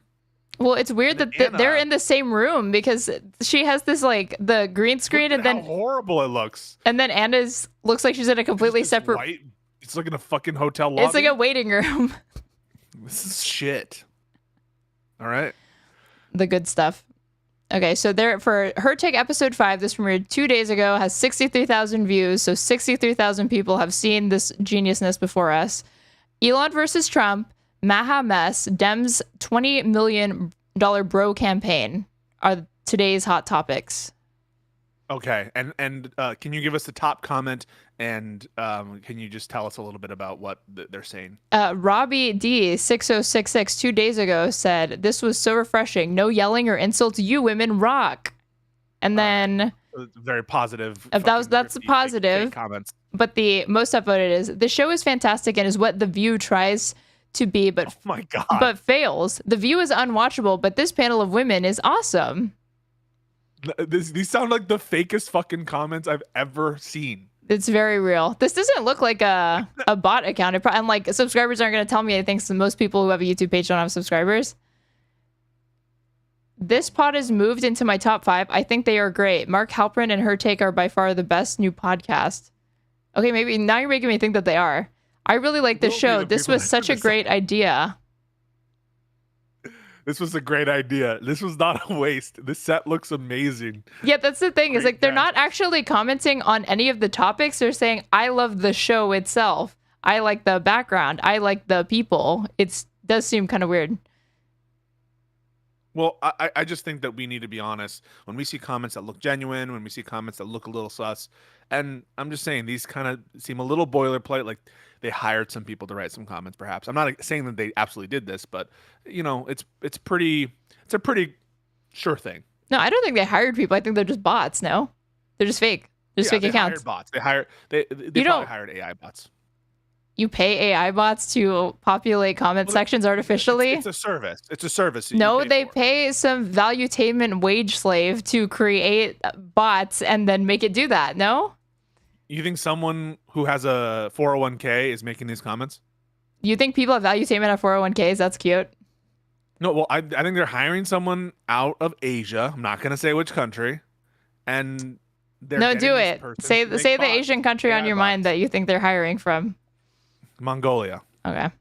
So is that so hard? Yeah. Are we in such a PC woke era that you can't just say that you think they're specifically Shit on outsourcing, Mongolia? No, jobs to Mongolia? Is that what we've come I want to? to go to Mongolia. I want to go to Mongolia. I hear I can't pronounce the name of their capital. Can you? You don't even know what the capital's I don't know called. what the capital of Mongolia is. It's none of my business. It's none of your business what the world capitals are? No, absolutely none. No. Okay. All right. Do they Let's have get like into sex tourism there, or like why are you interested? Excuse you. Excuse you. What's the reason? Why do you want to go there so badly? It's a wonderful culture with amazing food. And a red light district. I bet, right? That's who's saying that? You're saying that. You're laughing, you're defensive, you're turning red. I think I'm onto I'm something. not turning red. You're turning red. No. You're turning red. Okay. You can press play now. Okay, let's do this. All right, Be guys, valuetained. welcome to Her Take. We are live for the first time. Yeah. Anybody nervous? A little bit. A little Excited. bit. A little bit. So the first thing I'm going to do is ask you to comment, like, and subscribe. It helps us a ton with the algorithm. We've got a lot to cover today. This powerhouse to my right, Tommy Lahren, is here. Welcome to the show. I'm glad to be here. Yeah. I know some of you from afar, and some of you from Zoom, and some of you from a long time ago in LA, so I'm excited. Well, I got to read your long list of accolades Awkward. here. My God. Okay. Best-selling author, Fox News contributor, host of Tommy Lahren is Fearless on Outkick. Outkick. One of the most recognizable conservative voices in America. Not shabby. Well, thank you. I appreciate the introduction. It's a better introduction than I got on the Breakfast Club a couple weeks ago. Can you pause? Right out the gate, it was like, "Are you racist?" Okay, these people seem like fucking robots. Thank you so much for saying my thing. Like, you're overhamming it. It feels like an awkward introduction. What do you mean? Did someone pay you to say that? Did you read a super chat? Okay, well, I can't see your super chat, so that did not sound like an organic comment that you just made. I just made that comment. No one paid me to say it, Aaron. Are you saying that that's a shit comment? I'm trying to react to the content. I'm just saying, like, what I said. it just sounded like a Mongolian AI bot comment. That's all I'm saying. All right, press play. So that one was better. Are you racist? Okay, wait, what? Right out the gate, it was like, "Are you racist?" Oh, yeah. So that one was better. No way. A podcast that's hosted by Black Americans asked you, Tommy Lahren, if you're racist. Like, I'm shocked to hear this. Racist. I think that's Can funny you that just know people are racist. Can I just say, like, so do you know who Ziwe is? No. Oh, wait, Z-Way? Yes, I do. Yeah, I love her. Yeah, she pretty much just like asks people, you know, who's your favorite Black abolitionist? Who's your favorite Black abolitionist, by the way? I guess Harry Tubman. It's a standard one. But it's my favorite. It's a classic. Okay. Frederick Douglass, pretty cool. Yeah, I guess. But Who's yeah, yours? I think that there's so many of No, them. who's yours? So I'm just asking for one. There's just so many that I. Then it should be easy to name one. I know, but like I wouldn't want to pick one over any other one. Really? Yeah, because I think they're all equal. I think everyone's equal, really. Okay, I see. Well, don't worry. Luckily, if you pick one, I won't be assuming that there's a hierarchy going on, especially not like a racial one. So just name one that inspires you or something. Yeah. Well, in these days of insurrection, I think John Brown really inspires me. He's brown, right? He's a brown. Moving on. Just joking. He's white. Moving on. But, I think it's funny to ask if people are racist. I think that's a cool way to start. I think it's totally fine, and so I have no problem with Tommy, being asked this question at every podcast. Okay, are you racist? No, never have been. Are you sure? You sound defensive. No, I sound defensive because you're trying to make me sound defensive. But Yeah, it's very sus that you wouldn't just cop to being racist. I mean, we live in a racist society. We live in a white supremacist patriarchal structure. So is it really inconceivable that you would have absorbed some of those tendencies? You think I'm white? So you think black people are racist? No, you're not white. I know you're not white. Are you white? Are Mexicans white? Yes. Our ethnicity is my ethnicity is that I'm Mexican, but I'm technically Hawaii. Yeah. You're Hawaiian? Hawaii. Oh. You ever seen South Park? You're killing me. Yeah, I have. Okay. My bad. Yeah. Maybe you're not racist. You've never seen South Park, so. I love South Park. Are you kidding me? I think it's possible that a societal racist society imposes on society a societal form of racism. And I probably have internalized some of that. And maybe that's what I need to sort of think and internalize about myself and be more introspective about. So thank you for bringing that to my attention. You're welcome. Anytime. Let's continue. I was going to say, I am, in fact. Yes. Wow. All right. Well, we're off. We've got a lot to cover today, guys. Black pills, bitch slaps, brawls, and bros. So here are the stories we're covering. Operation Spiderweb seems to have turned the Russia-Ukraine peace talks completely upside down. Then Trump's escalating war on the Ivies. The desperate Dems bet on beards and bros with Operation Sam. Speaking with American men, this is my favorite part, a strategic plan. You need a plan to talk to men. Pathetic. All right, is Trump selling get out of jail free cards? She's describing market research. But Brigitte Claude Macron, and yes, I know you think. Call out. This is for the chat. Thank you, Robert, for your super chat. I really appreciate it. Sorry. I love you, Robert. We thank you so much for the money that you're giving to our boy Pisco. He needs it because he just quit his job or something. He said that today, so he's officially without a job. Please send in money to this man. I don't need your. You're in New York, right? Aren't you in New York? Listen, I'm the rent is steep, from what I'm hearing. Pisco needs it. Okay. None of this is necessary, but I do appreciate your super chat, and sorry to interrupt. I think you've seen it, but we've got a lot more to say about what we all really think is going on behind the scenes there. The Maha mess, I'm super pissed about this one. Mistakes in the report. But on the other hand, you did have the head of the FDA just remove COVID shots from the schedule for kids. So Thank God. The mistake was that we accidentally left the COVID vaccine requirement. Thank God. Thank God that's been addressed. This is some fucking dystopia shit. They're celebrating the fact that a provenly safe vaccine, although they do say that it has more side effects for children. Have you heard that? No. And that COVID, doesn't really cause mortality that often in children. So maybe this is based. What do you think? No, because the guy who's running the show is an anti-vaxxer, so it's not an issue with this particular vaccine, which I'd be open to hearing. It's a general skepticism about vaccines in general. Good point. I think I agree with you. Exciting. And yes, I did bury the lead. Here we go, guys. One big, beautiful breakup. So this is nuts. In the event you've been living under a rock, I'm going to give all of you a little bit of a backstory here. So this seemingly started when Elon took direct aim at Trump, branding his much-hyped Big Beautiful Bill a pork-filled, disgusting abomination. I appreciate the adjectives. Pork-filled. It's nice. Things escalated from there when Elon called to kill. Okay, she doesn't know shit about politics if she thinks that him saying it's pork-filled was anything other than a reference to the fact that, like, they call the excess, the, like, unnecessary shit included in a bill pork. I think that's completely lost on her. I think it's completely lost on her too. Can we full screen this fucking thing, or is that not possible? This is full screen, because if I do it any more, it's going to fuck up my overlay. Oh, okay. Well, we wouldn't want that. Obviously. Yeah. Do you not know how to use OBS so you can crop it so it's just showing the screen? You know that, right? Yeah, I know that, but I'm showing our faces. Should I show the video bigger? I like showing our faces. You know what? Fuck the chat. I'm sure your face probably gets more engagement. Yeah, 100%. You're right. All right, let's press play. So don't mess with a good thing. Saying that it will bury American citizens in crushing debt, he went on to say, in November of next year, we fire all politicians who have betrayed the American people. Things weren't looking great, and then yesterday it went nuclear with Elon tweeting the reason we haven't seen the Epstein list is because Trump was on it. Trump then implied Trump had... Didn't he delete this tweet? I'm pretty sure he's deleted this tweet since then. Yeah, this is deleted. This is fully deleted. The deletion, what does it tell me? It tells me that maybe he's trying to do a detente. The ketamine binge wore off. It's the post-ketamine clarity has hit. And now he's like, what the fuck did I do? And he's trying to undo it. But we're not going to forget that you implied that the president was colluding with Epstein and is a pedophile. And is a pedophile, yes. And, Elon had Trump derangement syndrome.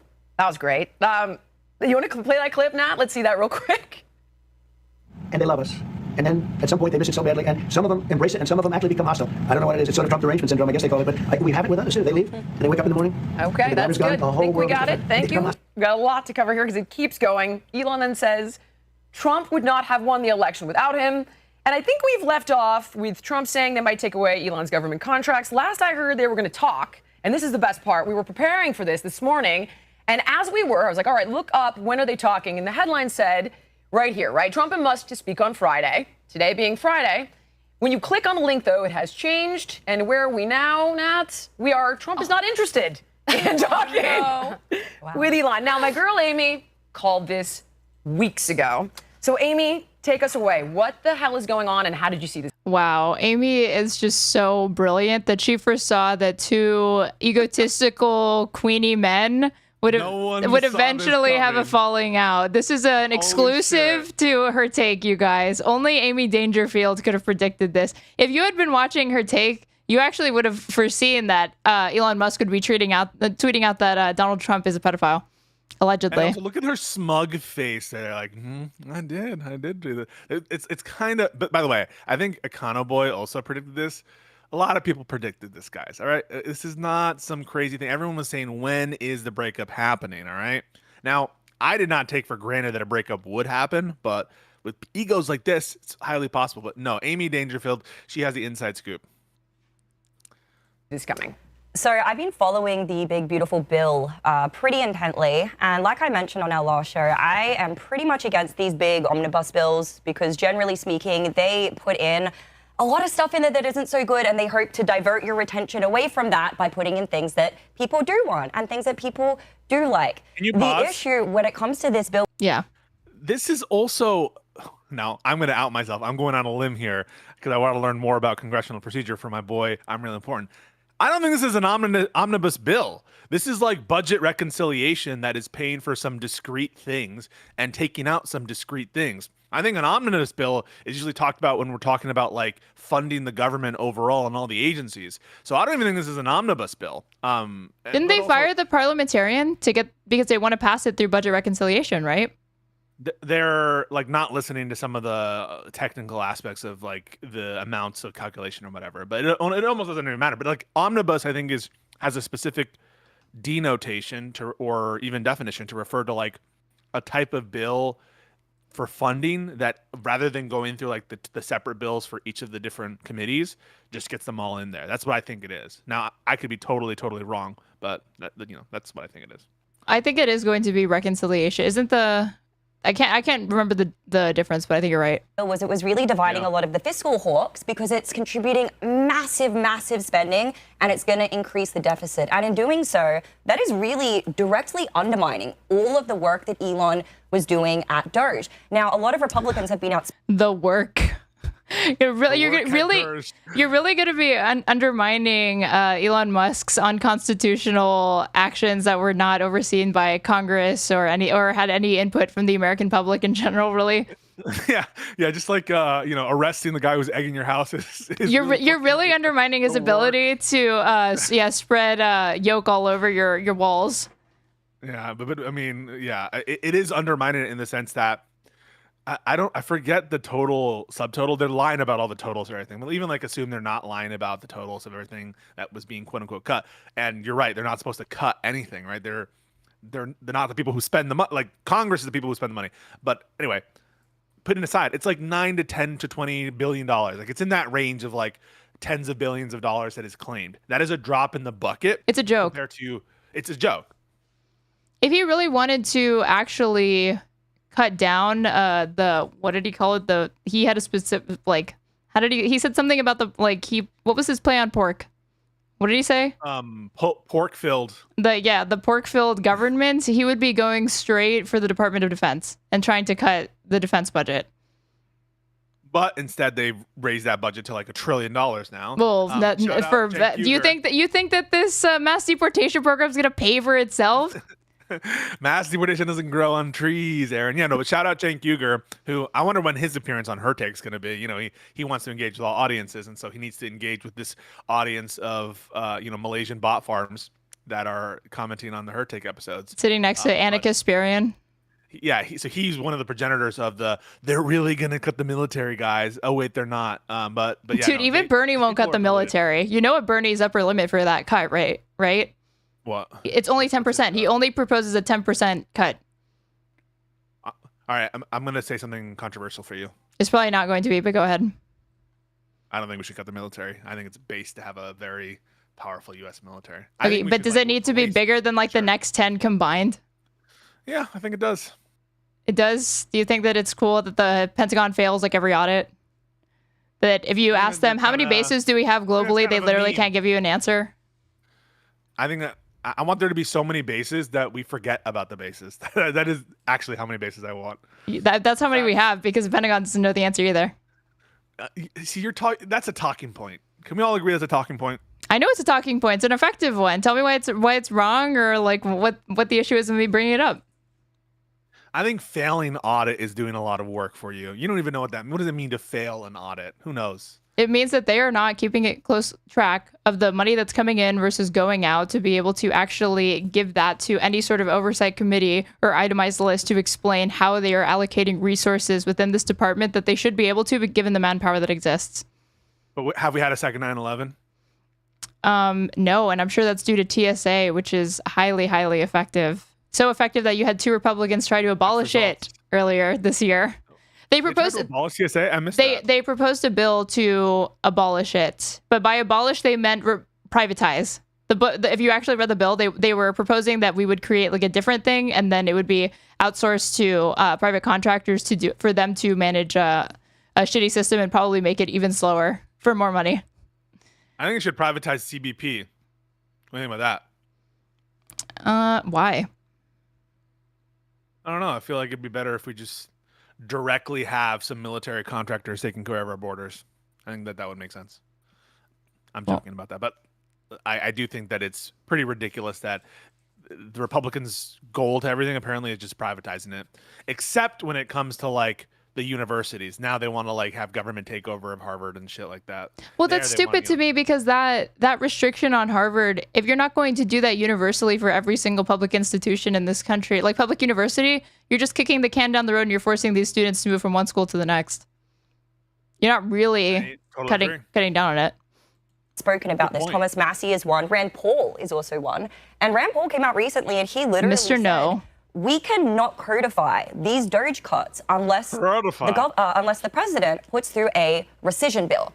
The Republicans already tried to push it through. 26 Republicans voted against it, so it is now in the hands of the president, and he doesn't seem to be acting. So when I saw these two things playing out simultaneously, I was like, okay, something is going to go down here soon. This is definitely going to be the end of the bromance. But I guess Thomas Massey and Rand Paul are supposed to be there. Kristen Sinema and who is the other guy? Fuck, I can't think of his name. From Virginia, their mansion.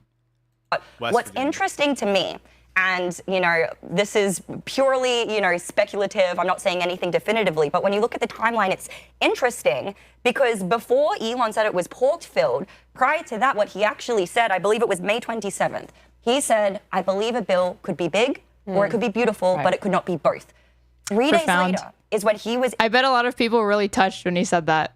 In the Oval Office, Trump giving him his goodbye speech. Elon's in there with a black eye, and then a couple of days. I'm not saying anything. But then and looking a little twitchy, to be honest. And then a couple of days later, now he's coming. And Trump offered to give him a little makeup, and he said no. Out and he's going. So weird. That Trump dropped that. or that Musk didn't accept it and then just went into the Oval Office with the black The eye. whole thing just gives me the fucking willies. He shows up to the Oval Office looking like he's in a fight, and now there's been reporting that he literally was having a physical altercation with our Treasury Secretary. I thought it was going to tie into Stephen Miller because I've been hearing that Elon Musk is fucking Stephen Miller's wife.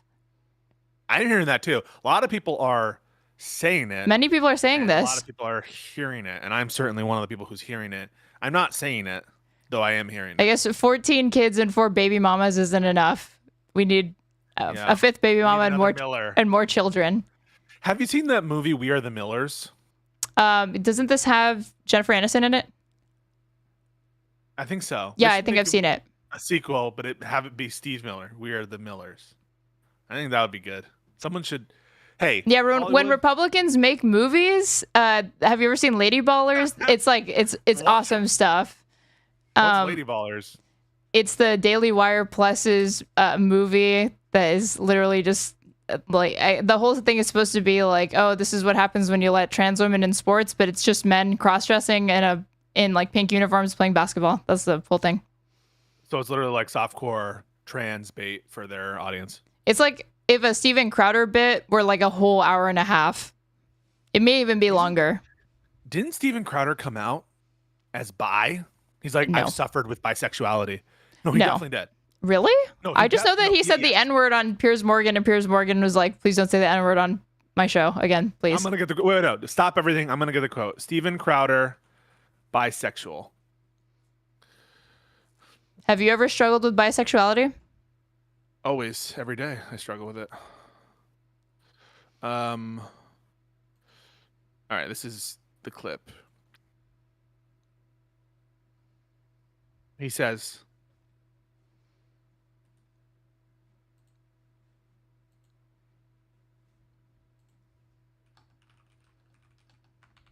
he said he's afraid of Mr. Hyde, so who has a bisexual. Hang on. I don't even know what he said. I'm going to do it one more time. Right. I'm afraid of Mr. Hyde rearing his ugly bisexual head. That was a short phase. I'm afraid. So he's literally admitting that he had a bisexual phase. And he was afraid of it, apparently. And he was afraid of it. So he did come out as being a closeted bisexual. I guess so. And then he's divorced his wife. Well, I think she divorced him, or like she left him. What did she do? She yelled at him? Or no, he yelled at her. There's like there's CCTV footage of it's like ring camera footage, and she's like heavily pregnant, and he's like acting like a bitch and won't help her with like groceries or whatever, and she just said like your abuse is stick, and he's like, watch it. We got any men in the audience? Hey, men in the audience right now. Yeah, any alphas that relate to this behavior? If you have a pregnant wife, it's your job to support her, all right? Unconditionally. And that means taking an Uber. And that means rubbing her feet. Why do they have one car? He's a multimillionaire. Is he? Yes. He probably spends it on his, bisexual things. Or spends it on, like, projects that don't matter. Didn't he care to define what a bisexual thing might be? The thing that he could purchase? Make some recommendations. I am jet lagged, and it's making me say things that are not things that make any sense. Okay. Yeah, that's why. And also, wigs are expensive. I've heard about it. I've heard that wigs are expensive. I have no personal knowledge. I've never purchased a wig, but I've heard that wigs are expensive. He apparently turned down a deal with Daily Wire for like tens of millions of dollars. Yes. Which I think is a pretty classy thing to do. It's sort of like when someone offers you a gift to plane, the classy thing to do is to take it. He took that plane and it's like 20 years old, and it needs hundreds of millions of dollars in like retrofitting and to sweep for bugs and improvements, and it's been used before. I thought it was brand new. It's like, okay, like the allure of like a new plane, I get it. No, it's literally sitting in San Antonio right now. No. Yeah, something like that. Oh, by the way, guys, quick announcement. I'm a real gamer. Pretty cool, right? Anyway, it's got the new Switch smell. This is new. I bought it new, not used. Haters in the chat say that, it's fake, but it's real. You can press play now. Did somebody pay you to show that? Nope. I just Are you? Did you not Nintendo. disclose a Nintendo sponsorship or something that kind of just came out of nowhere? Yeah, we're going to be working closely with Nintendo to fund the Democrats. Are you a fan of the Luigi brothers? Or the what? Is it? They're two plumbers, right? Look at what she's doing, right? Mario and Luigi. Are you a fan of them? Are you a fan of Mario and Luigi? Luigi specifically. Are you a fan of Luigi specifically? Since you love Nintendo. Violence. I condemn this. I'm not talking about violence. I'm asking about the character. The funny thing is, I often did pick Luigi. So I picked Yoshi and Luigi, but often Yoshi was taken because my older brother, he would get to pick Yoshi. Because Yoshi was like his character, and so every time we played, he'd be like, "I call Yoshi," and I could never be Yoshi. And so who would I pick? I'd pick Luigi. So it's actually, it's pretty sad, but yes, I do love Luigi, as in Luigi Mario. Luigi, and his last name is Mario because if you watch the Mario Brothers movie, right, their last name is Mario. Oh, the Mario Brothers. That's what it is, right? That's what I meant to ask. Yeah, the Mario Brothers. Canonically, Mario's name is Mario, and Luigi's name is Luigi Mario. So, have you ever felt like you've never felt like an affinity for Wario? Despite you guys like having like a similar appearance, you've never felt like I should probably feel an affinity to this character that I look like. Excuse you? This is not. This can't be the first time you've heard this. No. You can press play now. Nuclear. Sorry, it's just very interesting the timing of events and the way this has all unfolded. What do you guys think? Jump ball. Who wants this one?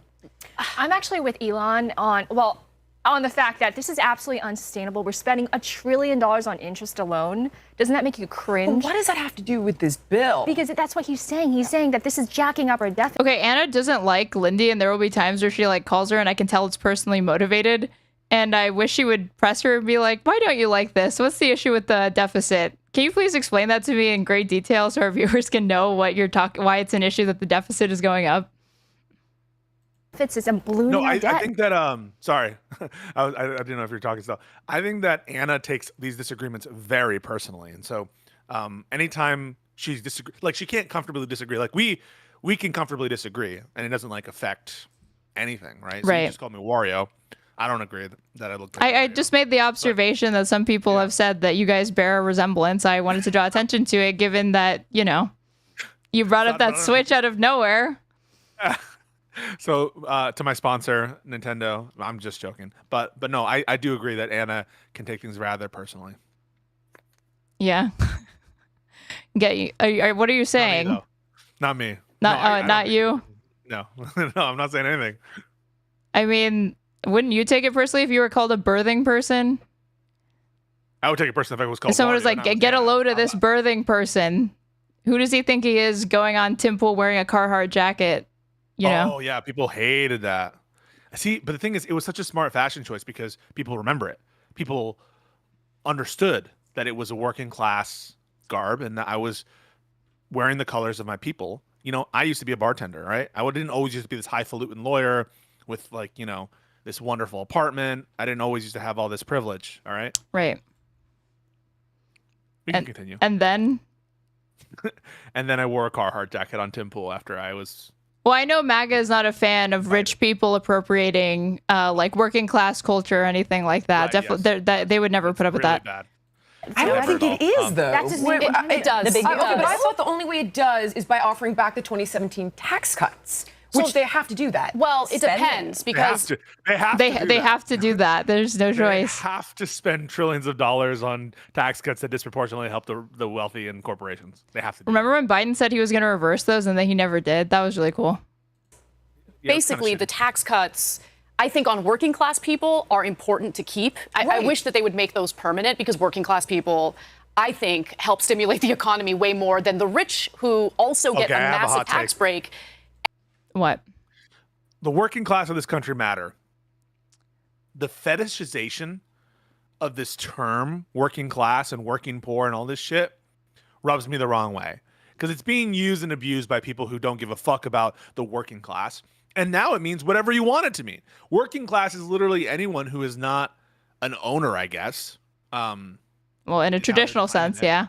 But that's not how it's used, because when people say middle class, I know that they're smuggling in capitalists and small business owners into that definition, who would fall outside of the definition of middle class. That's why it's like, it's even the term poor is really not a good way to describe it. Have you ever heard the term ALICE? No. So it stands for asset limited, income constrained, employed. And it's a better way. United Way has adopted this term because it's a more accurate way to represent what the average American faces as far as economic struggles, because most Americans are usually employed, but they have difficulties acquiring property or like managing rent payments and whatnot. And they have issues with income, but it's not that they are, and like debt, but it's not that they are poor to the point that they're only paid hourly. It's like, no, these are salaried Americans, but they still struggle because they work paycheck to paycheck. Wait, can I ask you then? So would a lawyer working for a law firm be considered, who's not a partner? Yeah. They could be considered working class or Alice. They wouldn't be Alice. They wouldn't be Alice. But would they be working class? Like if you're a teacher, are you working class? If you're a doctor, are you working class? Yes. Who's not an owner? Yeah. So, and that's what I mean. The term has because it doesn't correspond to your money. It corresponds to your relationship to capital. Right. But in that sense, when people say, oh, the working class contributed to this country, they basically mean everyone who's not an owner. Yes. But people have this image of working class as we're going to the coal mines, we're going to the factory. And it really is much broader than that image. Well, and I just think it's a little deceptive. I think the Democrats especially should be more precise with this because, again, when you're talking about working class, working poor, people are thinking about hourly workers. And then when you get to middle class, you're already thinking suburbs. And it's like, okay, but there's a whole lot of Americans that exist between those two poles. And then you have like the 1%. Budgetary realities. Yeah. Good points. Good points. And don't really stimulate the economy with it, right? The argument is that they do, but the first round of tax cuts from Trump's 2017 bill prove that it doesn't actually stimulate the economy. A lot of companies who promised that they were going to create new jobs did the opposite. They actually laid people off. Because remember, the fiduciary responsibility for corporations is to provide return on investment to their shareholders. That is their top goal, profit maximization. And so they did corporate stock buybacks. They provided additional dividends for their investors, and it didn't actually help the overall economy. So I actually agree with Elon Musk in what he's saying in regard to our deficit. It is a problem. The Congressional Budget Office, which is nonpartisan, has done analysis on this, and they show that this is actually going to create $3 trillion in additional debt over the next decade. So it is a problem. However, at the same time, I do think that Elon Musk is motivated by something other than what he's saying out front. Agree. Tommy, I can see you've been ready to go on this one. Yeah, hey, so can we again, pause and nobody give her likes... due where it's due? I thought that was a sick take by Anna. I don't have any notes. I think it's a good take. Anna will consistently stand out in this crowd because we're grading her on a curve right now. Aaron, are you okay? Wait, okay, hold on. I don't think you can hear me. Hold on. Uh-oh. I think I have you from like 10 minutes ago. Uh-oh. Hello? Hello? It's me. Can you hear me? Yes. Okay.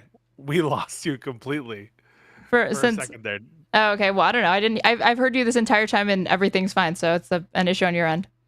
Oh my God. No, it's not on my end. It must be on yours. I don't think so. Maybe I don't know. Hear me that whole time? Yes. Even when I was being silly? Yes. Okay.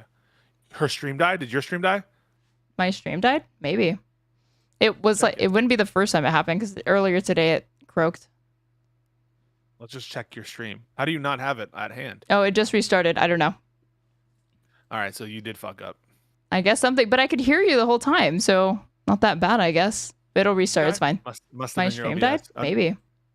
All right. Oh, now I'm hearing myself. No, it was me. Sorry, I refreshed my YouTube feed, but let's continue. To see these spats between Lots the richest going on. man in the world and the most powerful man in the world. Yeah, it's a reality TV show in the making, right? And it's fun and it's salacious, and the Democrats are loving it, by the way. The left is having a field day with it, which breaks my heart because I don't love it. We don't need this. It's super uncomfortable and unfortunate. But I appreciate what Imagine you're the people who were like in like jail or got like arrested or had legal things from the Tesla incident, and now all the libs are like, oh, you missed the memo. We're actually for Tesla now. I don't know if you guys saw, but the searches of how to remove a car. No one is saying that for Ro Khanna, all right? I was about to say, Ro Khanna's saying it.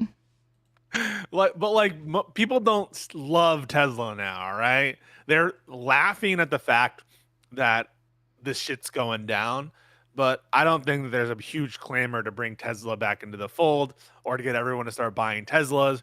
Elon is still like playing patty cake with the MAGA people. So I don't think that there's been this like clamor and wild thing that all of a sudden people in jail for the Tesla stuff are like, wait, what happened? I don't think that's happening. I think that's just an invention from Amy Dangerfield. Our sticker have skyrocketed That's because hilarious. you see all the devs saying we love Elon now for going Which is after so Trump. disingenuous and stupid. But in discussing the EV, They're conflating people cheering on this like bitch like this bitch fight between them is like, oh, that's a genuine affection for Elon Musk. EV mandate and the EV, subsidies. Listen, I'm sure Elon probably is a little salty about that. Super pissed. Enough to go where he went yesterday? I'm not sure. It seemed rather childish. Now, there were some of us in the conservative movement that have been Trump supporters since the very beginning, right, that have long said, listen, we love what Elon was able to do, especially with liberating Twitter/X. Right. That was a huge help. So, yes, do I believe that he won the liberating Twitter election for Trump? No. Do I think People liberating are fucking deranged. Twitter went along? I want to note, thank you for pausing. I want to note that like this whole narrative they have to construct to do anything to avoid criticizing Trump, it's laughable and pathetic. She's like, it's childish to make these kinds of statements. It's childish to accuse someone of being a pedophile because they're on Epstein's list. Are you kidding me? You understand that like 95% of mega Twitter is accusing people of being pedophiles because they were on Epstein's island, right?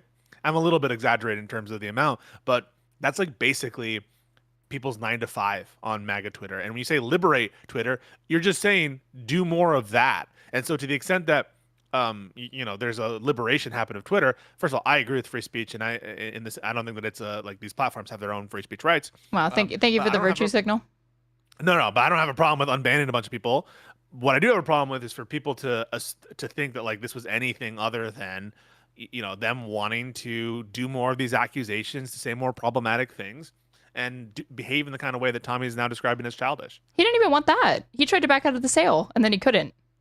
So he was forced to go through with it. So all of this mythologizing surrounding him literally just exists to prop him up as this great man that is impacting society in all of these positive ways. And it's like the guy is the guy who's always saying we're about to colonize Mars in 20 minutes. He's been saying this for like over a decade now. Still ain't happening. Yet they still put their faith in him. Never gonna happen, by the way. The Mars stuff, it's not gonna happen. It's too hard right now in the moment. We don't have the means to terraform Mars currently. And if we did have the means to terraform Mars, I think we'd start with the moon or other parts of planet Earth. If we just don't have the tech yet. Well, we were about to, but then Trump rejected his pick for NASA and then foiled again. Shit. Way? Absolutely, because it allowed for a marketplace of ideas that conservatives were not really allowed to be in before that. Exposed a lot. That was great.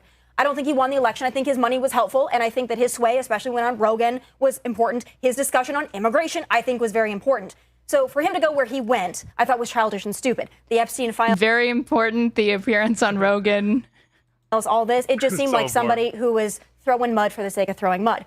All over an EV mandate, though, that seems I think there's more. Yeah, there's got to be more than just that. Here's what I want to suggest. So I did a little homework into this. First of all, they did only codify like what, $9 billion of Doge cuts, which is going to piss him off when he wanted to cut $1 trillion. But outside of that, does anybody remember this piece? There's no fucking widespread fraud on the level that the places that we're looking for it in the government. All right, where are all the cases of criminal fraud that you were trying to bring? I think even one of these Elon fucking Zoomers that they hired is like, yeah, there's just like not a ton of waste, fraud, and abuse as like actually defined, right? Because what they'll define as waste and abuse are like things that Congress mandated and things that they pass into like policy decisions because they don't like researching the penguins, Aaron. Well, the other way, or the transgender mice, the other way that they inflate and overextend, like to try to overstate the wins, is his cancellation of a... You good there? Okay, dribbling a bit. Is that the jet lag too? Right. Yeah, jet lag. He canceled a bunch of contracts, but what he left out is that most of them had already been paid out or the work had already been completed. So you're effectively just suspending it for no reason. Yeah. And the money has already been spent. It's already been allocated. You're not getting it back. So it's theater. It's just the appearance of we're cutting down on stuff, but you're just collapsing government agencies that really didn't take much to fund and yet benefited people tremendously or were doing important work. And basically it's just killing a bunch of people, because what the effects of the USAID stuff is going to have is literally you're taking nourishment from starving children that was already allocated, sometimes wasting it on boats or having it being wasted on boats, this food and stuff. You're taking away medicine from kids who are like easily curable, but they just don't have the means to do it. And so to characterize that as like good work and being like disappointed that we weren't able to cut more based on his like non-work, based on his just having a bulldozer and running it through a bunch of agencies doing good shit, it's pretty, it shows a lack of, I think, a critical lens to what they were doing at Doge, and it shows that they're still stooges of the administration, because they're still taking the stance. They're still taking the assumption, the wrong assumption, that all of this is done genuinely to find waste, fraud, and abuse. Yeah, and it's not just trying to take a wrecking ball to the administrative state where you can and cause chaos. The thing is, like, so Doge has already killed people domestically. You realize this, right? Yeah, 100%. No, like, that's not me being hyperbolic. No, those tornadoes in Kentucky, yeah. I think like 27 people died, and they have had a 24-hour meteorology or like weather report. I think since the 50s, and now they've had to cut back to only like 12 hours because of budget cuts due to Doge. And so 27 people died in that, and it's not unclear that they wouldn't have if people had access to like accurate weather reports throughout that entire thing. But now because of that they're already dead. So, Nat, see if you can find that Reuters article for me.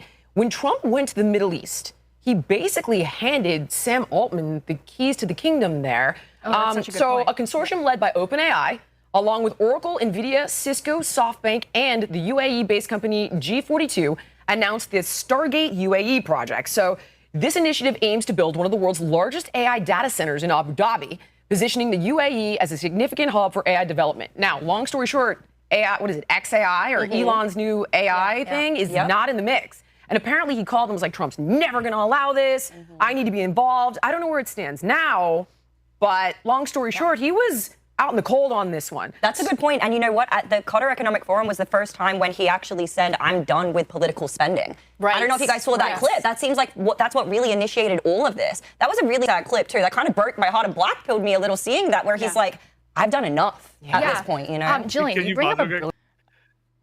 Didn't you shed a tear when Elon Musk said on a Zoom call, I've done enough? That's exactly where I'm going. I hate and / love, actually love it. I love it's just two alpha bros, whatever. People who are saying like, stay frosty, it's just two alphas, it's just two alphas, whatever. I love the subtext there.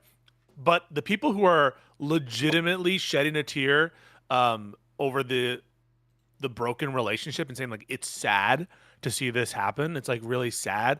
That I think is the most embarrassing thing, when you're like personally affected by these two people in a parasocial way and their relationship being good. I mean, wouldn't you be sad if your parents got divorced? Yeah, your two daddies. You're telling me you wouldn't shed a tear? I would shed a tear if my two daddies broke up. I think you should be more sensitive to the fact that these are just kids going through a really rough time watching their parents separate like this. I think in terms of political spending, I'm going to do a lot less in the future.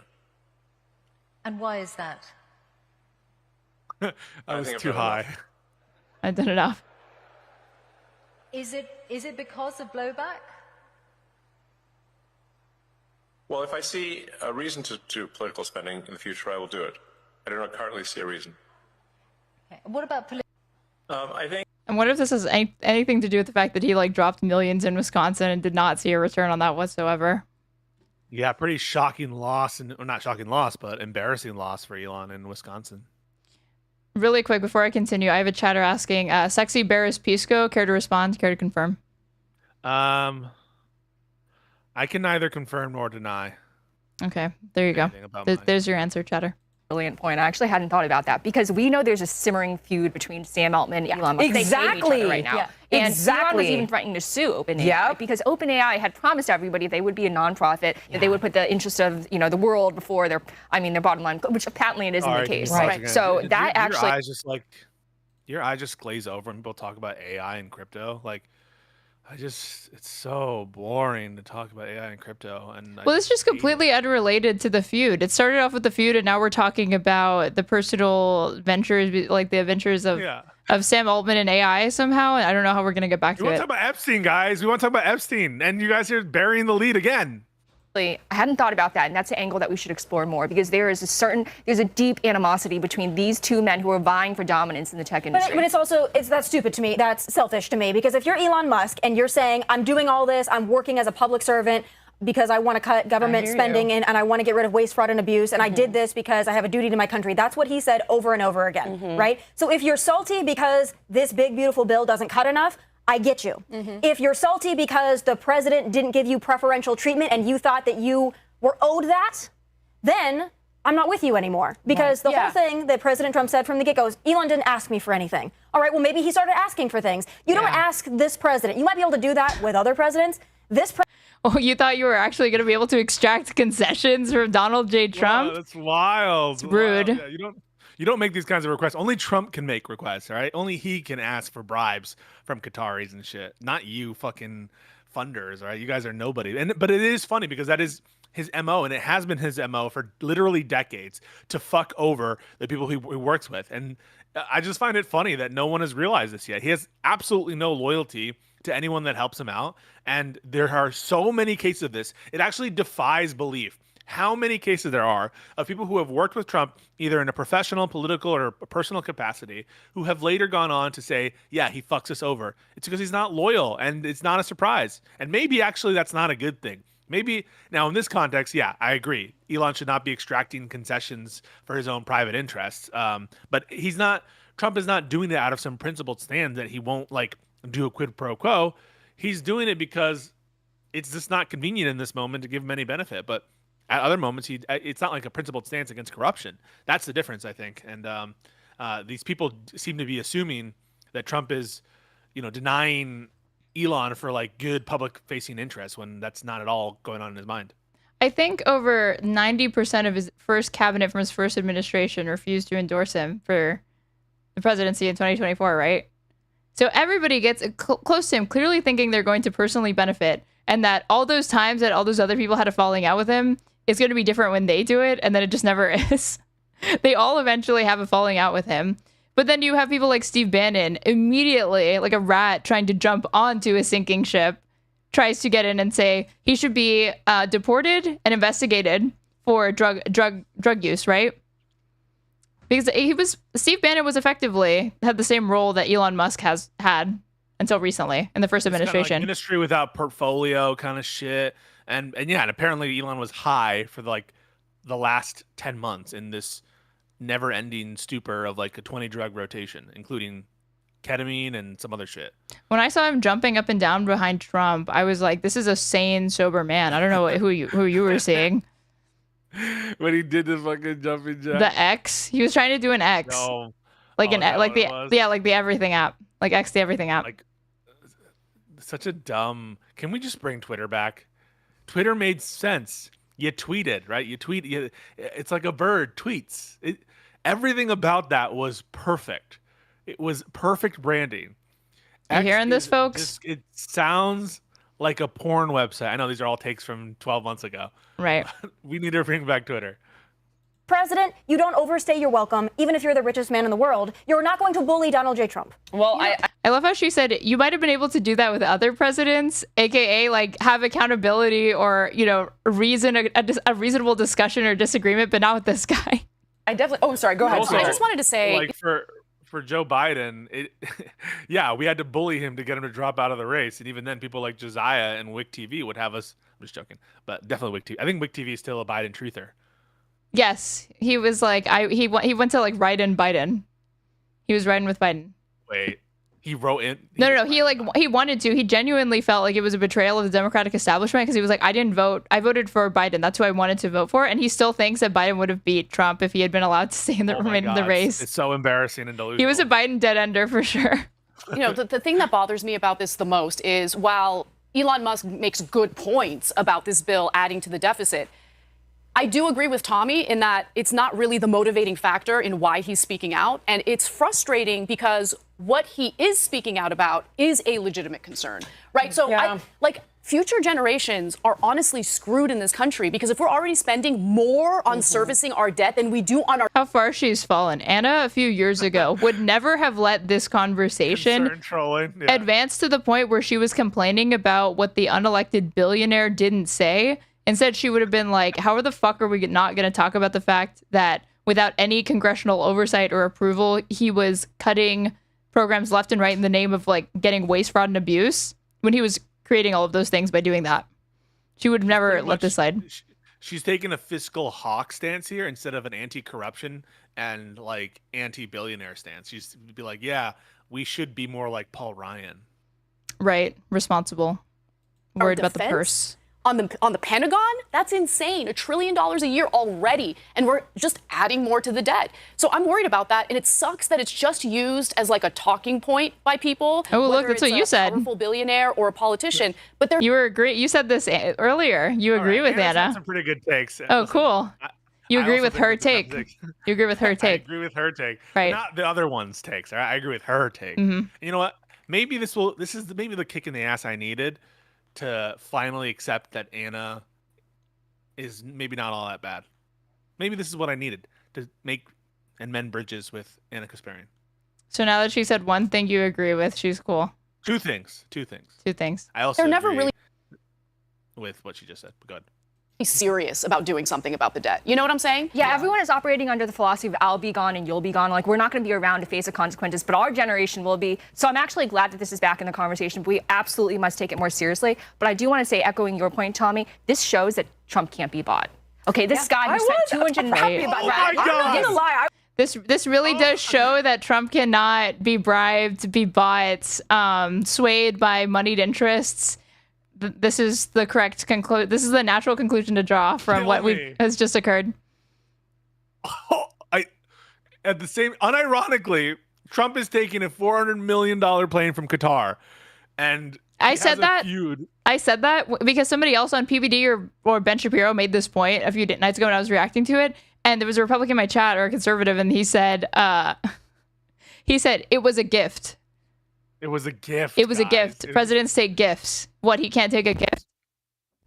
And basically this new package, the big beautiful bill, is just another money laundering scheme for Trump. He's just giving himself more benefits, him and his own friends. And that's what this bill is doing in essence. It's also preventing there from being regulation of industries that he has a stake in. And so it's just a further grift. And what this genius says is, no. This proves that he's uncorruptible. In the context of what the big beautiful bill is and the other obvious corrupt shit, the Trump coin shit, the plane shit, you're going to come out and say, no, his bitch fight with Elon, that proves he's incorruptible. Absolutely insane. What do you think of the Trump accounts provision? What's the Trump accounts provision? So they want to give $1,000 to people that have babies. Oh, yeah. I guess. And call it a MAGA money account? Something like that. I don't have a problem in like principle with setting up some kind of account, but I think the problem is the devil's in the details here. One, is it a good spend of our money? Is it a good choice? And second, what are the restrictions on the investment of that account? Are they going to just funnel it into like Trump properties and Trump shit? Who's in charge of the account? Who manages it? I don't actually have a lot of information there, but even not knowing anything about the specific account and how it's run, I have to assume that it's corrupt. I just understand that Trump always has a corrupt angle, and so I'm just going to assume that it's corrupt. Well, if it passes this 4th of July, any child born between January 1st of this year to January 2029, and they have a social security number, their parents would be eligible to set up the account, and it would be funded. So I don't think there's automatic enrollment, but yeah. So what about quote unquote anchor babies, the children of illegal immigrants who, after the Supreme Court will rule, will probably still be U.S. citizens? He's proposing to give a bunch of money to children of illegal immigrants. And so is he funding listen. What are you doing here? Are you seriously going to point out a mistake? from Trump like that? Yeah, What are you doing here? Sorry, my bad. My bad. Anything to avoid praising brave President Donald Trump for caring about white birth rates, babies. I was shocked because this is pretty intense. Like we didn't really get into the best memes on the Elon stuff was the memes about South Africa. Like, okay, all those South Africans are going to Sika. They're going to El Salvador. I cannot believe we actually took these people are actually refugees. They are literally considered refugees. So Trump shut down all asylum from the southern border, and he shut down basically the entire refugee resettlement program, right? And carved out specifically these white people from South Africa who are, I'm not saying they're not necessarily political asylees. I don't really know much about it. They're not. But I just find it. They're not. They're not. Tell me about it. So he proposed this in his first administration. He was already tweeting about it, saying like very concerned looking into this, literally because of that Lauren Southern documentary called Farmlands. Lauren Southern. Where she created a propaganda documentary to give the impression that there was actual racial and political strife that white aristocrats and farmers were facing at the hands of black South Africans. But their country is like, this is not targeted, systemic, nor is it anywhere approaching a white genocide. It's just typical crime that exists domestically within any country. These are not crimes out of the ordinary. And they even spoke to the guy, a man who is a refugee and is actually in the United States now as a refugee, who clearly just he's fishing for a green card and he got it. But he left his family, his dog, everything to get a green card to be in the United States to do this, to be the recipient of this program. Hilarious. And his evidence for racial oppression was that somebody had written something mean on a paper and put it on his barn, and also that he's in a WhatsApp group and he got nasty messages there. And that's the persecution of the state. Right. And they don't do anything. So what he rolled back on the EV subsidies, but it is crushing to Tesla, actually. I wanted to just give you some details on it. Yeah, go ahead. Go ahead, sweetheart. Well, I was just going to say, if $269 million can't buy Trump, then nothing will. So yeah, I was going to say, so when was that EV mandate? Or what? Wait, what is she referring to? $269? The amount of money that Elon spent on the campaign. Okay, but that didn't go into Trump's pocket. It's already been. And it's also already spent. He already benefited from it. So why? That's not proof that he's not. What Trump said, taking away the funding. When was that announced? What's the timeline It's on in that the bill. That's all I bill. know for sure. And here's what it does. So basically, people who buy EVs get a tax credit of $7,500. That's a heck of a lot of money. I mean, a new one. Okay, then he repealed EV manufacturing incentives. So the long story short is it costs more for Elon to make a Tesla, and other countries like China heavily subsidize EVs, so it makes it more difficult for him to be competitive. It has cuts to green energy subsidies. So Solar City is part of Tesla, right? So they're going to get hammered as well. Wasn't this a hallmark of Biden's? The Inflation Reduction Act. The Inflation Reduction Act had this provision. Oh, then there are regulatory rollbacks. So it essentially weakens the EPA's authority to set strict emission standards, which slows the push of EV vehicles. It essentially crushes Tesla. And because we were going listen, this country is not about Tesla. I agree. This country shouldn't be about fossil fuel companies either, and we subsidize them. Those subsidies are still included in that bill, and they should get rid of that. If they're going to, I think there is a lot of pork barrel spending in that bill, and all these different members of Congress, in order to get them to vote yes on the bill, they had to secure some sort of, pork barrel spending for their state, and that's how this sausage is made. That's where the waste comes in. Anna, you and I disagree on some things, but I gotta say, I applaud you on that. Thank you. Lindsay Lee, her whole thing is that on the environment, she's left. That's the one thing that she disagrees, but she always brings up that Nixon founded the EPA. So actually, there are Republicans out there somewhere, mythical Republicans, like unicorns that exist. Back in the day. Back in the day, sure. Nixon was very important to to a lot of these climate actions. Well, he was until the abundance people get rid of them all. But we'll have that conversation later, won't we, Aaron?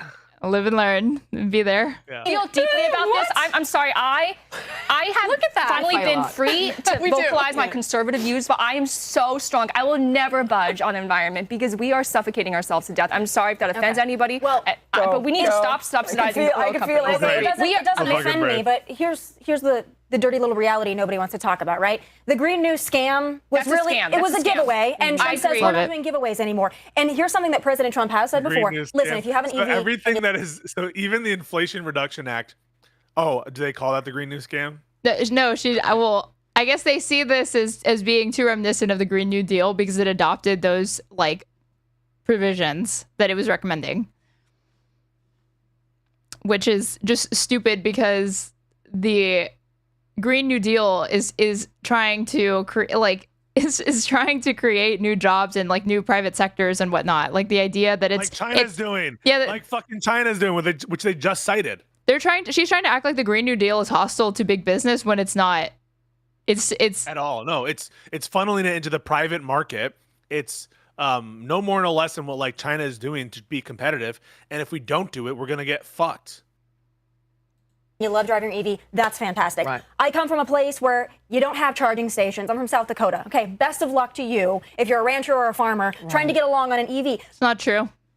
I'm from bumfuck Texas, and there are Tesla like electric vehicle chargers in random cities and in like small cities in Texas. It's actually getting bigger and bigger, in part thanks to Biden's funding that he also had in the Inflation Reduction Act, but also just private people, private organizations doing it, and like towns and municipalities and stuff doing it. Yeah, it's getting easier to build this stuff, and it's actually easier to build it oftentimes in rural places than in places with like more regulation. And to the extent that there are obstacles, or like the reason why, if South Dakota, like more rural areas, don't have it, it's because car companies, fossil fuel lobbies have lobbied to make sure that they are not there because they know they don't want to encourage people buying EVs over traditional vehicles.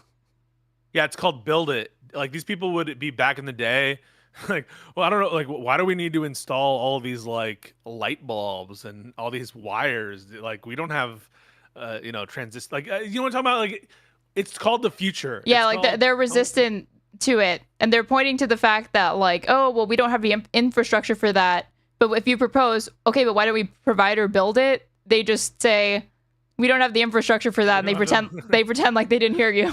It's circular, yeah. So what President Trump has said before, which is the reality of the situation that doesn't make people feel nice, is not everybody wants a freaking EV. So we're not going to be subsidizing the EVs anymore. People do want gas-powered vehicles because guess what? They work. I agree with that. I'm just saying, can we please stop subsidizing ExxonMobil? Please? I mean, this is a giant. I'm gonna agree with this is pushback for once. Fucking sick. Oh wait, this show's awesome. So Lindy usually does not push back on the guests. She has caved before on the thing related to immigration, and she says she doesn't compromise. She has. I can't think of what episode she did it, but she was pressed on it, and she immediately was like, well, maybe some, but it should be restricted or something like that. This is the first time she's actually like challenged a guest on this. Wow. I guess because it's a woman? But she didn't really challenge Ann Coulter much either. You on that, but again, you're going to find more support. You want to go back here so you could hear that answer? Stop subsidizing ExxonMobil, please. I mean, this is a giant. Oh wait, I thought you were telling me to pause. You were saying that there was a pause from Toby Lawyer because she didn't know what to say. Yeah, sorry. I'm so sorry. Yes. Lightly agree with you on that, but again, I'm going to lightly agree. You're going to find more support for. Definitely agree that we're not going to fund EVs, but I'll lightly agree that we shouldn't fund. That maybe we don't need to subsidize these multi-million and billion-dollar corporations. And I don't want to say subsidizing, because I agree cuts can be made, right? But you're going to find more agreement on, okay, we need fossil fuels. I know everybody likes to have this pie in the sky idea that we're going to fly in unicorn dust, but that's... She was pretending like she cared about the budget deficit or whatever the fuck, the debt. Yeah. And then here, what Lindy is talking about would actually be a pretty big dent in that. And she's saying no. She's worried about the tax credit that you would get if you buy an electric vehicle. Like that's really the thing that's adding like the pork to this bill. No, 100%. No, it's actually crazy and insane that a second ago she was like, we can't spend it. Like, why are we spending it to make Tesla rich or whatever?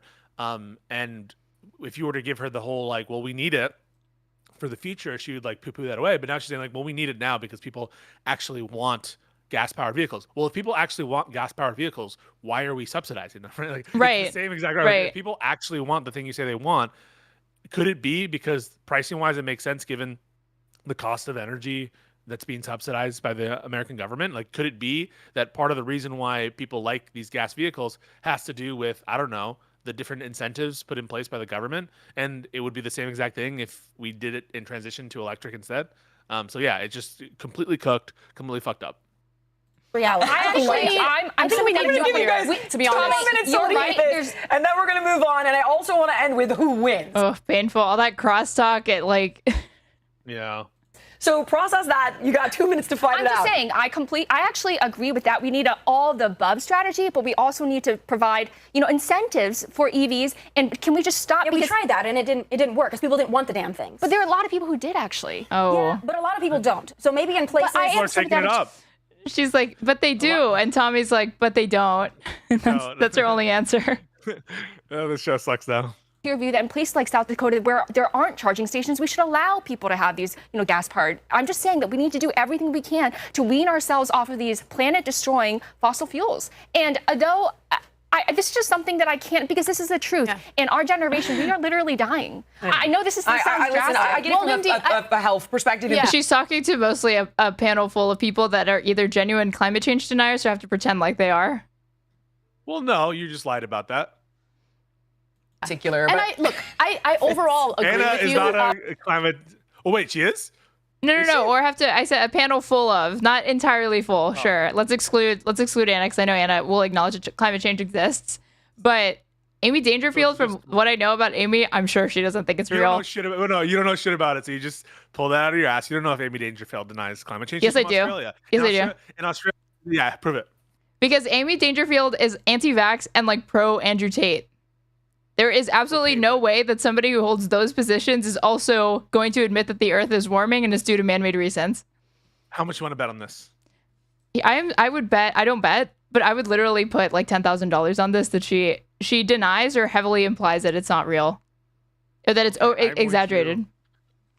I'm going to search Amy Dangerfield on Twitter, and we will get to the bottom of this in the next. Does she not have a Twitter? Yeah, she does. What the? Twitter. Amy with 2 eyes. Dangerfield. Not with eyes. It's AMY. 2 eyes, I said. From 2 eyes. Climate. Let's search climate. No results. Climate. Let's do global warming. No results. Global warming. So we're gonna have to tweet at her. Should we tweet at her? I mean, you tweet at Vance, so in between doing that, if you can find time to ask Amy about this, sure. I'm gonna say, hi, Amy Dangerfield. Loving your appearance on episode 5 of her take so far. Loving your appearance on episode 5 of her take. Great stuff. Was curious what your thoughts on climate change are. Curious what your thoughts on climate change were. Do you think it's real? Or do you think it's real? I'm not sure. No, I shouldn't say that. Well, I don't want it to be a leading question. Yeah. You should just ask an open-ended question to see what she thinks. Was curious what your thoughts on climate change were. Post. All right, everyone go like and retweet my Amy Dangerfield tweet. A bridge. What about a bridge, Tommy? In other words, I get where we're at now, but looking towards the future. Nuclear. We need nuclear. Yes. We need nuclear. Yes. We need nuclear. Let's do that. Listen, we should have an energy source that's reliable that people actually want, right? But if you have to subsidize EVs to keep them afloat, that's fair. Then we've got a problem. Like incentives. Right. What? Like Exxon? Like Exxon, yeah. Like fossil fuels. Incentives, but we tried that, right? My state of Tennessee was like, we're going to incentivize Ford to build this EV plant, whatever. People don't want them. There are some people that want them. I'll tell you who wants an EV, at least in places like Tennessee and South Dakota and elsewhere. It's people who can afford to have a car that actually works all the time. Do you really think that a tax cut is a big enough incentive for people to get like a Tesla over their preferred vehicle anyways? Like, I don't think it really is. People that drive Teslas and Cybertrucks, they're all over my neighborhood, and guess what else they have in the garage? Isn't it cheaper to own an electric vehicle than it is to buy a gas-powered vehicle and have to repeatedly pay for gasoline? Because the whole point is that your electric bill is obviously going to go up because you have to charge it, but isn't it cheaper overall? I don't know what the long-run calculation on that is. It's a good question. they have a Porsche, regular cars, and they got a G-Wagon, and they got fair. everything else. That's fair. And they have a home where they can install a charging Yes. station. Let's not forget about all the people who live in cities like Los Angeles. They live in buildings, and it's not as easy as just like setting up a charging station. It really isn't. It's a huge pain in the ass. Really quick, before we move on, I just want to ask you guys, so genuinely, do you think that this spat isn't about Elon being frustrated with the spending? It's not because he's frustrated that it is literally undermining Can we all the work talk he did about with Doge, but you Epstein for instead 2 think it's about the seconds? EV thing? No. Or You you guys think have it's a spent combination? exactly zero time talking about Epstein. AI and EV subsidy, more important. Jesus Christ. The one time we don't want you to talk about policy. Probably a combination, but more his self-interest, in my opinion. Also, if you got an issue, also go to Speaker Johnson. He's not taking any shots at him, right? He's going directly for Trump about the Epstein stuff, which tells me that this is petty. Yes, it's not he just about is. spending. If it's What just are you about spending, talking talk about the. Wait, we literally went over. He's like saying we're going to primary and attack every single congressperson who votes for this shit. He's absolutely taking shots at Mike Johnson. 100% he is. Well, because Mike Johnson said that he was personally motivated. What do you mean by that? Mike Johnson said that the reason why he has opposition to this bill is because it eliminates that EV tax credit and those mandates. Yeah, and he And then in response to that, he said that. Well, Thomas Massey also replied to it. He tagged Speaker Johnson saying that it was offensive for him to insinuate that and that Elon Musk would never do such a thing. Wait, is Massey an Elon cuck? I mean, I'm pretty sure Elon quote tweeted him on that. Let me find it while I press play. The spending. If it's you being a child because you didn't get your way, then you're going to bring up the Epstein and the. Right. They should release the files, though, by the way, right? Blair White made an Release the excellent files. point on X as well and actually said, like, well, then why did you, if you think that here's this. Yeah, okay, I found it. This was 3 days ago. So he quote tweeted Thomas Massey, 72-hour rule, which requires the bill. Okay, so, oh wait, this wasn't the one that I was talking about, but he quote tweeted him. Not even those in Congress who had to vote on the big ugly spending bill had time to read it. But where's the one where he actually? He actually like threatened them. This is the one. No. This is the one from Thomas Massey where he said, it's insincere for Speaker Johnson to insinuate that Elon Musk is against the big, beautiful bill because it doesn't benefit his companies specifically. Musk is a true America First entrepreneur who could have had a much more comfortable existence and a higher net worth by sitting on the sidelines of politics. But he cares about this country, so he got involved. He knows if America collapses financially, we aren't making it to Mars. He's right.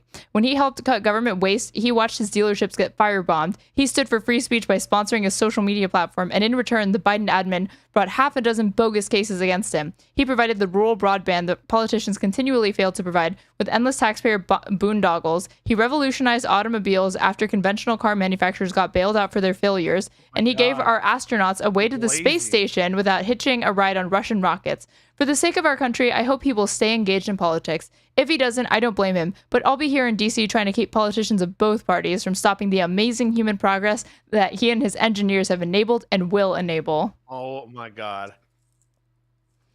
Unhinged. Just that for a whole tweet. Pedophile. I know, why did you work with him? Why did you let your kid be around him as well? He was carrying around little baby X on his completely shoulders. forgot to bring that up. All right, last thought. Then we're moving on. Extremely petty and hurtful. This is someone that Trump invited to be part of the Christmas family photo, whom he invited down to Mar-a-Lago as one of his closest confidants, and then he stabs him in the, actually not even in the back, in the front. I mean, it's just not a good, decent thing to do. Well, I also feel for Elon as well, though, because nobody would modify his cuts. I mean, it's last thoughts. Sorry. Okay, this is unfortunate. It will continue to unfold. Moving on. Peace talks. Russia and Ukraine. Wait, Disaster, are you as far as I can tell. Are you fucking serious? Wait a second. So you're mean to tell me if Biden had one of his major advisors come out and be like, "Hey guys, Biden's in the Epstein files." Right. You wouldn't talk about it even a second. You're just like, the only mention of it is like, oh, it's so childish for you to say this. But you're not actually going to substantively talk about it, or the fact that, wait, Epstein was actually one of Trump's like close friends back in the day. We're not going to at all mention that. We're not going to talk about the dynamic of him accusing that, or what it would mean if it were true, that if Elon is being serious or genuine, it would mean that he's like willing to work with someone who is affiliated with Epstein in that sense, for the purpose of like getting his own subsidies. Like, you're not going to mention that at all. The conflict of interest, the potentiality of it being true, perhaps, or the fact that Kash Patel recently was like on Joe Rogan saying, things might have been deleted and moved around. Who knows? Like, this all smells very fishy, and you would understand that if it were a Democrat for whom the allegations was being made. What's there to talk about? Nothing. You're right. We should just talk about. Anyway, back to my 3003 telling of Biden's connections to Burisma, as I was saying. And let's talk about the Ukraine war. We now. have more important matters to discuss. Yeah. It happened this week in Istanbul. The two countries did agree to a major prison swap, but they failed to make any progress towards a ceasefire. Last we heard, I believe, Anna's going to keep us fully up to date here. Trump took to Truth Social to tell America about his latest call. Is Anna the only one who actually does Anna, any research ever? And yes. Anna's a horrible researcher. Anna, by the way, like historically gets shit wrong all the time. The Venezuelan gang thing. Oh yeah. The hoax about the fire department lowering its budget for fire stuff. That's a lie. Then recently she did the Jewish question thing. She's like, oh yeah, all these dancing Jews Israelis were dancing, or Israelis. It was dancing Israelis. Yeah. She's just asking questions about national security on 9/11. Now that's anti-Semitism. Head researcher for her take. Yeah, break this mess down for me, please. You know, I used to watch TYT a lot when I was in high school, and there were different segments where sometimes she would cite herself. Because she would write, I can't remember what she would write for, but she would cite herself and then read off what she had written in her citations. But it wasn't lost on her that it was funny, because she would always laugh if she did it. So. Well, honestly, it really does appear as though President Donald Trump has kind of given up on securing a peace deal between Russia and Ukraine. So weird. And look, it's day one. He said it was going to be solved when he was campaigning. I know politicians promise the moon and the stars when they campaign, but he kept repeating something over and over again. If you don't remember what it was, take a look at this. If I were president, and I say this, I will end that war in one day. It'll take 24 hours. I know Zelensky well. I know Putin well. Right. I would get that ended in a period of. You can break that deal. 100%. It would be easy. That deal would be easy. A lot of it has to do with the money. A lot of it has to do with the military, that we're giving. But I would get that deal done with. So, he kept saying, it'll be easy, I can get that deal done. But it's not so easy because, quite frankly, Vladimir Putin and Russia is winning this war. They're taking hold of more and more Ukrainian territory. Trump did go in a completely different direction just recently when he was having this joint press conference with the German chancellor. I mean, like, they are technically winning, but Putin said 3 days. He didn't he literally say, like, oh, I could do this in 3 days. So I don't think that anybody, least of all Putin, thought that it was going to last. They would actually still be putting up a front like years later. I take victory to be like according to some condition or to some end. And let's say that you have a race and your goal is to become in like third place and you achieve that goal. I would say that you are victorious, you're successful, and you've achieved the goal, that is, of coming in third place. Now, according to other people's metrics, that is, winning the race entirely, you were not victorious. But so the concept of victory is pursuant to some end, is just to some goal. And I take the goal of the Russian Federation to have completely taken over and usurped the Ukrainian government and to basically delete Ukraine. That has not been achieved, and it's being stopped. And so I don't think that they're winning in that sense, and I don't think there's a danger of them breaking out. And I agree that they're taking more territory. But by the standards that he's laid out for what constitutes a victory, yes, he's fallen short of that. I think the bigger tell is that if he were actually ready to, if he really felt that an advantage was in his favor right now, he actually would sit down and try to negotiate with Zelensky to maintain and annex the territories that he's held. He's overplaying his hand because Trump was going to give him about as good a deal as he probably would have gotten. Yeah. And so, I think that they're overplaying. And here's what he had to say. It's getting a lot of negative attention. Take a look. Sometimes, and this is me speaking maybe in a negative sense, but sometimes you see two young children fighting like crazy. They hate each other and they're fighting in a park. And you try and pull them apart. They don't want to be pulled. Sometimes you're better off letting them fight for a while and then pulling them apart. And I gave that an out. So they do plan on fighting more. In fact, Russia had announced that they intended to retaliate against Ukraine for something known as Operation Spider's Web. And honestly, this clandestine military attack by Ukraine was both genius, but also a little terrifying because they used, like the supply chain, the commercial supply chain, in order to smuggle drones deep into Russia to attack their military assets specifically, including their, bomber planes. So we have some details on that. Let's take a quick look. drone flying out of a truck in southeastern Siberia, 2,700 miles from the front line, targeting Putin's warplanes deep in the heart of Russian territory. Ukrainian officials said it was part of a clandestine attack that saw 4 military airports hit, destroying more than 40 warplanes, in the biggest blow of the war against Moscow's long-range bomber fleet. Okay, so now Ukraine claims that this attack destroyed, they used these drones. They apparently destroyed these Russian warplanes, including the ones that deliver nuclear weapons. They claim they destroyed like 40 planes. However, so far it's been confirmed that about 10 planes were destroyed in Russia. And this costs Russia $7 billion. And Ukraine also claimed, by the way, that their operation, which they've dubbed Spider's Web, destroyed 34% of Russia's strategic cruise missile carriers. As you can imagine, Vladimir Putin not happy about that. And if you do this in the middle of a peace deal, or peace negotiations, I should say, it's going to serve as a disincentive for Putin. And he's already begun the retaliation. Take a look at this. Tonight, a ferocious Russian assault following Ukraine. The framing is like, well, they're reacting reasonably to this provocation from Ukraine. Yeah, by resisting, you're actually inflaming. Ukraine's coordinated drone strikes deep inside Russia. Russia now blasting residential high-rises in Ukraine's second largest city of Kharkiv and destroying this government building in Kherson. The barrage leaving more than 40 people dead or wounded across Ukraine. And Ukraine is now bracing for even more, what could be a much larger Russian attack at any moment. So I noticed you were laughing during that war footage. Do you think it's funny? Sorry. There's a comment that said Anna's upset that they crossed state lines. Sorry. I'm not surprised that this is how Vladimir Putin has responded to Ukraine's successful attack. I'll just say one more thing. It's notable that Ukraine specifically targeted Russia's military assets, whereas Russia is bombing residential buildings and government buildings as well. So, can I say one thing first, and then because I want you guys to attack me on this one, simply because I did think that Trump was going to be able to resolve this pretty easily. I did think that this. I really was that idiot. Gullible and stupid, you guys. Stupid. Was like, I am that dumb. Laundering operation to siphon off money from taxpayers, give it to the military-industrial complex to drop bombs. Holy shit. We then go. Wait, siphon off.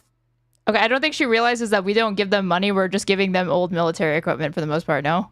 Literally. I don't think we have actually transferred any like money directly like that, right? It's all been in the forms of existing weapons. Maybe there were some financial guarantees. Maybe there's some money. I'm not going to sit here and say that absolutely none, but the vast majority of it is in the form of like us giving them stuff, right? That was going to expire and unused things. Yeah, I mean, and they're like, it's just so funny. Like this woman's the host of the show, and she's like, "Yeah, basically, I'm like a humongous idiot." Fucking. She's learning live on air and forming her opinion as she speaks. So I actually am the most gullible person on this panel. Like heroes, take their minerals. You know, they have to. The World Bank is forcing them to lease out their farmland, the breadbasket, which is like the most valuable farmland in the world outside of Iowa. And all of a sudden, you've got like Cargill and Monsanto in there farming their geo crops. Oh my! And I just I don't know. I don't. Globalist plan. There were off ramps. We didn't take them. And corrupt globalist plan. Who does she think is behind this? These people are just fucking flat earthers. They have the same speaking patterns, the same kind of shit. This is no, I don't think so. I don't think so. I think that flat earthers are genuinely committed to exposing the fact that the earth is supposedly flat.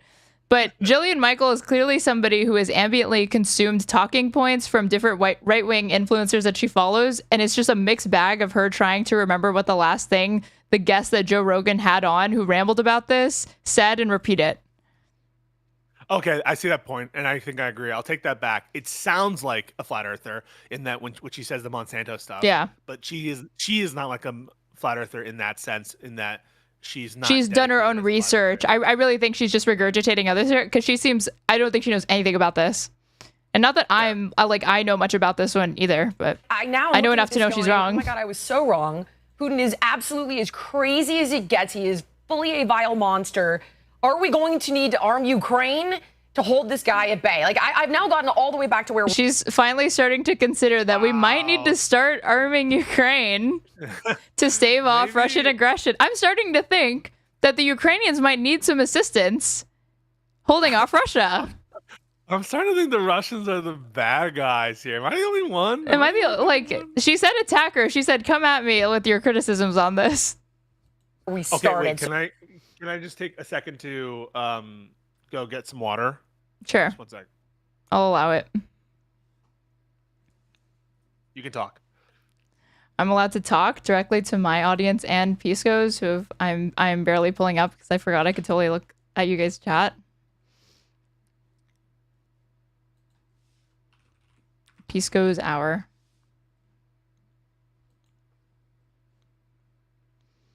Watching her take with Aaron? Why did he put my name instead of at Straighteraid, which would be far more useful? But sure, I'm on a first name basis here with Pisco, so it's completely fine. She is a fitness influencer. She was a fitness influencer, and I guess now she went from fitness influencer to like centrist grifter in the last few years.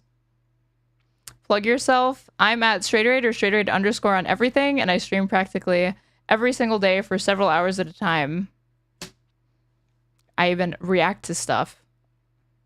Hi, guys.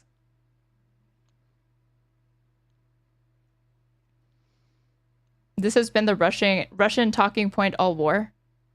Russia was constantly launching shit at Kiev during the ceasefire. Oh, yeah. Lol, never would have guessed they would bring this back to GMO somehow. People in your chat are barely realizing this is the biggest loser woman. Oh yeah, she is. She was big. Who was like training. She was big. Well, she wasn't big. No, she was the trainer. But she was famous. Yeah. And that show sucked. Did you know that the majority of the contestants who lost weight on that show gained it all back and more after they were done? Really? Yeah. Because anybody can lose weight. The hard part is always keeping it off. And the things that they do for that show are completely unsustainable because they slash their calories and they make them work out and they make them run, which is the last thing you should be making a person who is obese do because that's really break their knees and it's bad for their bones and their ankles. Yeah. Wait. So two things. One is Common Cure says this could be the Sitchin Adam of the left, and then Trevor Wilkins. First of all, fuck Sitchin Adam. Sitchin Adam got so mad at me that they put me on their blacklist because I criticized them for, or at least I didn't even criticize Sitch that much. I just pretty much criticized Adam for being indifferent about Trump versus Biden. And then the second thing is Trevor Wilkins asks, "What is your lipstick?" My lipstick, it is a combination of a NYX one and a MAC liquid lipstick, but I can't remember the name. I should have looked at the bottom. But it's very dark and vampy. I do enjoy it. Right. So go. I'll just say this. Both things are true. Okay, so Russia is in the wrong. They invaded a sovereign country. Right. But, you know, the military-industrial complex would never miss an opportunity to make money. You know what I'm saying? But he's not stopping. Well, especially as now Afghanistan is. I mean, I don't think that's entirely wrong to say that. Those things can be true at once, no? Both be true at once? They're both true. Yeah, a corporation will want to make money, and they'll never miss an opportunity to make money. But you know what okay. Steel man her argument. Because if you don't, I will. All right, I'll steel man the argument. Corporations like to make money, and Russia's evil. Both things are independently true. Right, but okay, what is the connection between those two things? What do you think the point she was making? The point she's making is perhaps these military contractors are trying to prolong the conflict. At the expense of Ukrainian civilians, which is, I think, valid criticism to make. And I don't think it negates or is her trying to obfuscate like accountability for Russia or that Russia's in the wrong. No, hang on. So Russia's in the wrong. We know that. Right. And she's saying corporations want to make money. And so she's implying that the corporations are responsible for prolonging the conflict when there's no evidence of that. I think she's saying there's an incentive. Wants to fund. There's an incentive. That the existence of the incentive. Right. All right. I guess there's an existence of an incentive to maintain warlike situation because it pays military contractors, I guess. But if that were a reason to, if the mere existence of a potential interest were enough to imply something nefarious, and I think she is making an implication there, then I guess all the shit with Elon, everything else, I mean, all that is de facto problematic too. I mean, yeah, but she's talking about just the influence of money in politics, and that's not something that can really be divorced meaningfully from the way politicians act and behave and the policy recommendations they make. That doesn't just apply to the military-industrial complex. That also applies to the domestic agenda and domestic spending. Yeah, I guess that it also applies to when like we were trying to make the vaccine and shit, and when we were trying to Operation Warp Speed, and when we were trying to like do anything, when we use the private sector in any capacity, there's a potential influence to prolong the condition that requires the capacity. But look, lo and behold, we had a vaccine from COVID. So I mean, did Pfizer want to prolong the pandemic? The anti-vax conspiracy with that is entirely incoherent. I don't think this one is nearly as incoherent as that, because if you think pharmaceutical companies actually have a bigger interest for you to not be able to get access to a vaccine and for you to get COVID and be reliant upon pain management medications of some sort because it's viral. So it can't actually be, you can't cure it with antibiotics. So you can only ever manage pain and whatnot. You could like make an argument like that, no? But with this, I feel like this is not like an incorrect observation to make. That there's an incentive. Yeah, but then that's just true but it's like it's useless. You could say that about any private-public partnership, I think. That, yeah, there could be an incentive for some nefarious activity or some reason to prolong something. So you think example, if you don't have absolute certainty that it's irresponsible to bring it up and akin to conspiracy theory? Almost. No, you have some rational basis to suggest. You can say it, but at least caveat and say, we have no information. This is what's prolonging the conflict or causing America to support it is the weapons industry or anything like that. You can say that. And then say, but let's all be conscious of the fact that this exists and this incentive exists. That's fine to bring it up. But she's kind of letting it linger in a way. And she does this also in other contexts with like money and politics generally and other takes she has about kind of corporate interests where it's just lazy. It's not actually, I think, tailored to what's going on. And it's missing in this particular case the massive public support that there has been for arming Ukraine and supporting Ukraine. And obviously the fact that like Russia is continuing their assault into Ukraine, they're not stopping, and Ukraine has offered an unconditional pause, and Russia hasn't. And so, yeah, I just don't think that it's clear that what's wagging the dog is Russia's tail, Russia trying to push, and not like the weapon contractors. Weapon contractors are just fulfilling orders that are, supported by most Ukrainians and most Americans. It is, but it's not overwhelming. Like, okay, Gallup, as of March 18th of this year, support for greater U.S. role in Ukraine climbs to 46% high, and 53% want the U.S. to help Ukraine reclaim territory, even if it prolongs conflict. 63% of Americans think neither side is winning.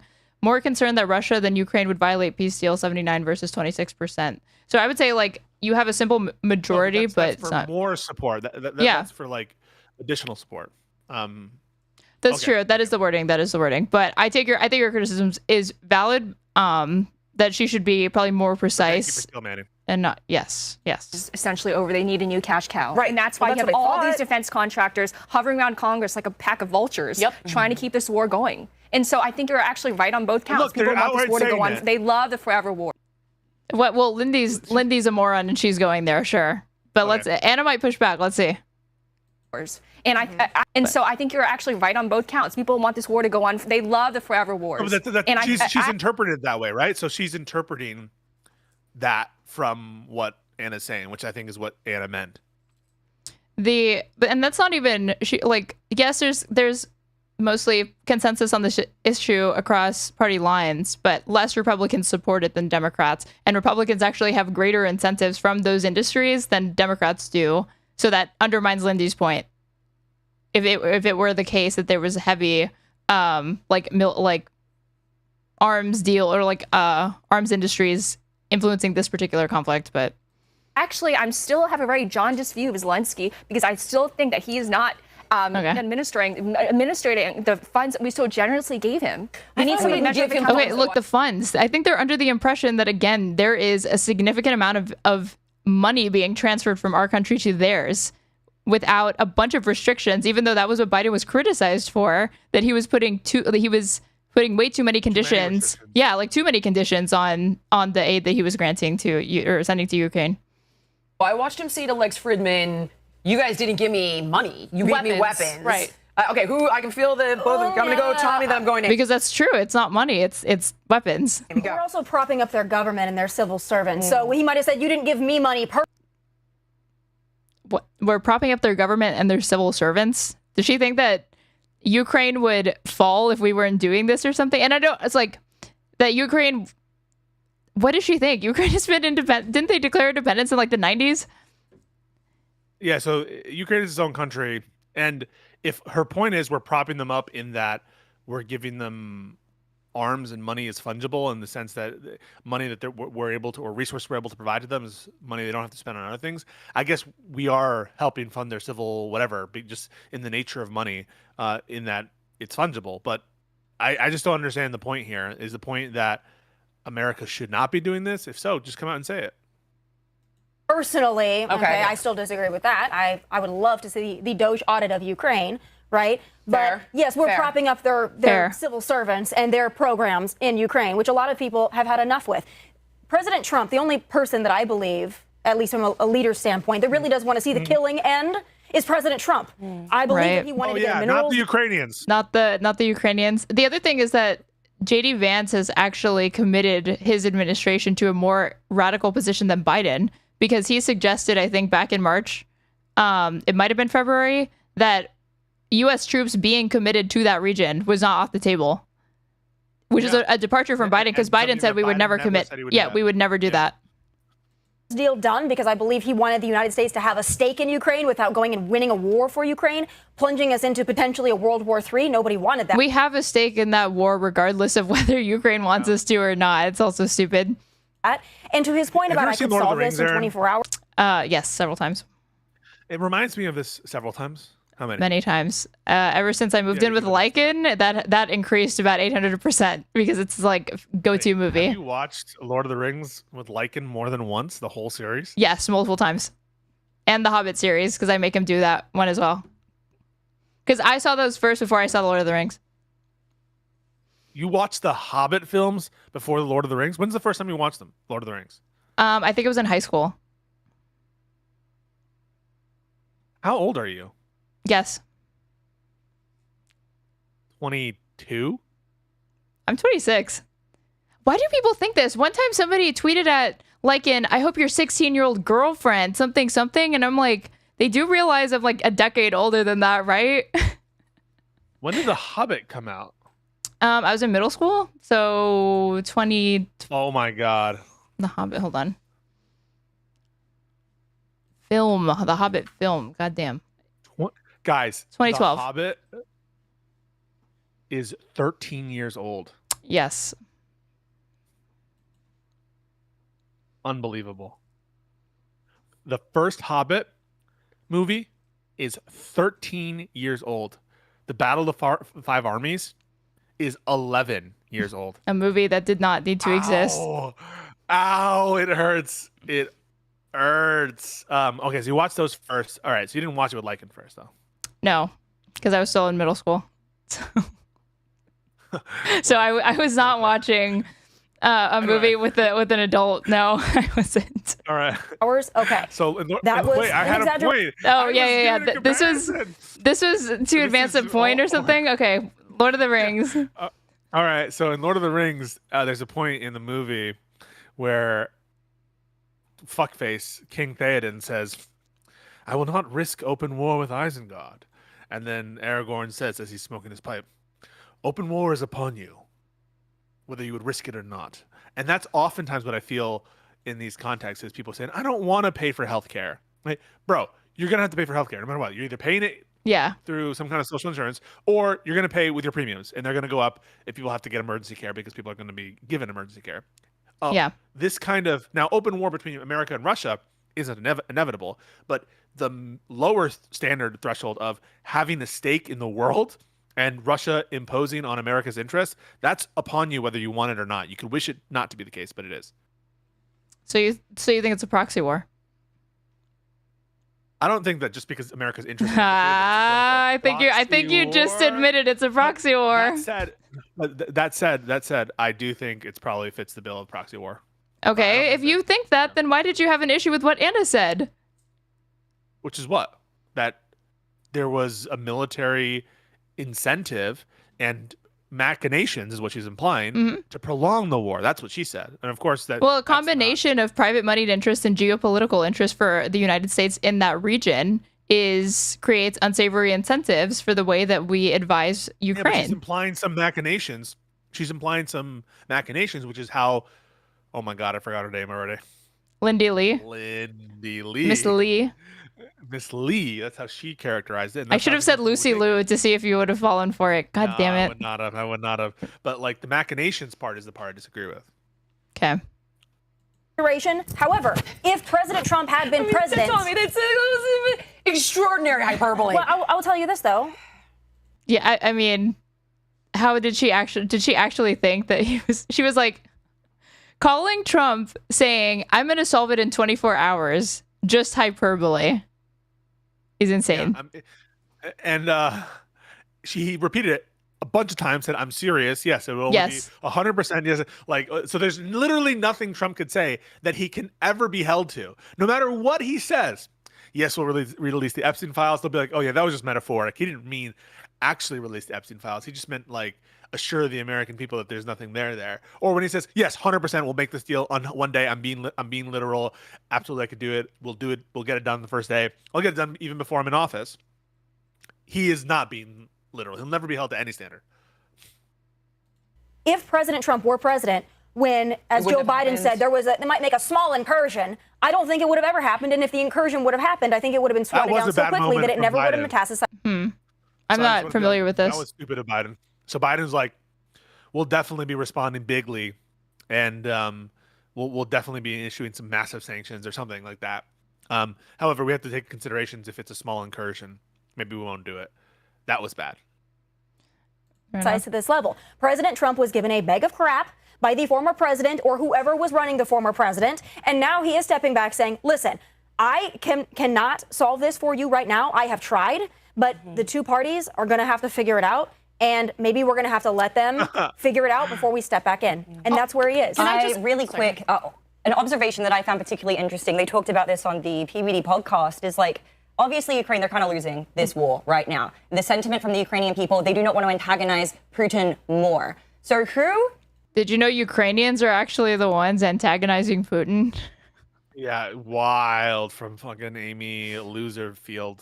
Empowered Zelensky to feel so confident that he can go and do what he just did. And what they were speculating on. Who the hell does Zelensky think he is, trying to maintain Ukrainian sovereignty? What the fuck does he think he's doing? Who empowered him to do this? Who put this idea in his head? It's not like he could have arrived at that independently.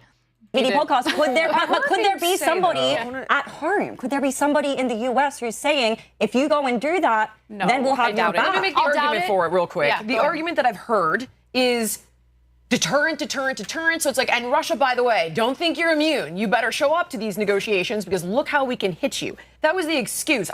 So Ukraine is arguing we didn't use American weapons. We used these little drones. And as a result, we didn't need to consult with the United States. The United States says they weren't consulted with. I don't know if I believe that because, to be quite frank, the U.S. government has an interest in denying their involvement, specifically because you're kind of playing with fire. You're using commercial supply chains to smuggle like drones into a country. That's terrifying because that could happen anywhere in the world. Right. And on top of that, we can't forget about the fact that we're dealing with a nuclear power. Is this really an extraordinary military circumstance, this use of the smuggling commercial whatever the fuck? She's making it sound like this is not something that's... She's trying to make the comparison perhaps to... Well, this is what my mind immediately went to, was the pager attack in Lebanon. Yeah. Or I don't know if she's making that directly, but it's what I thought of. That certain things are like crossing lines of combat. I don't know why this would be. Yeah, but they got those pagers from a Taiwanese company, and the Taiwanese company was like, we didn't know anything about it. So they say. Wait, what? Well, what do you like? How do you think they got those pagers? Talk about Israel right now. What, you brought it up? Give it a break, all right? You brought it up. Israel. You brought it up. You constantly want to debate Israel-Palestine with people. No, I'm sure. I don't know anything about the specifics of that outsourcing and whatever happened there. Oh, so you were talking about something that you didn't really know much about, but you were speaking authoritatively and confidently on it? Okay. I'm just comparing it because like there are some ways that a war can be conducted that are subject to criticism because of the nature of the attack. I don't think this is one of them, especially if it's like going after specific military targets. It's being done in a way that would be like no different than a human being going and placing a bomb at these various different locations and targeting like legit military planes. And so I don't really see what the concern is. I got a chatter saying they did a shit ton of damage with using basically commercial drones. It's pretty unprecedented. What do you have to say to that? I think it's unprecedented for sure, yeah. Okay. But that doesn't mean that it's well, that was my only question, is that I was like, is this not common or is this unprecedented? So power, and that's this Russia. kind of thing seems At the same unprecedented. Sorry time, if I though, misunderstood. No, you're good. I think that attacking Russia's military assets as effectively as Ukraine did sent a message to Russia that, hey, you winning this war isn't necessarily inevitable. The other thing that I'll just quickly say is, look, I don't know whether or not Russia would have invaded Ukraine if Trump were president as opposed to Biden, but I will say this. I will say this. Wow. Why? Why that wow? Fucking more. She's playing into that narrative. He's like, oh yeah, they definitely wouldn't have attacked if Trump were president. She's literally, even though she's not directly saying it, she's playing into it, in my opinion.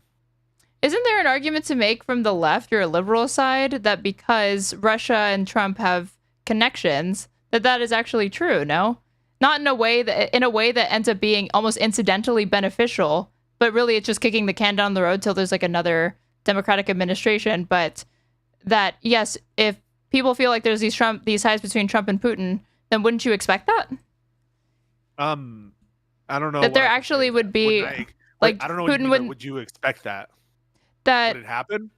That Putin would be less likely to start a war under Trump because he's more amenable to him and they have ties. No, I have no. This is not to speak or I'm not. He was continuing encroachments in the while he was in office, and you can say this about anything. Okay, now Biden's not president, but if Biden were president, we wouldn't have this issue with the terrorists. Or if Biden was like, you need to chill if you actually think that I'm trying to give the impression that like, because the Republican narrative is Trump's anti-war, which isn't true, and that when we have Trump in office, countries are so scared of us, man, that they don't do stuff like this because they're intimidated by what Trump would do. From the leftist perspective. No, from the liberal perspective, because it's the liberals that go on and on about Trump and Russia. From the liberal perspective, from the Russiagate truthers, we would say something like, well, Trump is more amenable to Putin, and so therefore he's going to stop Putin from invading. I don't understand that. No, not that he would stop him, but that Putin would be less likely to do it while he is president. Because that causes issues for Trump. Because he likes Trump, or yeah, because he likes Trump. The argument from liberals is that Putin is. Well, I'm not a liberal, so you have to enlighten me on this. I just know that they go on about Russiagate. Oh, I'm about to own you. So the argument from liberals isn't that like Putin thinks Trump is a good guy and wants to make him happy. It's that Putin is able to exert influence and control Trump for Putin's interests. Not that Putin like really cares about pleasing Trump or making Trump comfortable. Okay, well, that wasn't my understanding of it, although I do disagree with you that liberals don't say that because they are basically like they're each other's bitch. There's love letters going on between the two of them or whatever. They like, but they view Putin as running the show. They view Putin as being the dominant one in that relationship. Okay, that part I didn't entirely get. I thought it was more there was like mutual beneficial relationship going on. So you think that Putin wants to help Trump because he just cares about what Trump? Not because he cares, but because he feels that if he scratches his back, he'll scratch his, or like that. Okay, but I think this is an important enough interest that Putin isn't going to concede on Ukraine just because he likes Russia. If that were the case, he would just stop the war right now, but he hasn't. I guess so. In the beginning of this war, Russia was backed into a corner. Russia was losing. Oh my God. However, the United States and UK discouraged Zelensky from entering peace negotiations because the US and the UK had an interest in essentially depleting Russia's military capability. That was a big mistake. And I bought that entirely. I was the whole, like, we provoked it. I bought into it. But Putin doesn't care. He doesn't care about being isolated. He doesn't care about sanctions. He doesn't even care about secondary sanctions and tariffs, going after the countries that do business with them. Nobody cares. So there's now no deterrent, and Trump's already on to Iran. So in that conversation, supposedly it's like, hey, I don't want Iran to get a nuclear weapon. And Putin's like, yeah, I got you. Wink, wink. So what's going to happen then? Is this done? And Ukraine is going to be flattened? And that's the end of the story? Going back to what Amy just said about Zelensky, I think it's extremely rich for him to parade himself as some like emblem of democracy, and he halted elections in his country. Yeah, I get that there's a war going on, but there's no. I hate this talking point. It's so stupid. Wait till I tell her who helped to develop the Ukrainian constitution. Wait, who did? I don't know. The U.S. Oh yeah, but it's part of their constitution, and they should follow it. I know that we have an aversion on the right. They have an aversion. Wow, on the right Freudian slip. Oops. That's my big announcement. Is it, so when you say blue MAGA, what you really mean? Okay. Blue MAGA is in the chat. Yo, if you're a real one, you'll put a blue MAGA in the chat. That's a thing, though. Many of you are not real.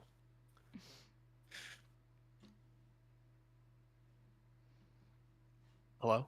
Well, I thought you were going to finish that sentence. I said that, yes, the U.S. helped develop their constitution. Other Western countries did as well. No. But we should follow the law. I know that's like a crazy concept to righties. Oh. But so you agree with their constitution that they should not have, when there's martial law, there shouldn't be elections? No comment. Why? That makes sense to me. Especially this region. I think in America we should have elections. But in this how can you reliably have an election with a country that's one known for election interference, and two, well, they're actively trying to occupy and take over territory? I mean, that doesn't make sense to me. In America, in most contexts in America, I think there's no provision for postponing elections. There's not, but there would absolutely be a case if we were being invaded by a foreign power that it would literally not be a reliable or safe election to do that during an ongoing. If the election itself would deprive people of the fundamental right to vote, and in having an election, it would deny people the equal protection of the law because it would give the right to vote to some and not others, and there were no manageable way to get around that, then maybe you could make a constitutional argument that it would violate some kind of individual right. So yeah, good point.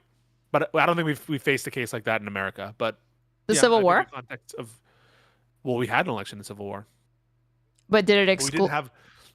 Yeah, it might have excluded the countries that were in rebellion. And we were trying. Make some good points. And the argument is that, like, no, they're still part of this country. But that's my point.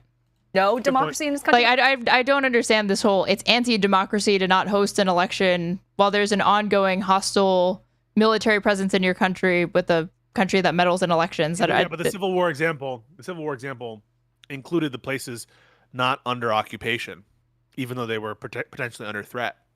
So it included places that, but to be fair as well, most of the fight in the Civil War happened, in and around Virginia and in the Western Front, which, didn't extend as far as to most of the northern states that did the election. And so it wasn't the same kind of omnipresent threat.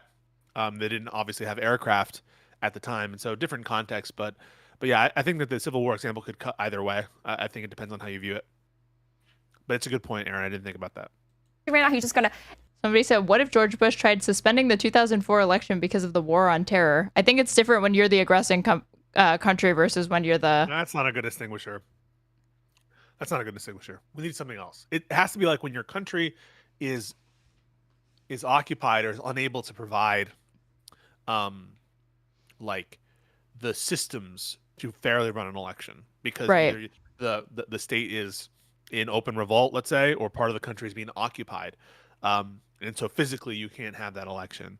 And it should only extend as so far as that occupation extends. So, well, I don't know about that. Like, what if California were all occupied? Should you have an election excluding California in that context? I'm not sure. And that's where a shit ton of people are. So yeah, so it's a really good question. I'm not sure what the answer is, but I do know that if there's a constitutional provision about it, we should follow the provision.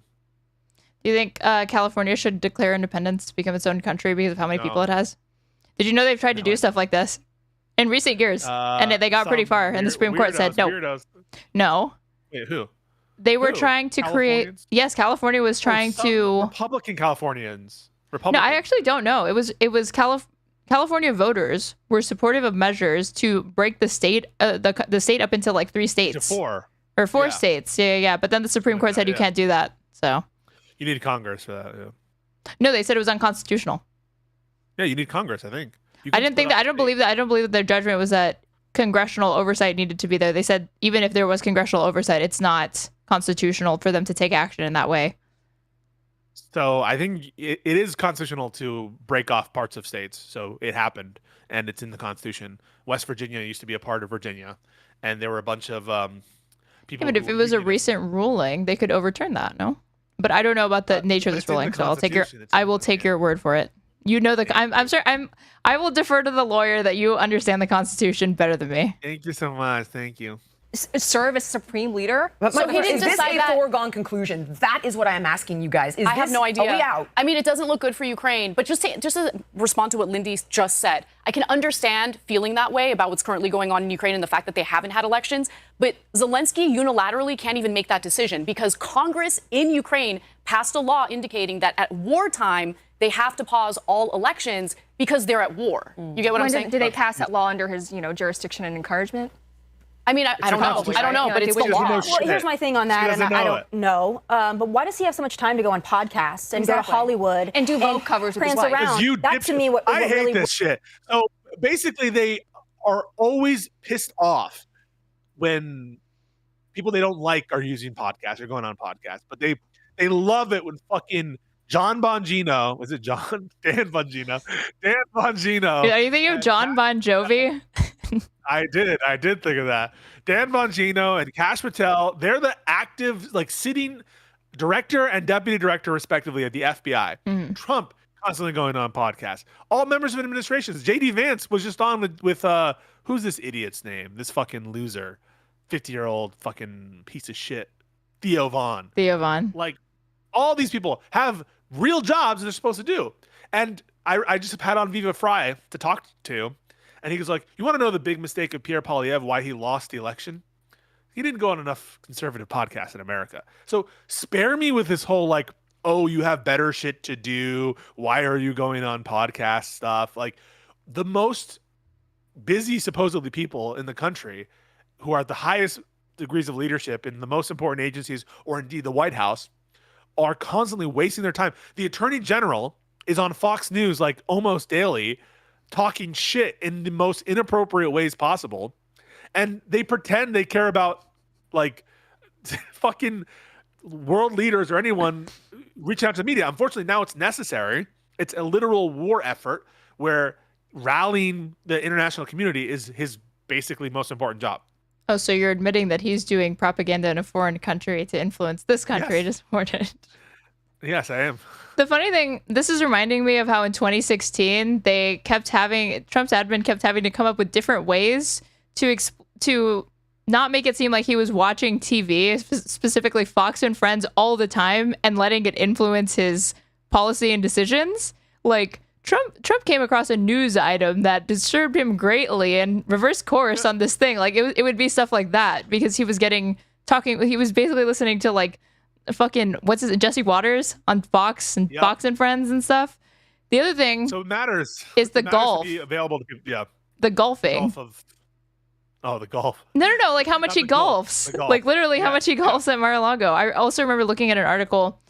It was an article interviewing the villagers, people that live at this huge retirement community in Florida, suburban voters. This is Trump's bread and butter base because they're wealthy retirees and suburbanites that they play golf all day. They do this kind of shit. And they complained that Obama was lazy or he took too many vacations. And they asked okay, but Trump golfs a lot. And without missing a beat, the woman that they were interviewing said, okay, but then he gets to work. He gets right to work. So that's how they justify it. Oh my God. Rubs me and a lot of the American people the wrong way. That's what's keeping a lot of people like myself, who maybe are more isolationist, America First people, when you see this little clown traipsing all over, doing Vogue cover shoots, you see him going on podcasts, but you're like, but he said on the podcast. Listen. Okay, but Putin did some podcasts too. He did Tucker. Listen. Okay, Zelensky walking around wanting to be hailed at the Academy Awards, and then all this stuff. He wants to be. He is a celebrity. That's how he started. He wants to continue to be a celebrity. So it's very hard for Americans who are struggling to be like, let's give more to Ukraine. Let's win this war for them. When you have have a leader that looks like that and acts like that. So is that the answer then? Is we just back out And we don't support Ukraine anymore because that will be the end of Ukraine at this point. There's no peace deal to be had if we don't give weapons. We know where it's going. End of story. I mean, and then on to Iran. The way that the European allies are still going to support Ukraine. Obviously, if the U.S. decides to drop out of supporting Ukraine, I don't know if Ukraine's going to be able to make it. Who is their biggest supporter? Is it Germany? France, Germany, country, Poland, and then the U.S.? I believe Poland is Poland really did ramp up their military spending, especially for NATO, in order to be able to defend themselves, of course. But they also want to support Ukraine because it's not just about Ukraine. If Putin is emboldened after taking complete control of Ukraine, he's probably going to move on to the next country. Well, it's not just Putin, though. You know what other decision you're making to let it go. You know what other country is watching this with like eyes of the eagle? It's China, because they are going to decide what they're going to do with Taiwan. They're going to based on America's reaction towards Ukraine. 100%. And based on Trump's rhetoric on Taiwan, he doesn't seem like he's going to intervene either. So China. Wait. But she thinks. Okay, wait. Let her make this point. All the sanctions. Let her cut. He's decided not to. Arguably because he's trying to get a grip on Iran, which is a whole separate. That's not even true, because the Trump administration, Biden did this and then reversed it, and then earlier, I think this year in February, they had edited the U.S. Like a .gov website to change they removed the statement "We do not support Taiwanese independence." That was removed. China noticed, and then I don't want to say retaliated, but like. That did not go unnoticed, is my point. There was some wording change or something. Yeah, Biden had done the same thing, and then he changed it like back a month later or something like that. Now Trump's doing it again. I think it still says it says they removed that and he didn't change it. So for show unto itself, but personally, I would let Israel go in and deal with them. They're chanting death to America. They're not going to enter into some cute little agreement, in my opinion. But as long as the U.S. stays out of it, fine. Wait, can we pause say that, but. So this woman, let's just give you guys some fucking context here. This is what we're here for. What we're here for, to give you some context. This woman just said, yeah, I really believe Trump could get a peace deal in one day. Yeah. And now she's like, Israel should start a regional war with Iran, and we should just go in there and start another. This is what we're getting. Someone who is so naive that they thought that Trump would be able to end the Ukraine-Russia war in a day is now telling you that what we should do, that she has enough information and she has come to the determination that it would be in the interest of the world that Israel start a regional war with Iran. A war that no one wants but Israel. When we're, especially like in the last few weeks, Trump has been trying to like remove U.S. presence somewhat from that conflict entirely. Like, and not including Israel. Arguably. Like the thing with the Houthis and whatnot. I think that there is an incentive. I think that some parts of the administration are trying to avoid outright war with Iran, and they're trying to push for this deal. I do think they're trying to push for a deal. So at a time when Trump is doing that, you're undercutting it by saying, yeah, we should just fuck with Iran. We should just like literally go to war with them. Well, the other stupid thing is that we're only renegotiating the terms of a nuclear deal because Trump tore up the Iran nuclear deal, and we are trying to. We're not getting that deal back. And the idea that we're not only going to get pretty much the same deal, but a better version, you're not getting them to agree to stop enriching uranium when uranium has domestic uses. They're not going to agree to that. It was insane that they agreed to that in 2017. And what's more is like they can't accept the old deal, so they need to make it arbitrarily different enough. And so now they're trying to find a way to make it arbitrarily and materially different than the Obama deal. When really, I think if they had come up with the Obama deal right now, they would hail it as the greatest deal of all time and implement it. It was like it was insane, and then he ripped it up. So yeah, and assassinated Soleimani. So then what happens? No comment. That is a comment. That is a comment. What do you mean by that? As a terrorist, why wouldn't they accept it? I think Iran might accept it. I don't agree with Aaron that it's inconceivable or wrong for them to accept it. I think Iran should not be. No. I'm not saying I'm not saying it's wrong. I'm saying it was insane that we even got them to agree to the terms of the 2017 deal, and now we're talking about terms that are even more intense. And I think it's far less likely to be able to extract those terms once again. Agreed. Yeah, the deal they want is the deal they made, right? Right. Obama was. They negotiated that deal, I think, over the course of at least 3 years. These deals, these are complicated deals. All right, these are complicated things, And yeah, we got a deal, and at the time it looked like all indications were they were following through on the deal. And so yeah, you rip it up, and now you want to come back and say, actually, we want a more punitive deal. Well, no one trusts America's word. No one trusts Trump's word. And you're trying to impose greater amounts of punishment on Iran, greater amounts of sanctions on Iran. And so if all your point is that the deal is more unlikely given those circumstances, I definitely agree with that. It like someone said, you tear up a deal and then you get a worse deal. This is the art of the deal. I mean, it really is. It really is. Yeah, like it's really frustrating. All right. I Question guess really quick. Has anybody checked? But it's good to know that you're in favor of assassinations if they're terrorists. No matter how much regional instability it might bring, no matter the fact that we had previously worked with them. I say nothing. All right, I have made no comments whatsoever. I just said, some people are terrorists, some people are. Speaking of, that's the other thing, is the Iran nuclear deal passed despite AIPAC pouring $22 million into a domestic campaign to try to get it to not pass, and Bibi addressing Congress, even though I don't think Obama wanted him to. Because there's something that I guess Bibi knows about Iran that Obama doesn't know. Check to see if there's any more like covert, sneaky funding stacked into the big beautiful bill. Because remember, they tried to put that into the bipartisan border bill. Oh, girl, there is some additional money for defense, right? So hundreds of billions of additional dollars, and that's going to be on top of the national defense. The faux little girl. Yes, there is pork in the bill. I don't know. I don't like that. Maybe I'm sexist. What do you think? Definitely, for sure. But so am I, so it's okay. Authorization Act, which they pass every year with no debate, and it's quickly approaching $1 trillion a year. And you know what Department of Government fails their audit every single year without fail? It's the Pentagon. Aaron, talk your point. All right. Well, we're not solving this one today, but much more to come on it, I'm sure. She got it from me, obviously. Trump's war on the Ivies. Not only is he proposing to strip their billions in federal funding, slash their tax rates. It is sped up. It's at 1.25.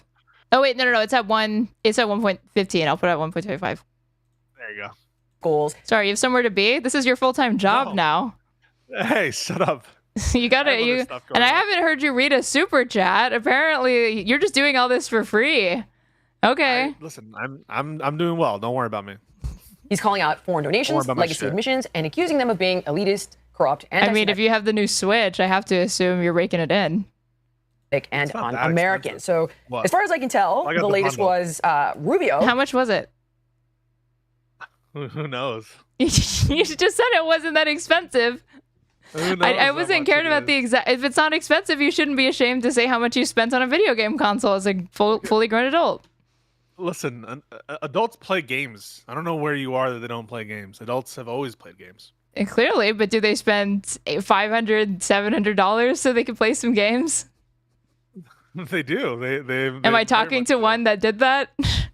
No, you're not talking to anyone who knows anything about anything. This was a gift from my sponsor, Nintendo. Okay, Wario. You're gonna push conducting me a again review of student visas. Can we see that headline, Nat? Wait, who's the ugliest female Mario character? Yoshi's girl. Yoshi's not female. Yoshi's girl, the pink one. Yeah. She's a big hole in her face. If I say that, it'll have other connotations, and I don't want to be saying you're Birdo. Wait, what? What does that mean? Or what do you? What do you mean? What? Oh, somebody put Birdo is trans. Can you confirm or deny this? I think Birdo is trans. I think canonically Birdo is trans. 1 second. I'm gonna Google it. Grok, is Birdo trans? Yes, a character from the male series was originally conceived as a male who identifies as female. That's what AI says. Well, you asked me who the ugliest woman is. The English manual. And I said her. This is trans inclusive. Trans women are women. Wait, trans women are women. This is trans inclusive misogyny that I'm doing here. I'm trying to read. The English manual for Super Mario Bros. 2 describes Birdo as a character who thinks he is a girl and would prefer to be called Birdetta. Wait. So you were dead naming because I didn't know her name. Birdetta. Wait a second. I've been dead naming Birdetta this entire time. Okay, anyway, if I say you look like Burdetta, one, now it's going to be transphobic, and two, it's going to make an implication because of the humongous fucking schnoz hole in her mouth or whatever. I don't know if that is her mouth or what that is, but people are going to say that it's sexist because I'm implying something about like, you know what the implication is. So I can't call you Birdo because of the implication. Correct. Because I didn't realize you were so ideologically captured by your woke audience. I am. I want to encourage more woke and, privileged discourse. So, wrong one, kiddo. Don't worry, we'll get to it in a minute. We'll get to it in a sec. There it is. All right, Trump escalates higher ed fight with review of student visas. Secretary Rubio orders U.S. embassies worldwide to stop scheduling interviews. Did you see Marco Rubio put out a video saying that if you criticize Israel, you're not welcome in this country? But he did not put out one saying that if you criticize this country, you will not be welcome in it. For student visas. No, can I just say, I love that. I love that the Israel position makes like, so if you are critical of Israel, we'll not let you into the country. But if you're critical about America, we will let you in the country. But Correct. If you're critical of Trump, we probably won't let you into the country. So very much love that.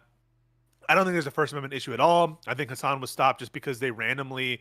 Why are we talking about Hassan? Why are we talking about Hassan? No, this is why we're talking about Hassan, because we must talk about Hassan.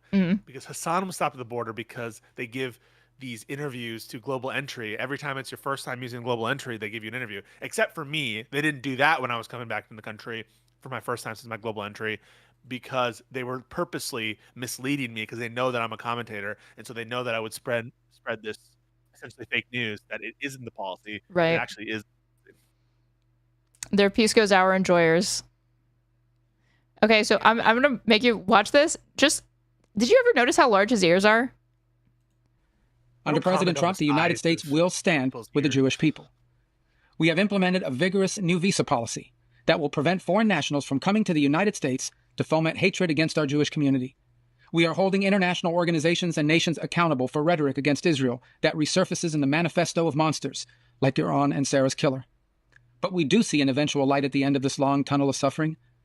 One can imagine a Middle East in which the Abraham Accords eventually reign. So thank you for the opportunity to address you. That was inspiring. How do you feel witnessing a true American patriot stand up for? I love that our country is being cucked into giving away, First Amendment rights, which are afforded, admittedly not at the point of entry into the country, but to other people in this country who aren't citizens. I love that we're just taking these policies that are just blatantly favoring viewpoint discrimination, like favoring Israel right now, which is slaughtering Palestinians and starving them. And so, yeah, I just think that this is just not anything wrong with it. Slaughtering and starving. So it's a genocide? So like you say, it's genocide? I think it's genocide, yeah. I think so. The Trump administration weighs stricter vetting of applicants via social media profile. So this is getting kind of intense. Social media profile? But I know, but I'm going to let Lindy has a lot to say here, and we'll get into that. Actually, one quick thing about the social media thing. I'm with Marco Rubio on this. If you got a visa under the false premise that you were just going to study and contribute to our economy. I literally had no idea she was about to bring it up. And then suddenly you participate in these. She's praising him. Pro-Palestine or pro-Hamas protests, then you definitely got that. She almost said it. Pro-Palestine. Pro-Hamas. Falsely. I don't think you should be here. So yeah, I'm with Marco Rubio on that. But going back to our main event, which is the war. So these students that have probably been here since before October 7th surreptitiously entered the country under the guise that they just wanted to study here, but really they were waiting to spread pro-Hamas propaganda because they knew October 7th was going to happen. War against Ivies that Trump is engaged in right now. 25% of Harvard student body is foreign, and I have a problem with that. This is the nation's most, actually, I'm very disgruntled to say, it is the nation's most prestigious university. What you'll see from my abundance take is what they have to say. One of the things I think is best about the book is calling out how beneficial foreign inventors have been to America's history with respect to some of the most critical inventions that relate to American national security, like the nuclear bomb, that relate to the invention of like the mRNA vaccines, right? That's arguably saved tens of millions of people across the world, with respect to America's invention of like major things, have been because of immigrants who have come to this country to the best top universities, and in collaboration with American institutions and structures and American scientists have created amazing fucking things. And we stupidly put these caps on H-1B visas, back in the 90s or 80s or something. And it has absolutely given away a lot of our leverage and power in terms of invention stuff. So just to be clear about something, where I stand, I think that's a base take in abundance. I agree with that when they say it in abundance.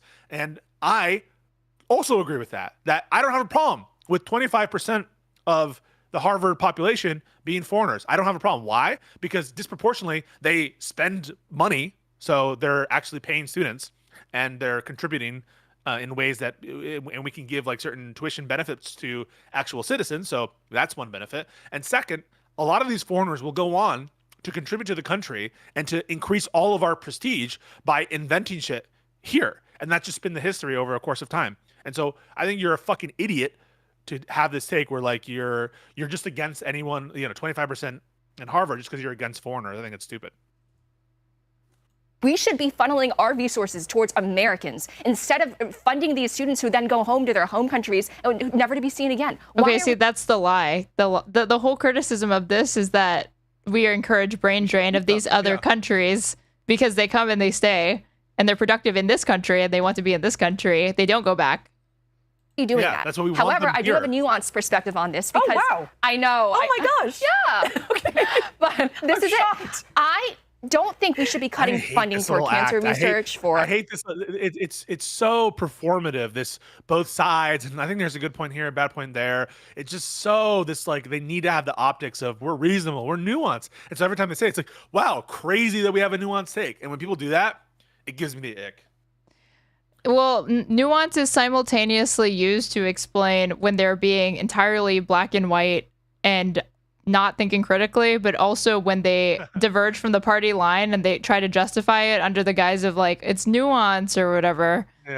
Or multiple sclerosis, or these really innovative projects. A lot of these universities, these elite universities, actually yielded some of the most extraordinary innovations we've seen today, like GPS, like radar. All of these things came out of just like ordinary general scientific research. Why are we cutting that? Let's cut the stupid gender ideology studies that we don't need. Let's cut that instead. The angle on that one, and I'm playing devil's advocate here because GPS is an irrefutable monster accomplishment. So I know she's just kind of saying it off the cuff, like let's cut gender ideology woke crap, but she really is saying that the government should be dictating like academic curriculum and departments just because we fund them.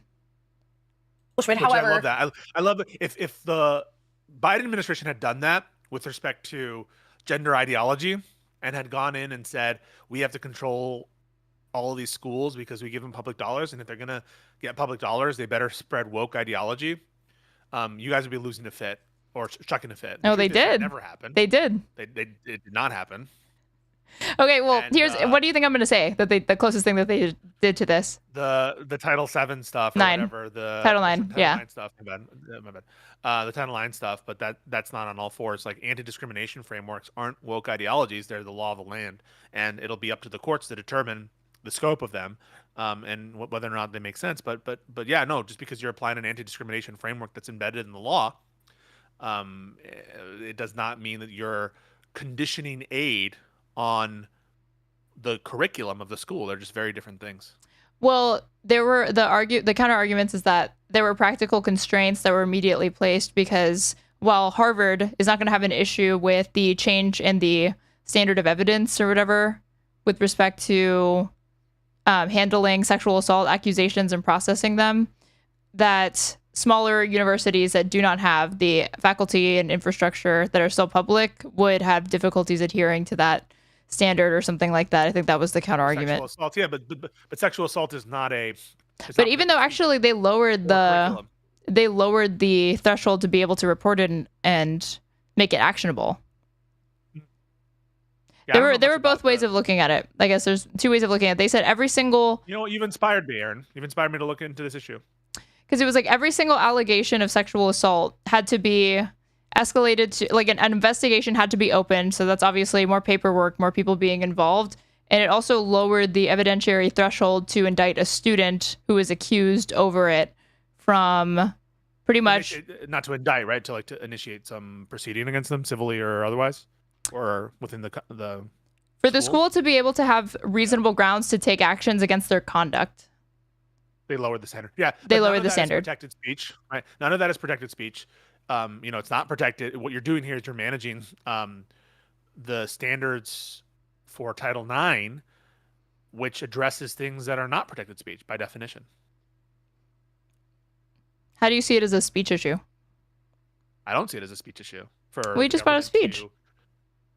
Well, that's what I mean. I think it's contrasting a speech issue that is trying to manage curriculum and withhold. Oh, I see what you mean. Okay, I get what you mean. Versus adopting different Title IX standards and not taking an active role in any kind of curriculum or changing the policy of the fucking school. Right. And all you're doing is addressing things that are not protected speech, and that's not the purpose. Yeah, but she's saying that there should be top down. The Trump administration should be able to dictate what curriculum schools teach and like abolish entire departments. In my line of work, Harvard is the one even got close to under the kind of Biden came out administration and said like fat causes heart disease, not sugar, and it's because they were captured by these government dollars and in private industry and buying off the research. This is not exclusive to Ivies. As we know, it is a much bigger problem, conflicted research with the NIH, our health agencies, so on and so forth. But the argument for this... It is driving me crazy that the MAHA movement is trying to take up the mantle of these valid criticisms to advance an anti-vax agenda, because there are actually good points, like kernels of truth buried in what these talking points are, but it's in service of completely bogus pseudoscience, unfortunately. But now anybody who tries to bring them up is going to get lumped in with anti-vax crowds. Yeah, they've really done a disservice. This would be Same on thing, the by other way, side. And I know you're thinking it, to the Israel supporters. I think that there are people who, to say that you support Israel is now carries with it all this baggage. You can say genocidal baggage.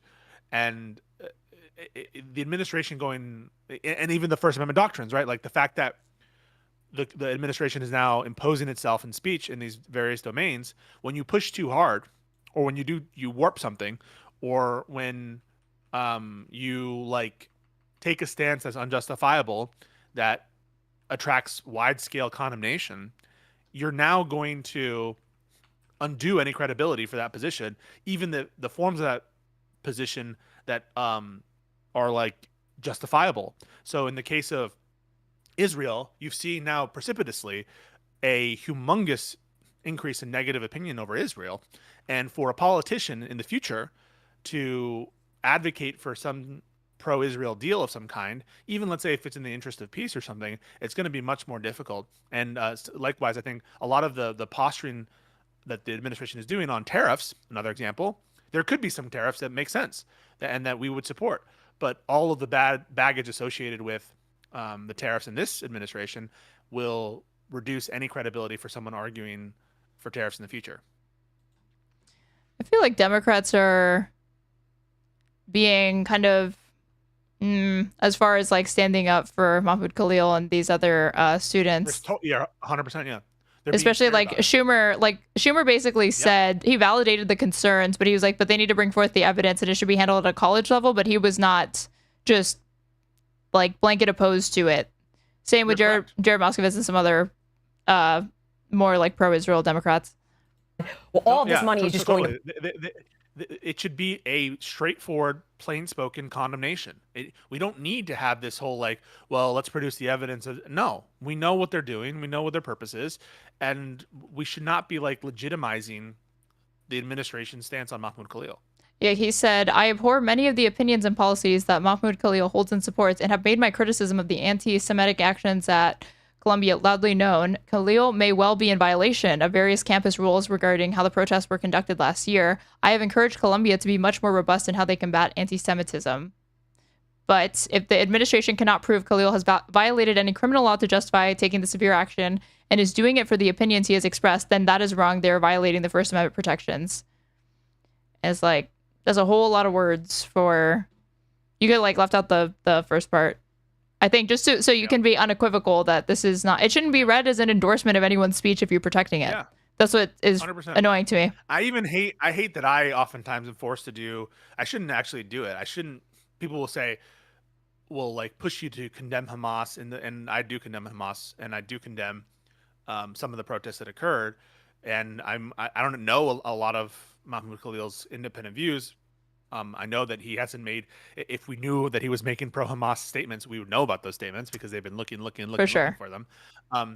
But I think I have to stop saying things like that. I have to stop being like. And by the way, I don't necessarily endorse what Mahmoud Khalil stands for. I just think that it's not needed. It's not an endorsement. All I'm doing is standing up for rights. And no more than the ACLU was standing up for the Nazis in Skokie, Illinois. It's like it was a principled argument. It was not about the speech itself. Private corporations, like pharmaceutical companies. Now, clearly, you've listed some examples that are not that. Yeah, well, I think the vast majority of this funding is actually going to just solitary scientists in the lab, toiling away day in, day night. I know because my father was one of them. He was at Harvard Medical School. He worked at Brigham Women's, and I know he worked in renal research. And he was. This is why she has nuance. Like he was making $70,000. Where this nuance is coming from. That's a good point. The GPS stuff, the actual advancements, to my knowledge, when asked, Harvard has really been unable to show hard, tangible things that they've done with government money that have been substantial. Oh, I have some interesting ones. Nat, do you have the lizard video? So I saw a video of this girl. She is studying medicine and also like something for NASA as well. And they took away her funding. She was devastated. I really felt for her. But when you look into the way they are mismanaging these funds, man, these higher level institutions need to also have a higher level of accountability. That is true. And there needs to be some type of deterrent from them doing this in the future. This is another great point from the abundance people, where part of the problem with what we're doing for research is we actually put too many bureaucratic checks on, and I believe this is true, by the way, for grant writing and shit, that the government should take more of, should make sure that researchers are not just spending 50% of their time writing grants and these progress reports. And by the way, that's something that China does. China like eats the cost sometimes of wasted time and people do. And sometimes in order to get shit done, you need to, I think, streamline. And so, and sometimes science discovery, another, I think, great point from Abundance, comes out of unexpected places, right? They bring up these examples of like random lizards or geysers where they found stuff from either, I don't know if it was penicillin or it was some other great inventions came from these like random little, it was Ozempic stuff. I think Ozempic stuff came from like a lizard something or some creature that you wouldn't think of. And so I just think this is the wrong attitude. This is a kind of attitude that we need to institute more bureaucrats, more people who are pencil pushers, that you have to check more boxes. And I think that's precisely what we don't need at this time. And so, I couldn't disagree more with Amy Loserfield. Speaking of abundance, did you like that the only mention of Elon Musk in that book is to praise him? I don't know if it was to praise him, to be honest. It was. It kind of. I'm reading this book. I know he did. It was a kind of jab. How do you mean? So let me get the actual quote. I'm already pulling it up. Let's see. And then Musk also retweeted him. That was a thing that happened. His appearance on, I think, Jon Stewart. Yeah, I don't like Elon Musk. What do you want to say? Hang on, I just want to know your thoughts because you're enthused about abundance. I'm not enthused about it, but I just am able to recognize good points. I do agree that it's the same. What's funny is that he's opposed to Medicare for all, even though the argument for universalizing healthcare in the United States is because anytime you create agencies to oversee waste, fraud, and abuse, you inevitably create more bureaucracy that is more expensive to maintain than if you just ate the waste, fraud, and abuse that's naturally going to occur, but is insignificant compared to the cost of trying to manage it or identify it. Kind of same thing with like these means tested policies that don't make sense. Some means tested policies make sense, but a great example of this is like Medicaid stuff, food stamps, that kind of thing. It just, you create an environment where the cure is worse than the disease. This is a quote, and you're about to get fucking blown the fuck out. So everyone clip this, where yes, you can't actually clip it. It doesn't make sense to clip it, but at least just pay attention. Quote, Elon Musk has led some of the most innovative companies of the modern era, but according to the earliest reports of his role in Trump's government, he is focused on slashing what government does rather than reimagining what it can do.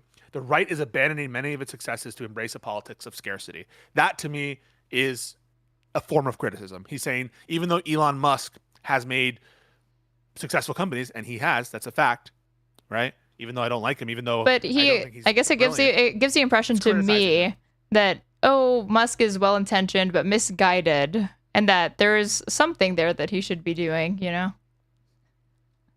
If only he had done it the right way. Well, I agree. It's a little, it's less scathing than I would want, but I don't think that that's glazing him. I think it is a criticism. It seems more of an indictment of the right and their embrace. Elon. Yes, than it is Scarcity. Yeah, but it didn't seem like it seems. So you agree it's a criticism, right? You agree Of the right, but not of Elon. Wait, but Elon is included. That's an example of the right. It seemed like the criticism there was his philosophy, but again, saying that he's overall misguided, but praising his mission. Wait a second. Wait. So you agree that it is a criticism, even if like the major target is the right, because it includes him in it. No. So you don't think it's a criticism at all, even though he's an example of what's going on wrong. They're clearly. I think the most I'd be willing to grant is it's a backhanded compliment, but it's a compliment nonetheless. Wow. Okay. Sure. Guys, this is actually funding that Harvard received to study the way that lizards respond in hurricanes. Yeah, let's not do that. Play that for just 1 second. Look at that little lizard. This having the time of his life. They are blowing them with leaf blowers to determine how they respond in hurricanes. This is where some of the government money is going when they're funding these elite institutions. Good. Apparently, this is supposed to be uncool.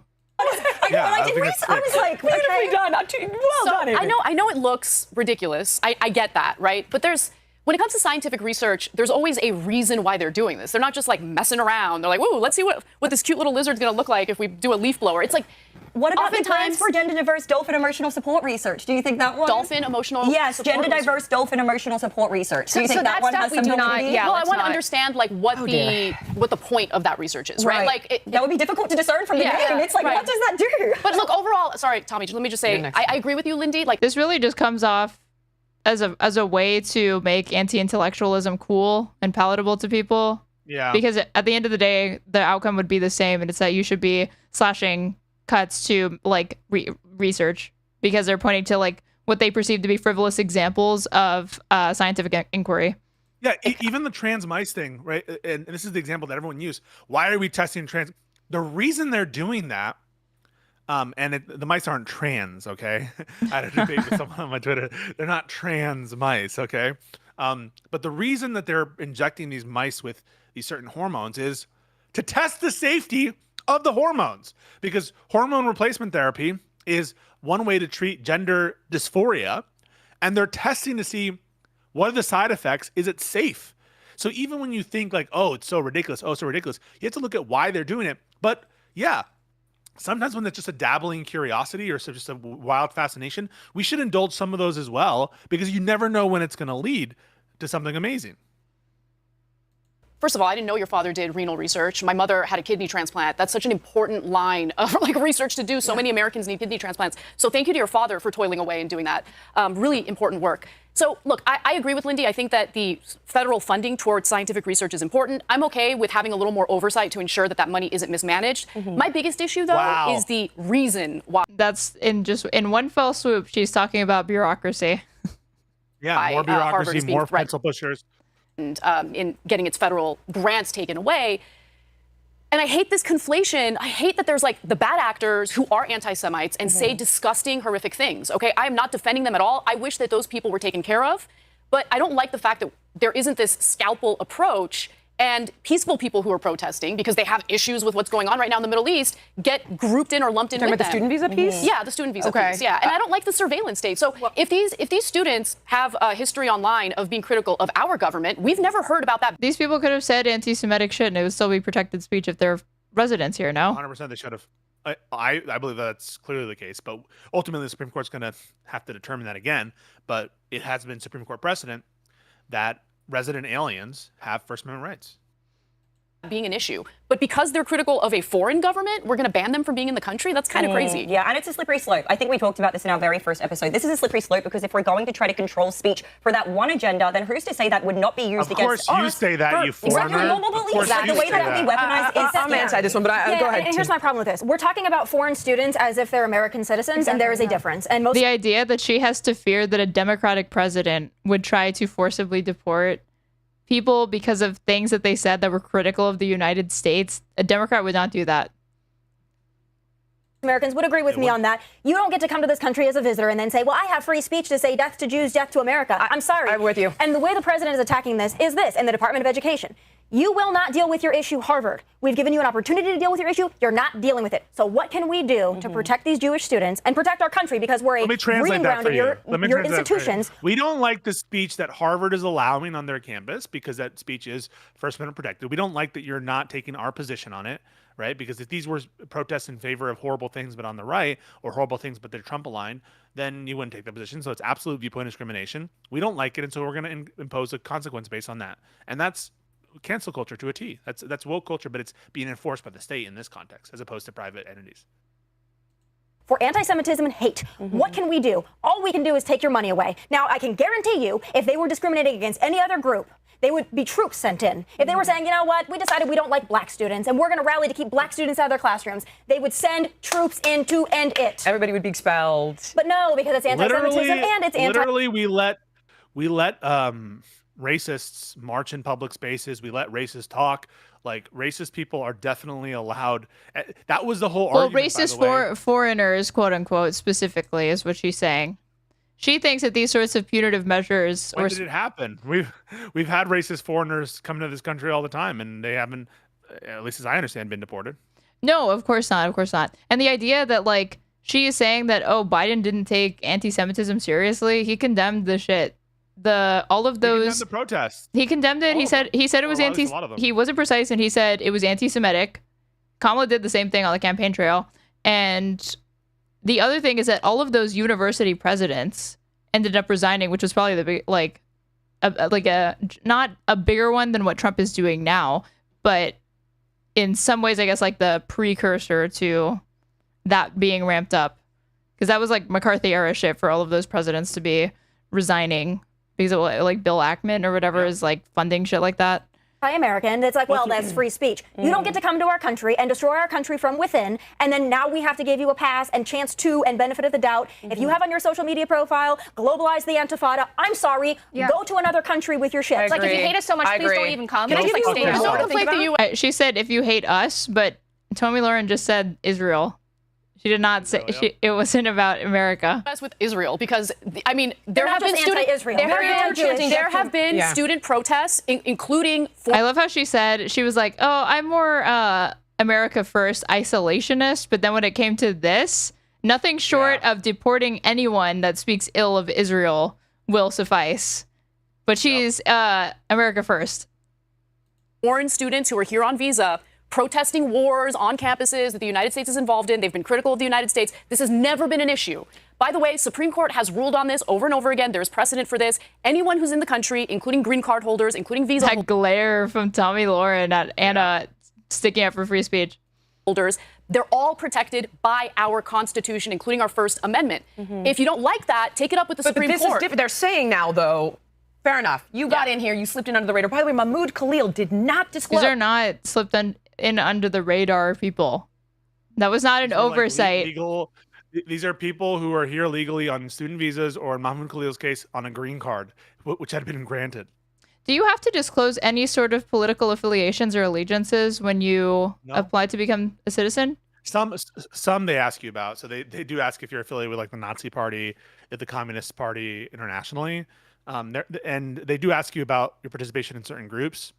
But your political leanings, they don't ask you about in that sense, but they do ask you about your affiliation with groups. Okay. Apparently, that he was associated with a pro-Hamas group. It ended up coming out, a group that the Biden administration had labeled pro-Hamas, and it came out that he never disclosed that. So clearly this guy does not have the best intentions, for everybody who thinks so. And So now we trust what the Biden administration has to say with respect to this? Educated on that one by Batya Ungar Sargon, who ripped me a new one and was like, oh, but did you know? And I was like, I actually did not know. So thank you for that, Batya. So my point being, or This woman's Tommy's point, unhinged, if I could elaborate on your point, is who is that? Batya, she search her name right now, and when you see her face, I think you'll recognize her. Also, the Batya idea that he would lose free speech protections because if he was, which there's no evidence that he is, but let me say that if he had been speaking favorably of Hamas, that would still be protected speech. I 100% agree with that. Yeah, I in all these conversations, I even just for the sake of argument, I'll assume that that he spoke good of Hamas. I often assume that just for the sake of it. Wait, Batya? How do you spell her name? Batya, and then the the last name is hyphenated. I think it starts with an S. Batya Sargon. Oh, it's this woman. You've seen her face, yeah, 100%. Yeah. It's this woman. Yeah. I've seen this woman. She is a nut. She's a nut. Unhinged. is that these guys are not coming in here to protest war. If you're looking at their social and it's death to America and it's bin Laden's letter, it's like, you're not a citizen. Exactly. If you're in here talking about it, okay, you're lucky. But we don't need to add flames to those fires. Wow. It was Americans that were reading a letter to America. It was not foreigners. And it was people just uploading on TikTok. We also have really no way to know if they were, but why would that matter? Get the F out of here. Don't come in. If you were just a person and this is your home, would you invite in someone? I keep hearing everyone say this. I heard Tim Pool say it. I heard Trigonometry say it. And now I'm hearing her say it. This whole, we need to treat the country like entering someone's home. These are people that, again, were saying that they're free speech absolutists. The First Amendment says Congress shall make no law, ... abridging the freedom of speech. It's looking at the government's institutional incompetency to decide these issues of speech.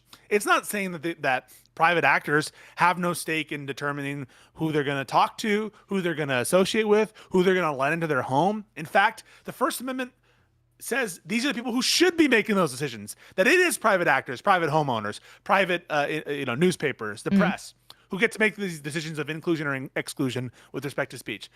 It's looking at the government specifically and saying, we don't trust the government to make those kinds of determinations. That's why it says Congress shall make no law abridging the freedom of speech. And so the comparison to private homes, or indeed private platforms in the absence of government coercion, right? It's different if it's government coercion, but there was no coercion of these platforms in the Twitter Thank you for files and that kind of subscribing. stuff. But if there were government coercion, it would also be a First Amendment issue. But people who make these comparisons to these private homes situations, it betrays a lack of understanding of what the First Amendment is. The First Amendment is saying, yes, the people like the private homeowners, they absolutely have the right to exclude and decide what's good speech, what's bad speech. It's the government that doesn't. Also, the idea that if I go to like Europe or something like that, that I should be polite and not openly criticize the Queen or like Keir Starmer or like the Prime Minister is ridiculous. Like I would never think that, oh, because I'm a guest or a visitor in this foreign developed country. You know where they do that? Where they do that? In developing countries, in progressive countries. China. In China, yeah. In China, in Saudi, in Qatar. That's where these things happen. We hated you. And do you know in India you have to say the Pledge of Allegiance before movies or something? They like pledge allegiance. Well, in Australia they do Welcome to Country, and so isn't it just the same thing? We do. I mean, everyone has their thing. We do it before sporting events. Yeah, we do. I will say, there was a moment in my life. So I played. And listen, I'm losing weight. All right? I didn't always used to be Wario. I played soccer back in high school, and being on the varsity soccer team being on the starting for one of the starters. I didn't start every single game, right? We had a lot of great players, but on some occasions I did get to start. And when I did, hearing the national anthem, there was one time when a single tear went down my fucking cheek. Wow. It is like incredible. Like, it felt really, really good to do that. And so I'm not against the national anthem playing at the start of sport events. I think it's cool and bass or whatever. But I don't also like blow a gasket if someone kneels in the national anthem. I don't give a fuck. Well, you're talking to someone who is an epic Reddit atheist, and from middle school on, I would never stand for the Pledge of Allegiance, or at school assemblies, I would not stand for the Star Spangled Banner either. I would get in trouble with teachers. I got in trouble. I got kicked out of my homeroom because I wouldn't stand for the Pledge of Allegiance for a while because I was edgy and I didn't like that they had under God under it. So Yep. So I was That also one of those edgy people. That was my opposition to it as well. And which was stupid because I had a friend who was a Jehovah's Witness and she wouldn't do it and they did not kick her out. But when I did it for secular reasons, they didn't kick me out, but they chastised me every time I would do it. I got in trouble for that. They said, you don't have to say it, but you should stand up because you're being disrespectful. Yep. And I still wouldn't stand up. So I didn't stand up. But over time, I've come to love the Constitution. I probably nowadays would stand up for the Pledge of Allegiance and just omit the under God part. Because now I feel proud of this country, not the current government. I love the country, not the government, right? So I love the country. I love America. I don't love the government. People oftentimes have this misconception that the government is the country. So I probably nowadays would stand up for it and would do the Pledge of Allegiance because I do pledge allegiance to the Constitution, to the Republic. But I wouldn't pledge allegiance to this government. I would pledge allegiance to the Republic, and I would omit the under God part. there are levels to this to me. Like if I were, I guess, Russian right now, and even being an American with Trump, it's like, it's hard. You know, it does trying to reconcile like a love for your country with like the actions of it and how you disaggregate those two. Give them the best opportunities and treat them with tender loving care. Like, would you actually do that? I do want to mention, this is, you know why the foreign student issue is so deeply entrenched? It always goes back to the almighty dollar. Yes. Because you know who is not entitled to financial aid? It's international students. So all these foreign students are paying full tuition to attend Harvard, to attend these Ivies. And it's an extraordinary income stream for these Ivy League schools. That's very true. That is very true. You deal with your anti-Semitism problem. Or if you don't, you're going to get your funding cut because the taxpayers are not going to subsidize it. And deal with your racism problem then. Wait. So now let's institute speech codes that if we have their students who are being woke and who are not properly acknowledging their privilege, when they're not properly acknowledging their privilege, we're going to have speech codes and we're going to need to enforce curriculum changes. Otherwise, the government's going to cut their funding. That's what we're going to do next. Well, she said if this had been in any other demographic, Biden would have rolled in the tanks, and she didn't say, and that would be wrong. So presumably, yeah, correct. She was just saying that would, like, she's open to some sort of codes for this, obviously. Are not looking to go one of these Ivy League training camps. She hates anti-Semitism, which they're conflating with anti-Israel sentiment, and that's why this is okay. Is because she hates the speech. Camps for terrorism and anti-Semitism. Go to an SEC school, because I tell you what, you're not going to be indoctrinated with this crap to this extent. The people have more fun. They're better looking. The sports are better, and your quality of life will be better. Peter Mooney just sexually harassed me. Wait, what? The image of Pisco dressed out for high school soccer is going to keep my spank bank fluid for a very long time. Peter, what the fuck? Unhinged. Get a grip. You're just, by drawing attention to it, you know you're just feeding it, right? I'm not feeding into it. He's probably stroking himself even harder now that you just said that. You just scolded him. He's probably a little pain piggy. Jesus Christ. You were the one who brought it up. You had to draw attention to it. Listen, I'm drawing attention because it's fun, because women deal with this shit all the time. And, you know, this is the first time I've been sexually harassed. We do. But usually they just DM you and they ask you what price for feet pics. They don't actually do it from your chats. You have that's like, even I don't really deal with that. Or my filter, my auto mod is catching it. I was in high school. I was 17 throughout high school. So someone should check on this person. Sexualizing a minor, Pisco. Yeah. Hold on, Amy. I want to tell you one more thing. Are you going to ban that person? No, not right now. But if you do it again, I will ban you.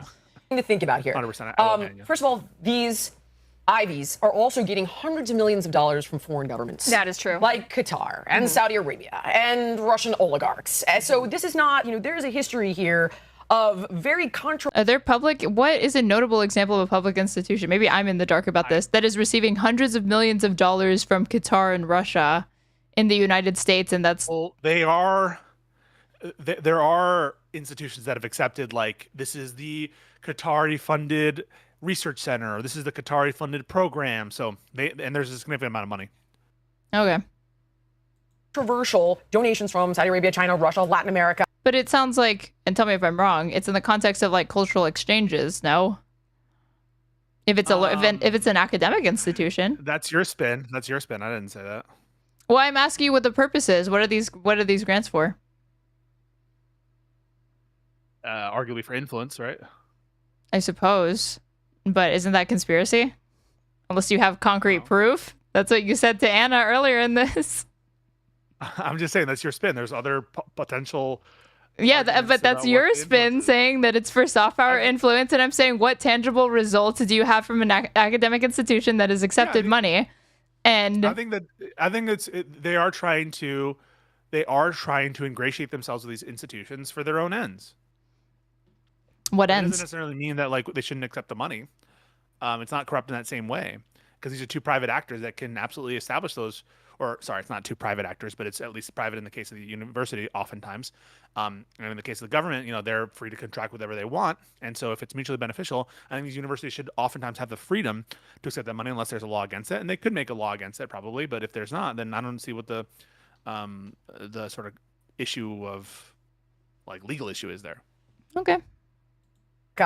And in case anybody's not aware of this, members of the Bin Laden family went to Harvard. Xi Jinping's daughter went to Harvard. Right. So it's I get, and I is this true? Because I keep seeing this claim circulating around, and that photo of her was not even the girl that they were saying was his daughter was not his daughter. Listen, just today they were setting around a video from 2020 and pretending that it was what's going on in California.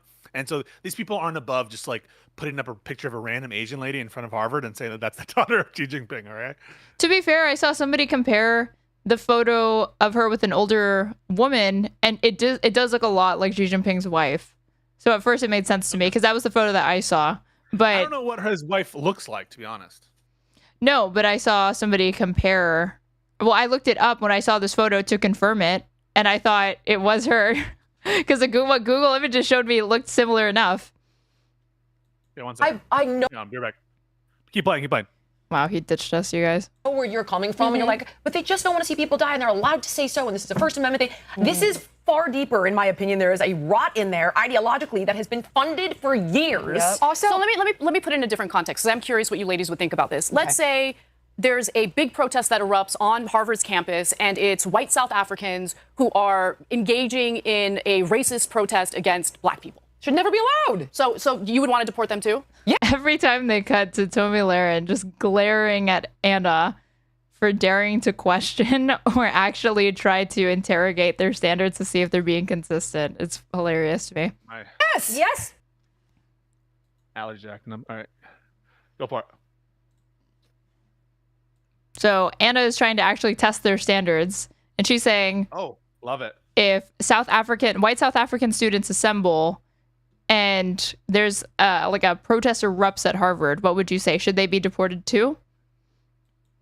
If you're not a citizen, absolutely. Yes. Okay. Absolutely. You don't see things on the conservative side through the lens of race or all. Well, it does doesn't feel like matter. there's a bit of a double standard when it comes to the way conservatives 100%. have responded to, protests involving, let's say, white men who want to have like a white power group on campus. Like, I'm just making something up, but there isn't like this effort to like get rid of So here's people. my question. Are we talking about Americans or are we talking about foreign nationals? Because that's a distinction I would make. Right. I agree with you. The Supreme Court has decided on this, even if you want to go out and burn the flag, whatever, if you're an American citizen. But Secretary Rubio's point that I think has been well made is, listen, if you are a foreign national, you are. Oh, well, if Secretary Rubio said it, who fucking cares about the Constitution or Supreme Courts?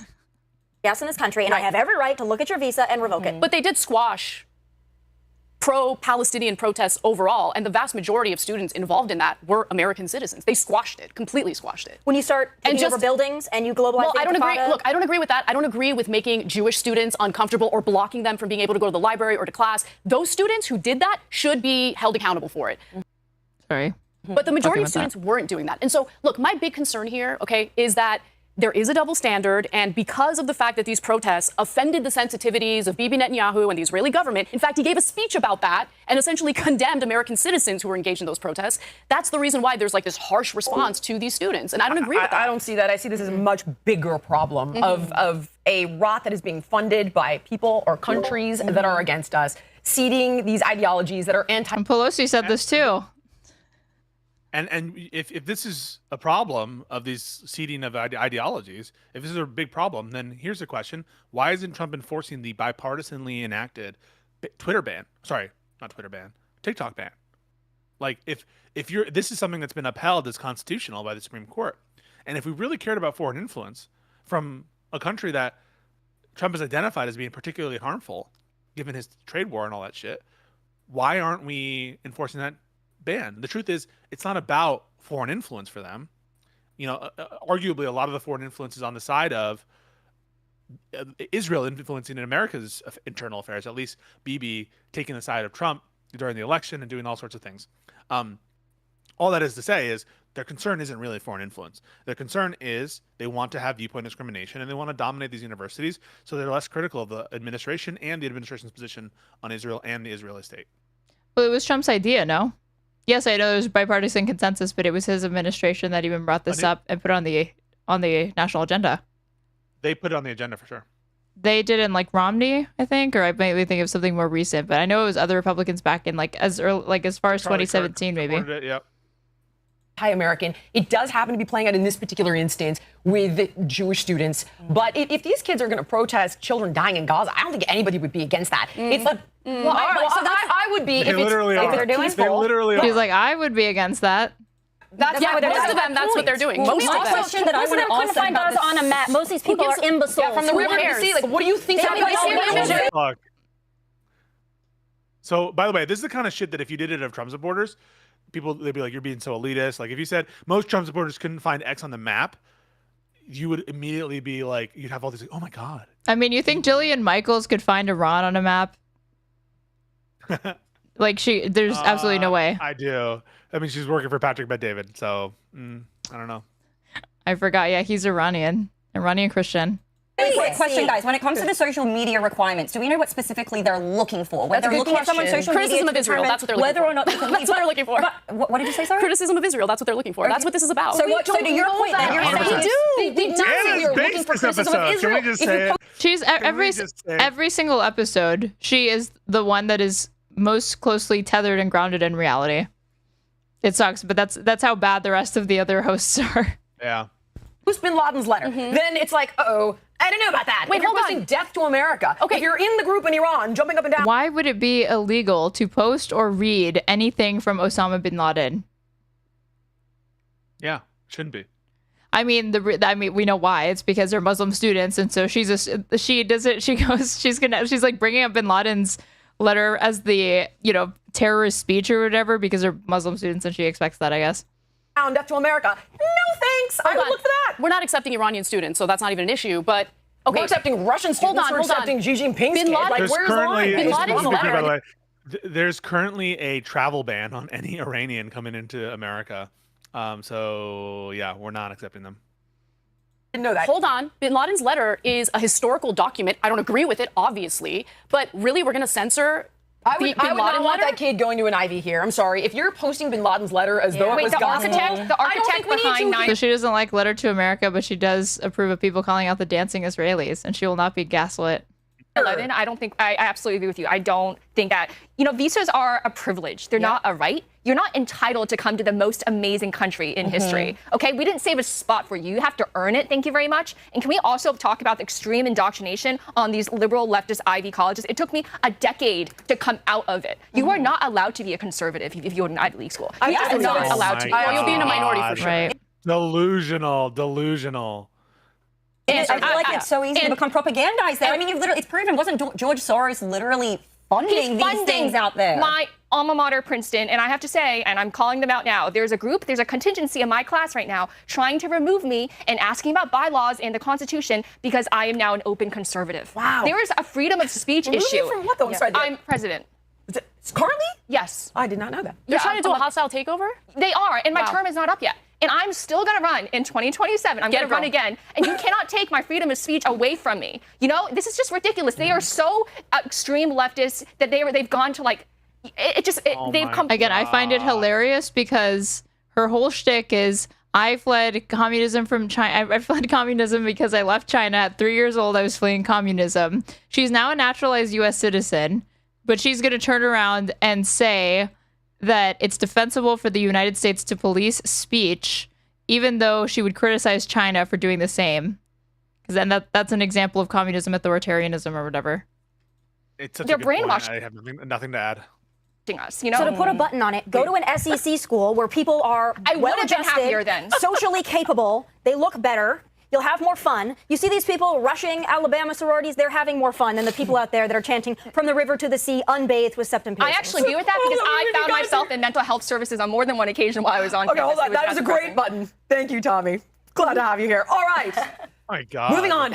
Pardons under fire. The backlash is growing over Trump's latest round of pardons. I forget they have to keep the show to like, I guess, an hour and a half or something. The way they just have to kind of like force it to move on. Granted clemency, the Grizzlies, reality TV stars convicted of tax fraud, a disgraced chef found guilty of corruption, abuse of power, a New York tax cheat convicted of orchestrating tax evasion schemes. And the long story short is people are pissed. All right, Anna, you. Yes, yeah. So, look, pardons are an important power that the President of the United States has. There's been some questions, though, in regard to who President Donald Trump chooses to pardon. So let's kind of go through... like January 6ers. Like January 6th some of the big names here, right? So take a look at this graphic. This is a graphic courtesy of CBS News. And among those who Trump did pardon are Republican politicians convicted of tax evasion, like former Congressman Michael Grimm of New York. Then you also have reality show couple Todd and Julie Chrisley, as you mentioned, Jillian. They were convicted of fraud. Their daughter spoke at the Republican National Convention. So Trump likes to reward loyalty. He likes to reward his supporters. Then there's Sheriff Scott Jenkins. And this really bothered me. Like, this one bothered me the most. This guy was literally caught on camera accepting bribes in return for deputy credentials for civilians. Okay, you need to earn those credentials, but he was essentially selling them illegally. So he got a pardon the day before he was supposed to report to prison for a 10-year sentence. Jenkins was There's bipartisan corruption with abuse of being able to pardon people. I can't, like, Bill Clinton pardoned his brother, Biden pardoned Hunter, Trump pardoned J6ers, which to me trumps all of those. It's not even close. It's yeah. I feel like the case is just, why not get rid of the... Would that be unconstitutional to try to like forbid pardons like that or condition them? Yeah, I think you would need to pass an amendment, but I would support an amendment taking away the president's authority to give pardons, and I would give that power to Congress. Pardoned on the day that he was supposed to go in and serve that sentence. So like these issues, I can understand why people are upset about it. Then there was this. I was fine with Biden pardoning Hunter. I didn't care. I thought he should have taken that position from the beginning, though. I thought what looked bad was the flip-flop. Yeah. Because it was obvious it was politically motivated, and I felt like he should have just said that from the beginning instead of going along with it, but this was when he was still trying to run for presidency. I'm going to try to convince you on this. It's a total vibes. It's totally corrupt. It's just one of those that, like, I agree with all of that. It's just morally, like, what? How do I disagree with a dad who's not going to pardon his son for what is obviously politically motivated charges? What if he ordered the Department of Justice not to prosecute him because he is his son? You wouldn't be okay with that? Yeah, I guess so. I wouldn't really care because I thought that the prosecution over these gun charges was stupid. Wait, so I think that would be more flagrantly and transparently corrupt. But why? Yeah, because you're preventing the trial from even taking place, no? Versus not accepting the outcome, I guess. He could so Biden could have pardoned beforehand, but if he did pardon before the trial even happened, would you say like, okay, it's his son, I'm not going to blame him? Yeah, pretty much, because I thought it was stupid. If he did anything else and it was something more serious, then I would reconsider. But given how low stakes it was, tax fraud. So part of it is tax, like literal tax evasions of millions of dollars, or at least hundreds of thousands of dollars. Do you think that that's like stupid to prosecute tax cheats? Wait, that's what happened? So the gun thing was just like a small part of it.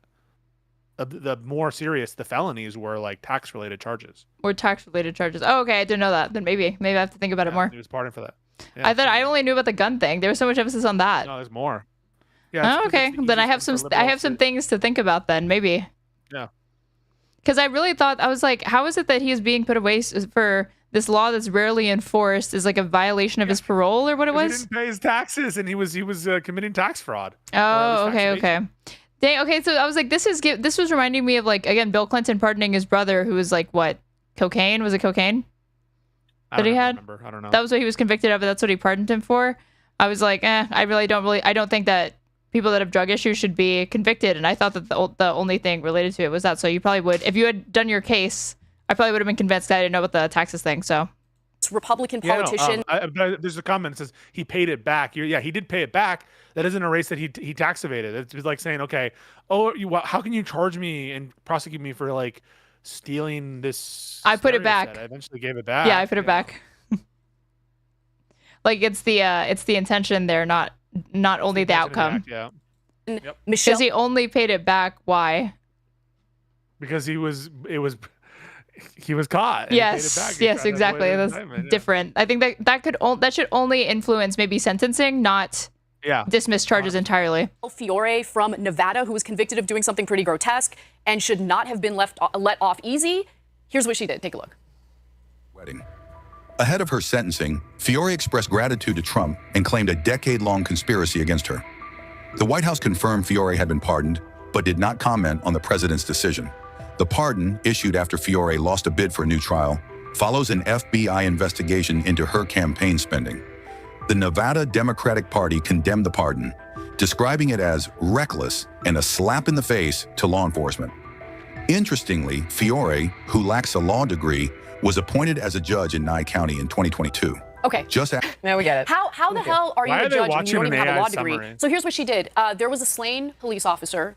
She raised $70,000 that she was allegedly going to give to the family to help them out. You want to know what she did with that money? She took it, put it in her pocket, spent some of it on plastic surgery, which, look, I don't like to shame people based on the way they look, but girl, I don't know who your plastic surgeon is, but you're not looking good. But like, why? If she like, oh my God. How is she gonna say that when Jillian Michaels' face is clearly pumped full of filler? Trump pardoned this chick. Like, what are you doing? But he's okay. I agree with you, actually. I hate this so much. I think it is a stain on his presidency overall, but I would also argue I hate this period. I hate that Biden gave blanket pardons to his family. I hate that he gave Fauci a pardon all the way back to 2014. Adam Schiff. Again, they point to that, but January 6th.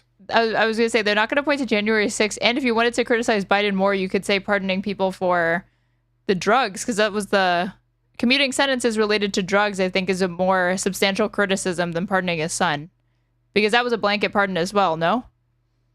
Oh, you mean the marijuana ones, right? Yeah.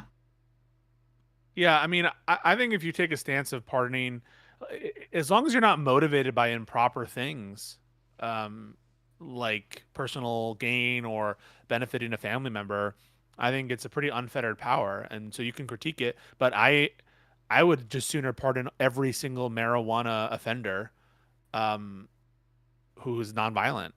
Yeah, it's a joke. The law is unjust. Yeah. How? Agreed. Probably this is so corrupt and disgusting now. Yes. And all you have to do to break the law and get away with it is get close to whoever is sitting in the Oval. So then I get it. And you listed all the, I tried to figure this out. Like, why do we even have this? This seems insane. Correcting judicial errors, mercy and compassion, political reconciliation, executive check on judiciary. But none of that is what's happening here. Right. Well, okay, so I don't know what happened to these investigations and this lawsuit, but there was a DOJ investigation that was launched 4 years ago because there was some evidence indicating that the Trump administration, through Rudy Giuliani specifically, was allegedly selling pardons. Okay, so Giuliani was allegedly facilitating it, and people were buying pardons. $2 million, right? Confirm or deny, because I don't know about this. Rudolph has gotten up to so much shit I cannot keep track. So they did accuse him of trying to do that, yeah. Right, yes, so that was one of the stories. And then there was a woman who worked closely with Rudy Giuliani who filed a lawsuit against him. I believe that lawsuit is ongoing, and she also accused him of facilitating this, this scheme to buy pardons from the Trump administration. And that's really the only thing that can explain it to me, that and the fact that Trump likes to reward people who are loyal to him. But, I mean, you have to have some standards. And when you're talking about someone who raised charity money allegedly for an officer who was killed and then uses that money on her plastic surgery, it's gross, it's sick, and she should be held to account. That's insane. I just don't get the optics on it, though, right? Because They're it's terrible. like, okay, so what, political capital, he wants to stay in favor of people who are... Because it stays in the news for 2 days and it never, I don't think it's not enough of a thing to motivate somebody's vote either way, so it's consequence free. That's why they do it. Yeah. It's completely consequence free. To the extent that it's not, Trump will I never hear really anybody talk about the January 6th pardons. It's a thing that he talk about as Democrats. Yeah, he did it so early on. The idea that you could motivate voters 4 years from now against that, forget it. Like the Chrisleys, for example, they very proudly espouse. It may be applied to Nixon, the pardoning of Nixon, but we're in a different time. Their conservative values, right? But for me, I feel like it looks worse on Trump. But his nationality without any, it's not as if they, illegally acquired evidence or anything like that would invalidate the investigation process or the trial. There's nothing like that. It's purely for the fact that they were espousing values that he likes. President Trump is sending a message, and that's no MAGA left behind. That is the message he's sending, and that's very intentional on his part. Okay. But I don't think we can have this conversation without discussing the auto pen and the thousands of pardons that came down right before Biden left office. I am not feeling good about that at all. And the fact that the auto pen? What? So Trump, basically, presidents have this thing that signs things. Yeah, well, I know what an auto pen is. But what is how does this relate to pardons or what? Because the pardons are signed with an auto pen. And as are a lot of the executive actions, as a lot of things are as president, as Trump, did with his own auto pen. And so they're trying to tie that into the narrative that, well, Biden wasn't really, like aware of his faculties. And so these pardons have no legal effect. Oh. Hunter Biden pardon was for 10 years, extending back to 2014 and covered his Burisma years. How is that justifiable? How many of those thousands of people that Biden pardoned, how many of them was he aware of? I would wager to say maybe like His one, son. two, His three. family, the 5 family members. James Probably. Biden, who was involved in a very duplicitous hospital scheme down here in Florida. It was extremely shady, and no one knows exactly what went down. He was pardoned. Valerie Biden Owens, who was part of every Biden scheme going across the decades. His entire family, essentially, other than Ashley and Jill. Why were they pardoned? If they didn't do anything wrong, what is he so afraid of? Good point. I think that's a really good point. And you know what? I mean, this is what I mean when I say, if your preferred party is engaging in bad behavior and you defend them, you have to keep in mind your preferred party isn't going to be in power permanently. When the opposing political party is in charge, they're going to look at what the previous party or previous administration did. They're going to see. Anna said they're all she's saying this to a room full of MAGA. Yep. And honestly, can I just say, every time that they bring up these individual cases, and it just to me is a demonstration of how much of a double standard that Democrats and left-wing people have to play in the MAGA frame and stuff. It's pretty disgusting. The precedent, and they're going to engage in the same behavior, but in a context that you're not going to like. And so that's why it's important that we, the people, hold power to account, even if it's our preferred party engaging in that abuse of power. And the Biden administration did engage in that abuse of power. Yeah, I can get behind. Isn't it by definition not an abuse of power? He has the right to do it. What do you mean? Because he's a So constitutional right to do it. I think it's the opposite. I think it's the opposite. I think that in order to abuse power, you have to have the power. There's no such thing as an abuse of power if you don't have the power, right? In order to abuse the power, one needs to possess it. And someone doing something that's outside of their power is different. Someone using power they don't have is like an ultra-virus act. It's something that's illegal, but it's not an abuse of power because that power doesn't reside with them. So I actually agree, and I do think that Biden abuses power with his pardons. I can. Yeah. I do want to one quick thing. Yeah. There's something to be said about the fact that Trump didn't pardon himself after January 6th. He just didn't. He didn't pardon himself or his family. However, Biden did. Oh my God. He pardoned this his family. is the same energy as when she's like, this shows that Trump is incorruptible. So the fact that he didn't like bait an indictment by pardoning himself, this is before he was actually indicted. Right. You're going to say that shows that he's like somehow a morally upstanding character because he didn't take the unprecedented act of pardoning oneself. That is almost certainly legally, invalid or dubious. We have to praise Trump for the things that he does do, and more importantly, the things that he didn't do that are obviously exemplary examples of just upstanding behavior. He knew the precedent that he would be setting by pardoning himself, and he didn't take it. I think that's actually something to be applauded. Yeah, that's fair. No, I do, and I'm very Imagine concerned thinking about that he cared about like the structural implications of pardoning oneself. Imagine that instead of just realizing there's no need to do it because there was no need to do that. I mean, even sooner, yeah. Biden pardons because Biden could not tell you why he did it. If he did it, we will never know, probably. Maybe his family members, but outside of that, we'll never probably get an answer on that one. But I agree with you. I'm not going to sit here and say, yeah, well, I can see why I can't. I don't like these pardons. I don't like any of them, including maybe the reality family. Now, there was some discussion. Maybe their sentencing was a little harsh. Now, that's a discussion worth having. But I don't like it, and I don't think anybody that's used it in recent history. Great point. Joe also didn't pardon himself. Why doesn't he get praise? Why doesn't George Bush get praise and Obama for not pardoning himself? History has done it in a way that I can defend, and I don't think we can defend it. And I think that we need to, moving forward, I think there should be more of a spotlight on it, and we should have more people from both parties that are willing to say, I don't get it. Yeah. And I don't get it. Yeah, and look, as a Californian, I've really grown to despise soft on crime BS. Yeah. This is soft on crime BS. Oh, beyond. Yeah. I would argue it's worse, though. It's like, oh, I bought a ticket to $1 million dinner, and now my son is pardoned. It's worse, and I am extremely disappointed because I did think Trump is such an Literal bribery. enigma to me. It's like on one hand, I thought Elon had bought him completely hook, line, and sinker. Flagrant corruption, it puzzles and baffles her. It's enigmatic to her. Why is Trump doing this? Come on. And then he's like, I don't give a crap, and I'm giving this to Sam Altman, and your EV mandates are gone, blah, blah, blah. But then it's like, oh, $1 million for a pardon? But You listen, get a pardon. I don't think it's You get a pardon. You're right. It's not about money. It's about loyalty for him. It's not about money. It's not about money. So corrupt. This is not a like, how kingdom. how is there not already It's a like democracy. limitations on it? Even the idea of a preemptive pardon to me, like that is Yeah, kind of that's crazy. ridiculous. A preemptive pardon, because that could kind of imply some complicity. Yeah, and I question. know you're going to actually commit a crime. Australian learns about the U.S. Constitution live. And so I'm protecting you. Dude, can I just say, from the bottom of my heart, Amy Dangerfield, stop doing what you're doing. Don't do this. What? Don't mouth off on shit you don't know. Don't get paid by Patrick Bet-David to be a propagandist for the Trump administration. We don't want that, all right? And if we're going to start deporting people based on their political views, we need to start with the Amy Dangerfields of the world, all right? You think I'm sure she's criticized Biden in the past. Huge no-no, obviously. We're completely fine with what's your fancy term for it? Viewpoint discrimination? Yeah, that's my fancy term.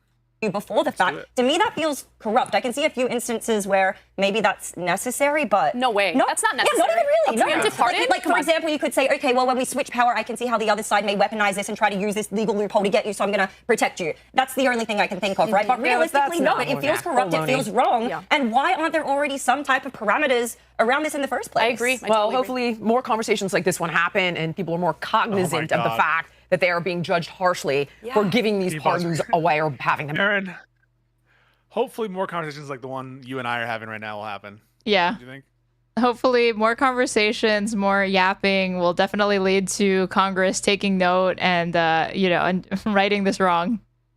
Purchased. At least they're getting less throughout the years, right? I mean, compared to less expensive, you think? No, compared to like Harry Truman and like Lyndon B. Johnson, like past presidents. Well, this is like the Newtonian law of motion. Like for every action, there's an equal and opposite reaction. I Yes. think like Trump feels so besieged by. Anna, I'm just loving you today. I know what's going on. You guys We're supposed to fight. We're supposed to duke it out. I know, for once that they're not getting into a catty fight started by Anna, because the first episode was probably the most intense version of that.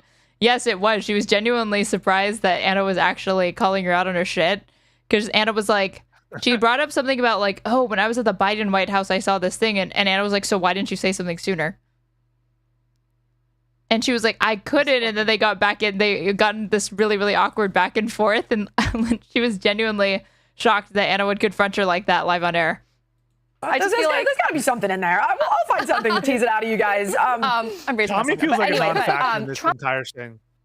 What? Tommy feels like she's not getting enough screen time. The guests usually don't get much. Ann Coulter was probably the person who made her presence the most known on this. They usually do fall to the background. Trump was besieged by 94 felony counts, right? 94 criminal charges. That is, Democrats wanted so badly to take him down with creatures. Well, I shouldn't say creatures. I'm going to be nice. With people like Fonnie Willis and Letitia James, like all of them. They tried so hard to take him down through lawfare. I think he has every right to feel like the criminal justice is somehow lawfare.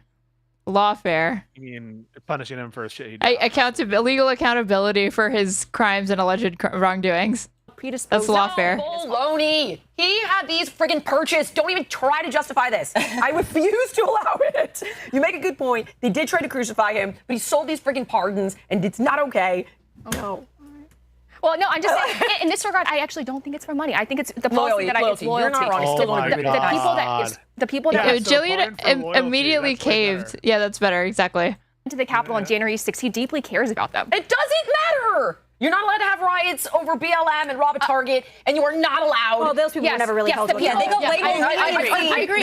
You are right, but I feel as though Does she actually think that there were 0 convictions related to any BLM like riot activity? Of course there were.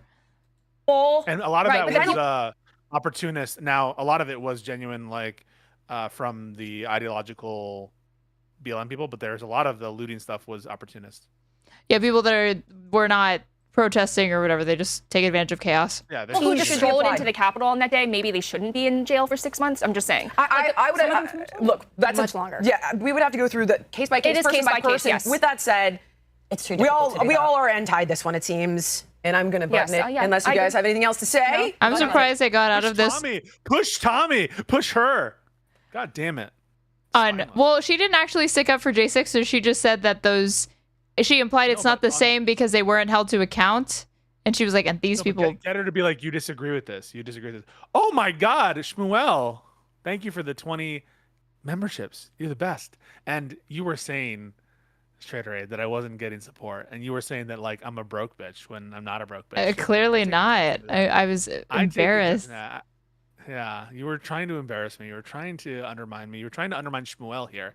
And also, I have to say, Shmuel is a good guy. He's been gifting a lot to me. Because he gives you money, he's a good guy? Yes, in fact. Yes. I'm doing the Trump. All right, he's buying my loyalty, and that's fair, and that's okay for me to do.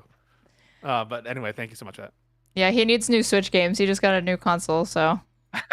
Could you stop? The Switch 2 plays the old Switch games and better resolution, better things, and so I'm totally fine.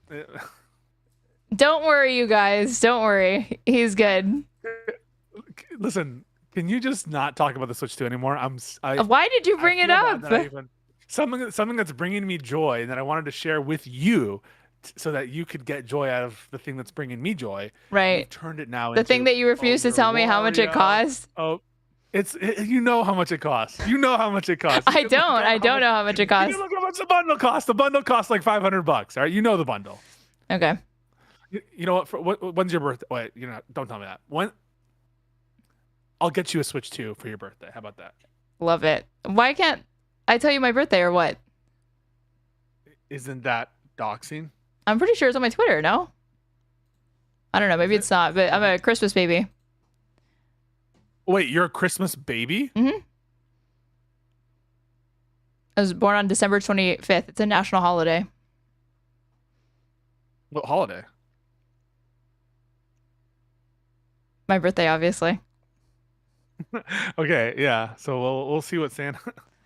It tickled me the notion that Santa was like individually building N64s. No, the elves were. Santa doesn't build anything.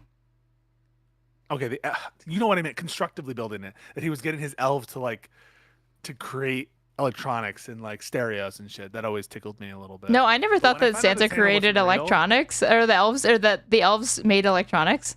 It was that they bought them. Did you think? You thought that Santa and the elves bought things? Yes, or like they stole them using Christmas magic or something. What? It just never factored in that they would be creating those. No.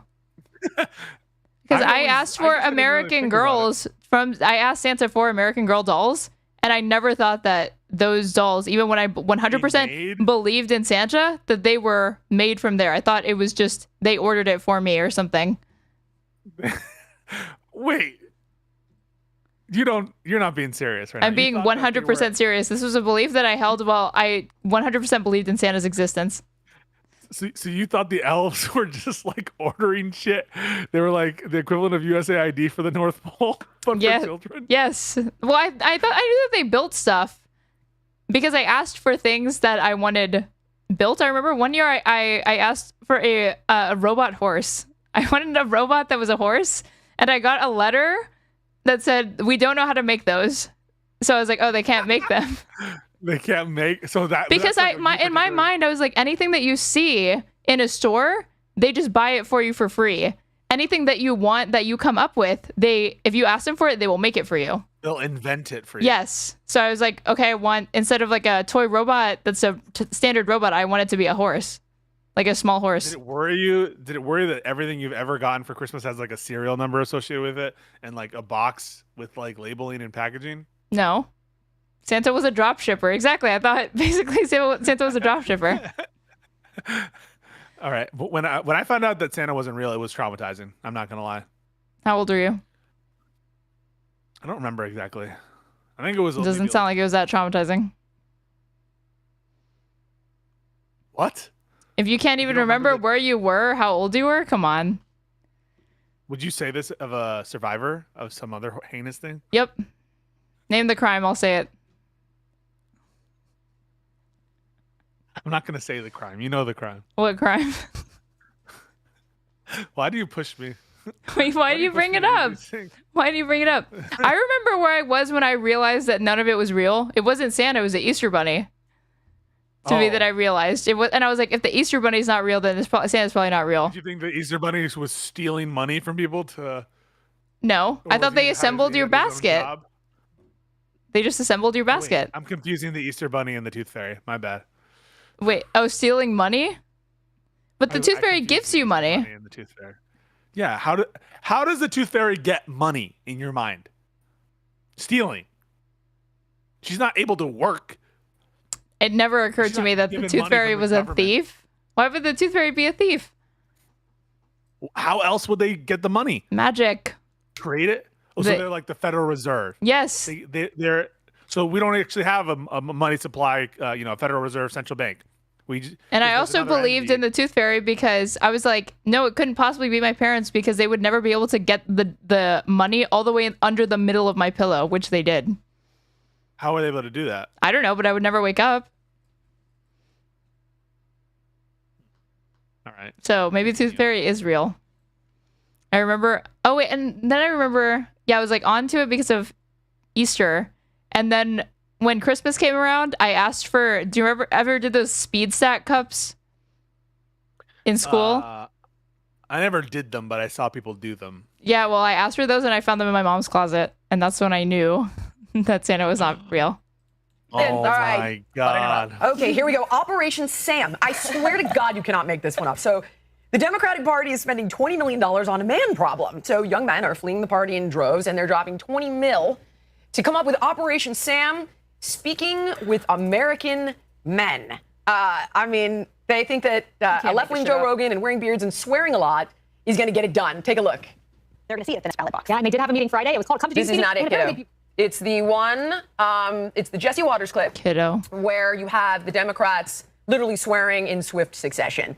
But we don't even need to find it. I can tell you basically what happens is they just are suddenly swearing like sailors. Pete Buttigieg is in a beard. And a flannel shirt. Yes. Yeah. I mean, It's it's like like straight trying to find a left-wing Joe Rogan. The McKinsey consultant is really a man's It is man. ridiculous. Yeah. So, Alindy, again, you would know this better than anyone else. So why don't you tell us what the hell is going on and how we got here? You really can't make this shit up. These sorts of things, these boondoggles, that go straight into the pockets of consultants, by the way. And it's the same group of people. They move from one campaign to the next. It doesn't matter if they win or lose, they're still going to cash that paycheck. And that's why they had like advertising down here in Ruby Red, Florida. It's because they don't like care this if the woman. candidate wins. They're still going to make that. Who does? I don't like her vibe. Are you racist? Is it because she's not Lucy Liu? No, I just don't like her vibe. Okay. $1. And so they're spending $20 million on some sort of anthropological study of American Thank you men. for the Why don't they follow. actually go out there and meet them? Yeah, talk to them, and get to know them, understand exactly. what their frustrations them are. for how many years? Exactly. I want to weigh in on that in a second, but they've already put out their initial findings because they've done like 30 focus groups. Oh my God, let me tell you. me. Let me tell you. This is our third girl today. Anna is fired up. It's so embarrassing because by releasing their initial findings, it's become abundantly clear that the Democratic Party is really... Whoa, abundance reference? And her take, they would have never thought. really out of touch with men. Like, they have no idea what the concerns of men have been, especially young men. So, for instance, one of their initial findings was like, oh, wow, it turns out that young men are economically frustrated. They don't see a path. Well, I just think it's stupid that they're commissioning and spending a bunch of money to discover what the preferences are for a base that they had organically in 2016.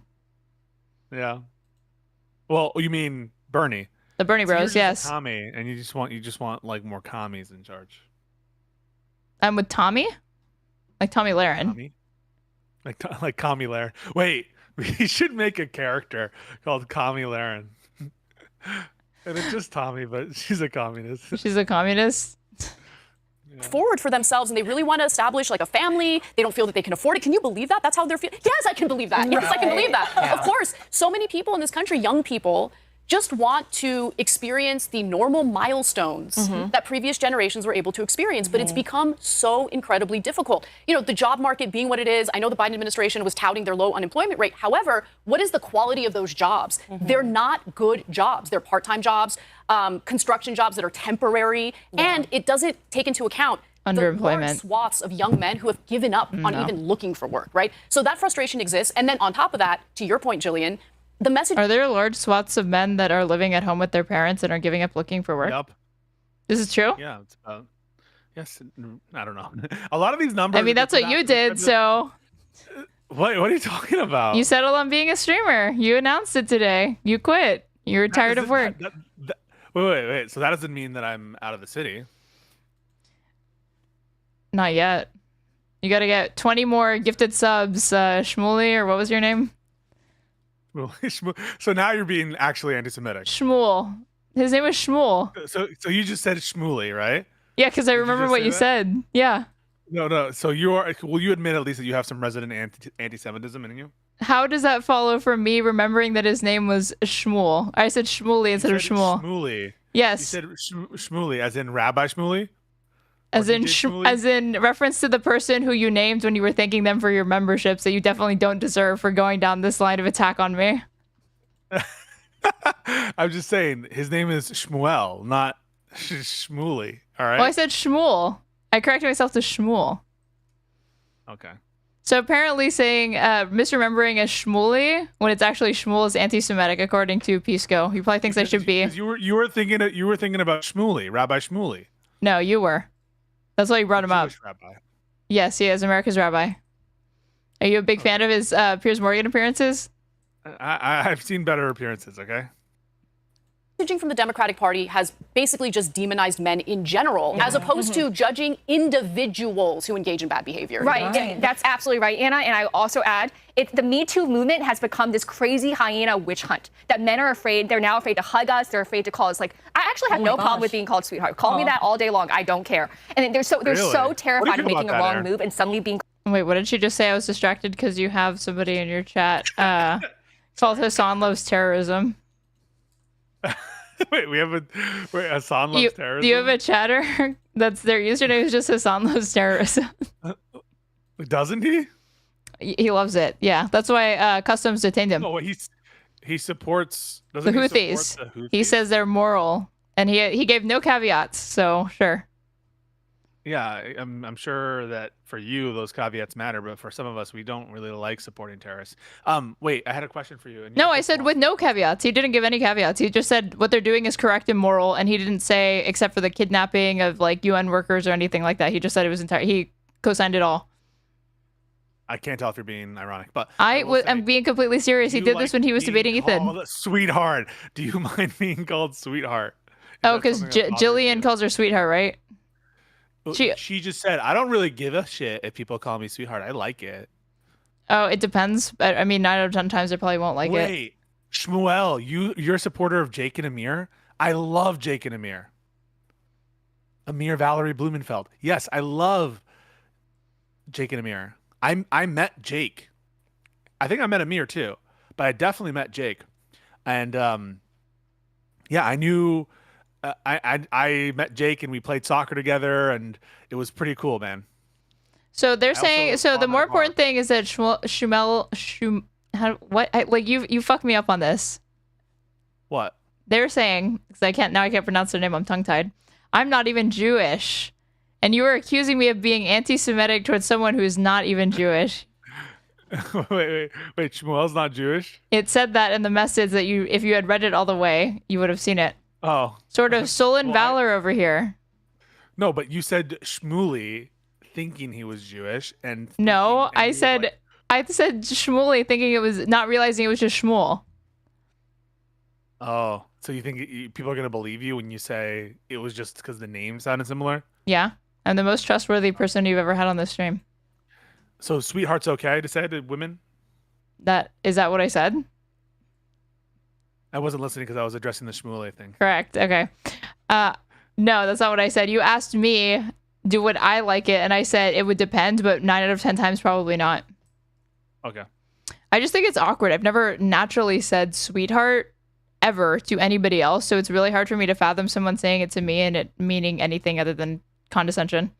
Called out for sexual harassment. The Me Too movement is actually one of the worst things that have happened in the past 10 years. You know what it is? It's like Democrats, it seems like they really try to play on the emotions of people. They're not too good when it comes to or the Me Too movement. That's one of the worst things. What's funny is that in the last episode, she said she was incredibly vague. She randomly brought up out of nowhere that she, for 10 years, was an abuse of violence. She did not say sexual violence or what, but she insinuated it was domestic, but yet she's saying that the Me Too movement was bad.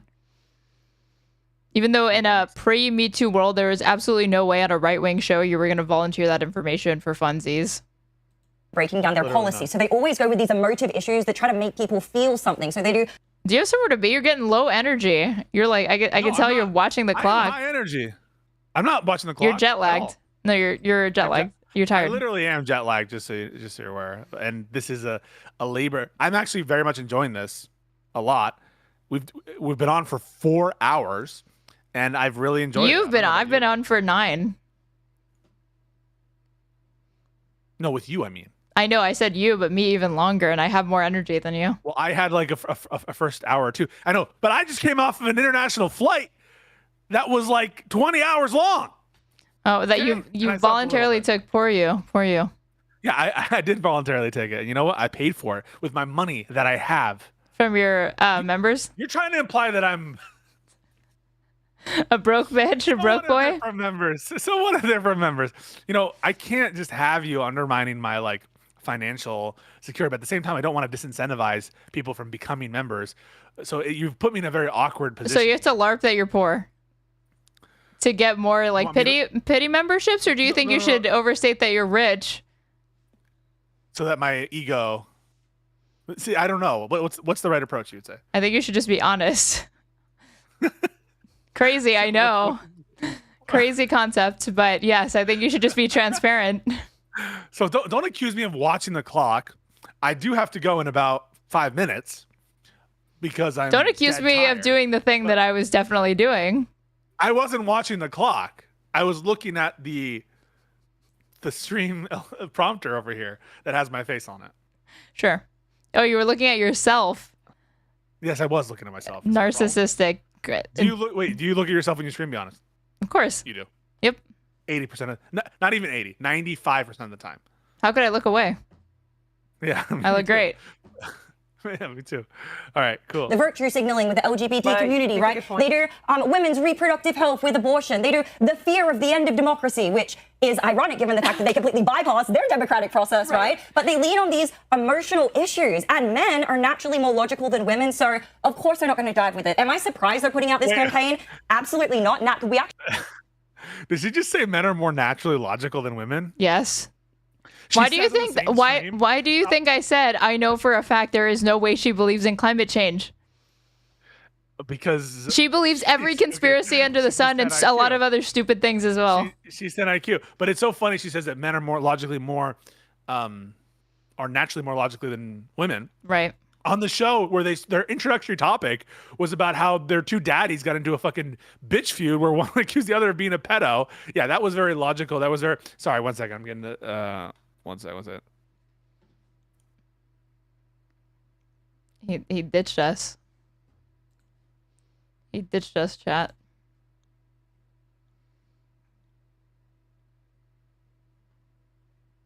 How's Lycan going? I don't see much of him anymore. He's going good. And he just wrote a Substack article responding to Susie Weiss, who is the insufferable sister of Barry Weiss, defending his daddy, Anthony Bourdain. And he tried to post it in the Anthony Bourdain subreddit, and it stayed up, and it got like 40 upvotes. And then it was removed because they said that his article was giving attention to Susie Weiss, who was just using Anthony Bourdain's name for clicks, which is probably correct. Okay, I'm back.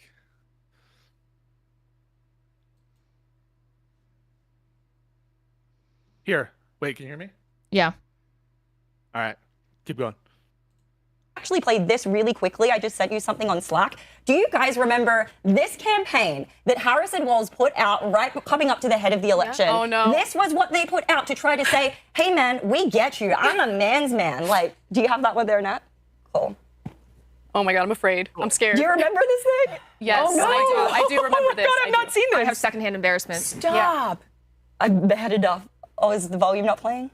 Awkward pause. Yeah. Are you man enough to vote for a woman? Is that the basic Exactly. I can't. Well, the ironic thing is they have them dressed like super masculine. Look at how one of these guys is sitting. It's like they were like, this is how men sit. It's like thanks, Amy, yapping over the commercial the entire time.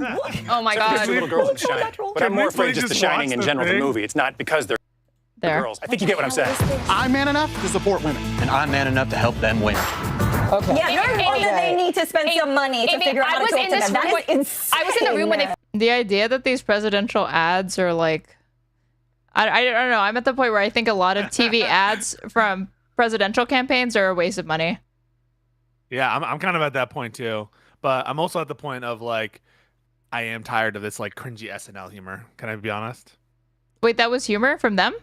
Or from the ad? Ad. It didn't seem like SNL humor to me. It's like this, I mean, it reads like satire, but it wasn't, I don't think it was supposed to. I know, but it's kind of have this like, I actually think it's good to do, and believe it or not, yeah, if Jesus were a voter, he'd actually be a Democrat, that kind of shit. Yeah, exactly. It's that energy of just It's actually manly to be a feminist or whatever. First unveiled this ad, and this is the ad that they ran instead of responding to the transgender affirming surgery ad in Pennsylvania. Wait, I have to ask you, what was everyone's that face? Trans surgery ad is a speech there, like a conversation that Kamala Harris was having years ago, right? Yeah. Kamala was a great candidate. No, she wasn't, but I agree to disagree. I'm just joking. Oh, so you thought she was terrible? No, I don't think she was a terrible candidate. I thought she was, unfortunately, like a mediocre candidate at a time when she had all the disadvantages of being like this kind of last-minute candidate. So, well, yeah, I mean, she was never going to be a presidential candidate, I don't think. They loved it. Did they actually think thought it was amazing? They literally thought it was their golden goose. That really shows you how out of touch they are. Here's why. Go ahead, it's because they don't talk to your everyday American. They don't go to the middle of the country. They don't. They don't want to spend time. And I've said this on Fox News repeatedly. I think the Democrat Party at large is bored with everyday people. I don't think that they find them interesting. I don't think that they find kitchen table issues interesting. I think they find it much more interesting to take a little boy and tell him he's a little girl and have him compete in the triple. Kitchen table issues. Everyone talks about kitchen table issues. I just want to talk about the economy. No one actually wants to. I think it's all a bit of a meme. And frankly, Aaron, this is your fault. How? This is your fault. Because the left has for years, I don't know. I think it should be your fault. I need to blame someone, all right? There's only one woman on this call. I mean, it is sometimes lefties that are saying we need to get back to like kitchen table like policy issues, and there's not too much evidence to suggest that voters are swayed by like policy arguments. But you can't. Like they're just swayed by like memes, dreams, and like vibes. No. Oh well, vibes, yes. Dreams, no.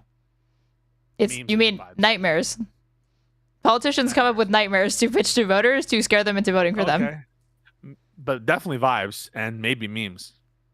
Meme magic. So you think meme magic is what got Trump elected in 2016? You actually agree with the right? What? We memed him to the White House. With like, so you think da when you clearly think that that's a ridiculous take. You know, you should have a positive project once in your life, Aaron. You don't need to tear everything down around you. Call me Wario. That one really stuck. It's sticking with you. Yeah. That's how I know it worked. Jump event. I think that they find that intriguing. They love the drag queens. They love to talk about the women's rights, and they love to talk about the Gaza and all, because that stuff can I just pause it? them. I'm sorry. I know I said I had to go, but Trump loves drag queens. Trump kissed and fondled Rudy Giuliani in drag. No one cares about that. It's the lamest gotcha. No one cares about that. Lame gotcha. But they are bored with the issues that everyday Americans need. I thought you were going to say Matt Gaetz. Like, have you seen Matt Gaetz? Like, there were times where it looked like Matt Gaetz was wearing a lot of makeup. Oh, my God. At the RNC specifically, I think. Dude. Yeah. Hi, guys. It's Matt Gaetz. Be cognizant of to survive. That's precisely right. They want to be seen as these heroes coming in and swooping down and saving these. For 2% of people, though. But the rest of everybody, they're like, yeah, you're good. We want to. And they're also captivated by the activist class. Right. The activists have completely taken over the Democrat Party. Hold on. Like, this is how he looked. Oh, no. This is a guy who wanted to ban drag queens from school. It's convinced them that everybody cares about, wakes up every day and is like, I want wait, you didn't see it? Oh, wait. Sorry. No. Sorry. It's because I forgot I'm only sharing my window. So if I don't, if I don't actually, I pulled it up in front, but if I don't actually have it showing, you can't see it. Oh my God. Wait, he did the Nazi salute too. Just like Cory Booker. Wait, where? Oh, here. Right. Feeling today. Right. Well, the people running the show right now can tell you precisely who they are. And honestly, I hate to say it, but it's like people in my socioeconomic class. Yes, people who live in thank San you. Francisco. Yes, in that's the the North. issue. That's the issue. They don't run in the same exactly. circles. And There's you know, an ivory let me tail tell you where this decision was made. Do you know where it was made? It was in San Francisco Ritz-Carlton. These guys are weirdo fuck consultant class fucking hosts of shows, and they want to tell us they know about the common man. Thank you for the donation. I missed it Wow, you got a because donation. I did get a donation, but I missed it because the $20 because your face cam was in front of it. So whoever it was, put your name in chat and I'll thank you. Carlton. Oh, that's God. where Sam was Seriously? cultivated. That's where the pulse of the working class yes, is. exactly. Like, And they were dining on these like extremely pulse. fancy hors d'oeuvres, sipping on champagne. That is how they germinated That's Sam. what you guys do. You were literally a Democratic insider, and you went to all these parties. She's also, they started this episode off talking about the 2 billionaires that ran this country getting into a feud, but it's Democrats that are out of touch with like working class people.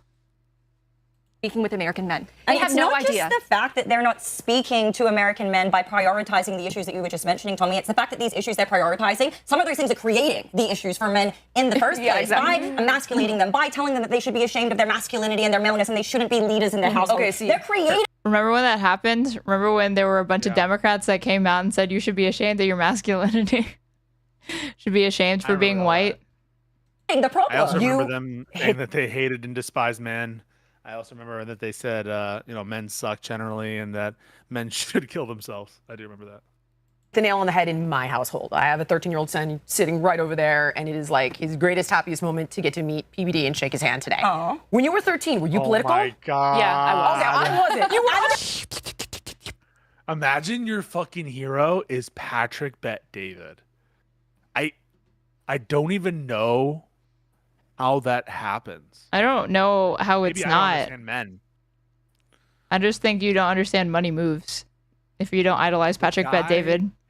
Is a total fucking loser. He is one of the dumbest motherfuckers to get a fucking show. Okay, Dusty. Yeah.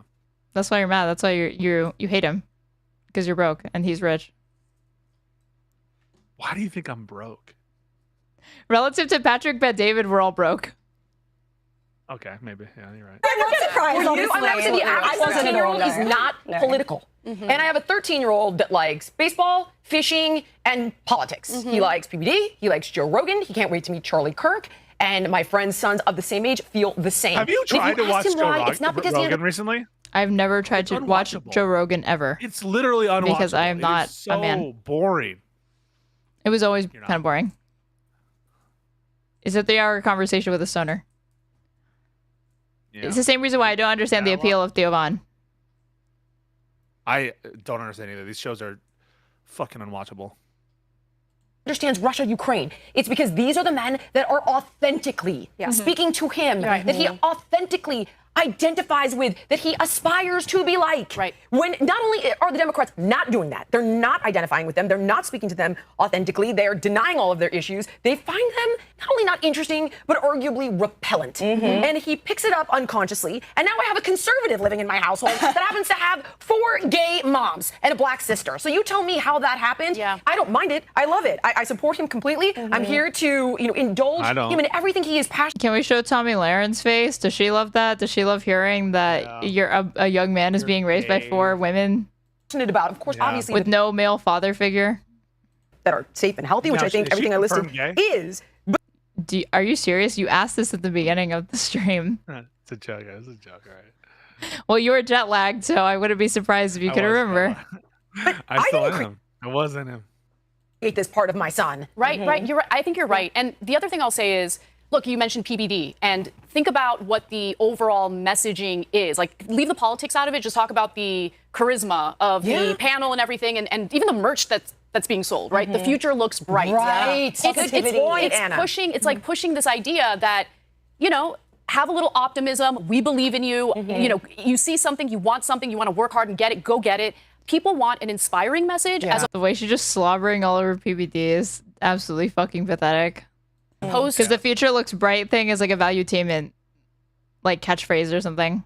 This is all like corporate speak, essentially, is what you're saying. to being scolded all the time. Yeah. And I think the 100%. Democratic Party is thought of as the party of scolders, Yeah. especially when it comes to men. And look, do I agree with... Even though I don't think young people watch this program, I think Valuetainment's average audience is men between the age of like 30, 31 to 45, 50.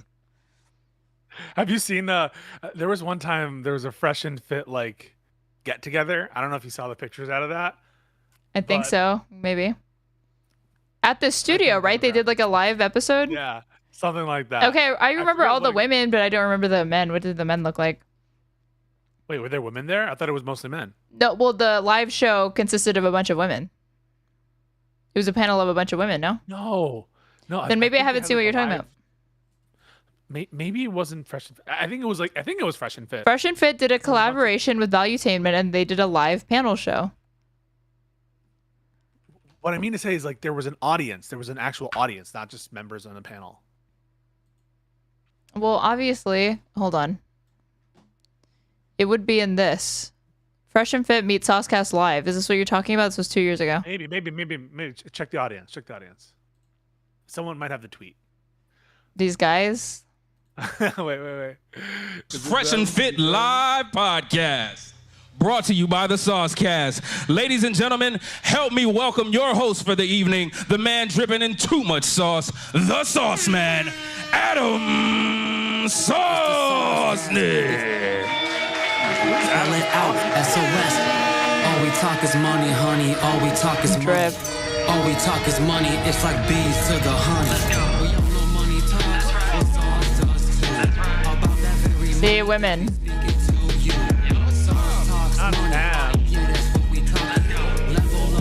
But I don't remember ever seeing the audience, and I'm like, are there any shots of the audience?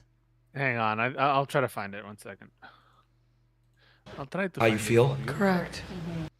Jesus Christ. Democrats when it comes to certain toxic things that exist. If you find it, link it to me in whether it be Discord. harassment of women in the workplace. Sure, I'm sure that exists. I'm sure it exists. However, the problem is when you just make a blanket statement about an entire group of people, it's unfair, it's politically stupid, and now Democrats are paying the consequences for that. Yes. Amen. And they have an affinity group for every single demographic under the sun except white men. I happen to love white men. I think they're the shit. Well, no, wait. No. Here's the deal. Okay. They love white men when the white men are competing against the girls in women's Yes. sports. Yes. Now, this is a topic that I'm really fired up about that I think needs to be discussed because my mind was blown this week when I saw in California, when I saw the state champion for women's track and field in 2 events stand on the podium, share the podium with. There's barely any trans people in this country, let alone the idea that there's a ton of trans people in sports. This was never an issue. Like, trans people have been allowed to compete in sports with the gender that they identify as since like 2003 or 6 or something like that. But it's only become an issue now. With what appeared to be a black, actually female athlete. So my mind was like warped here. I was like, wait a second here. The Democrat Party, the left, especially in California, has been telling us for at least the last 10 years that the group that they need to uphold. Gavin Newsom literally just went on a podcast. Started a podcast for episode 1, Charlie Kirk. And one of the things that he says is that the left went too far with trans issues. He's like already getting ready to drop that. So no. The most are black women. And now they've got a white boy who has taken the first place spot from what appered to be a black female athlete. He's more marginalized. And they don't see how. White boy. She said white boy like a true one of these woke scolds would say. A white male, a white boy. But yeah, Sick that is. They're always down with the patriarchy. White men are awful. But if a white man says I'm a woman, then all of a sudden they have now ascended themselves to the top of the ranking. And that's why I argue liberalism is a disease and a mind virus, because you can't tell me for so many years that black women need to be uplifted, and now you've actively taken away a spot from a black woman to give to a white man, and that's the only white man you'll stand up for. I'm not sure if it was that post or if it was. But she's trying to figure out oppression Olympics. In her mind, that was just like a mic drop moment of exposing liberal and democratic hypocrisy, even though it was incoherent. From another post, but somebody pointed out this male athlete masquerading as a woman who won, is the only one there out of all the athletes with a full face of makeup. These women athletes go there to compete at a high level, whereas this man needs to signal, no, I actually deserve to be here by plastering on a thick clown. First of all, I would love to debate Amy sitting Dangerfield, Amy Coney Barrett, Amy Dangerfield on whether or not trans women are women. I would love that debate, and whether or not, and yeah, I think it would be a good debate. But put it aside, like I've seen female athletes put on makeup who are cis women, and that happens too. And like, I don't really give a fuck. Who cares? Well, they compete. Well, that's the question: is whether trans women should compete. No, I'm saying no. They wore makeup while they were competing. The idea that she thinks that cis female athletes are not wearing makeup to sports competitions when they can is ridiculous. They obviously are. No, they do.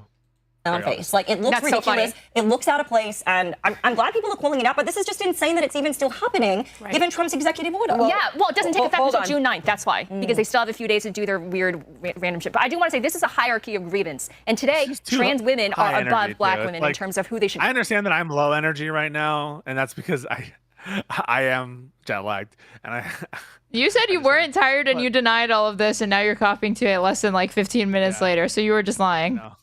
I'm very, I was, yeah. I'm very, very tired. I'm jet lagged, and I'm low energy, 100%. But and you're jet lagged. They're just too high energy. They're just like, oh no. I'm just like, it's too much. Just be a little more chill. Isn't it just? It's like, it should be hyping you up.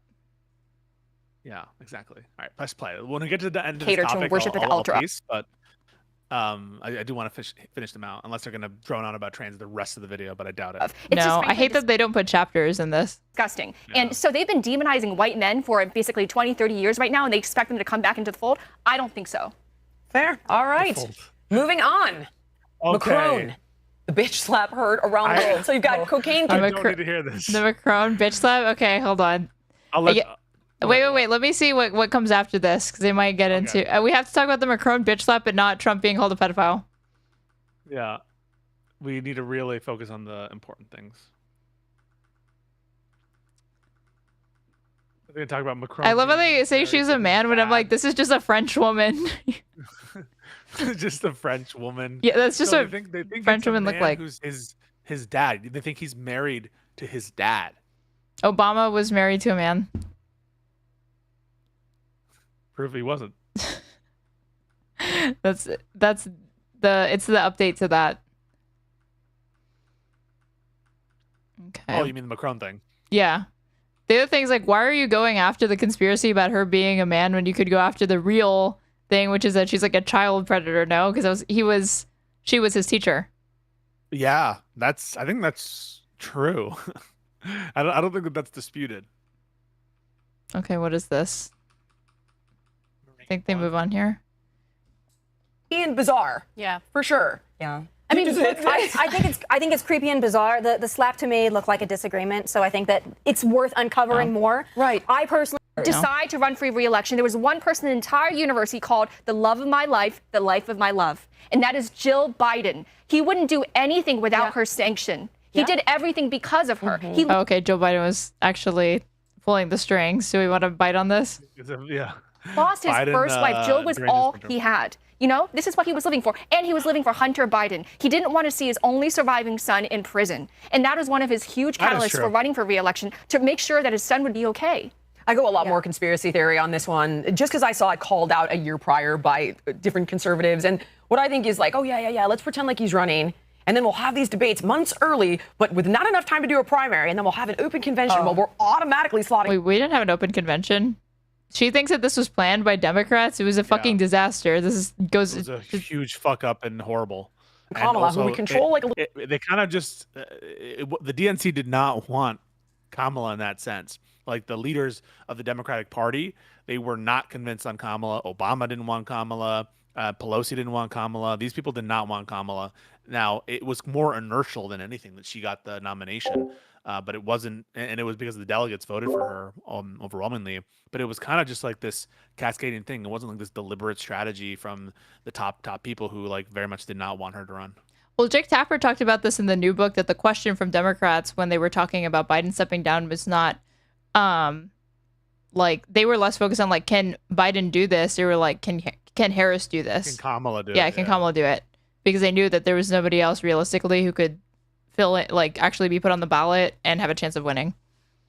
little puppeteer. Like, I happen to think it was by design. There's no proof of that, but it just certainly played out. There's not even circumstantial evidence No, there's contrary evidence, and this whole like this was some 10D chess move for them to lose.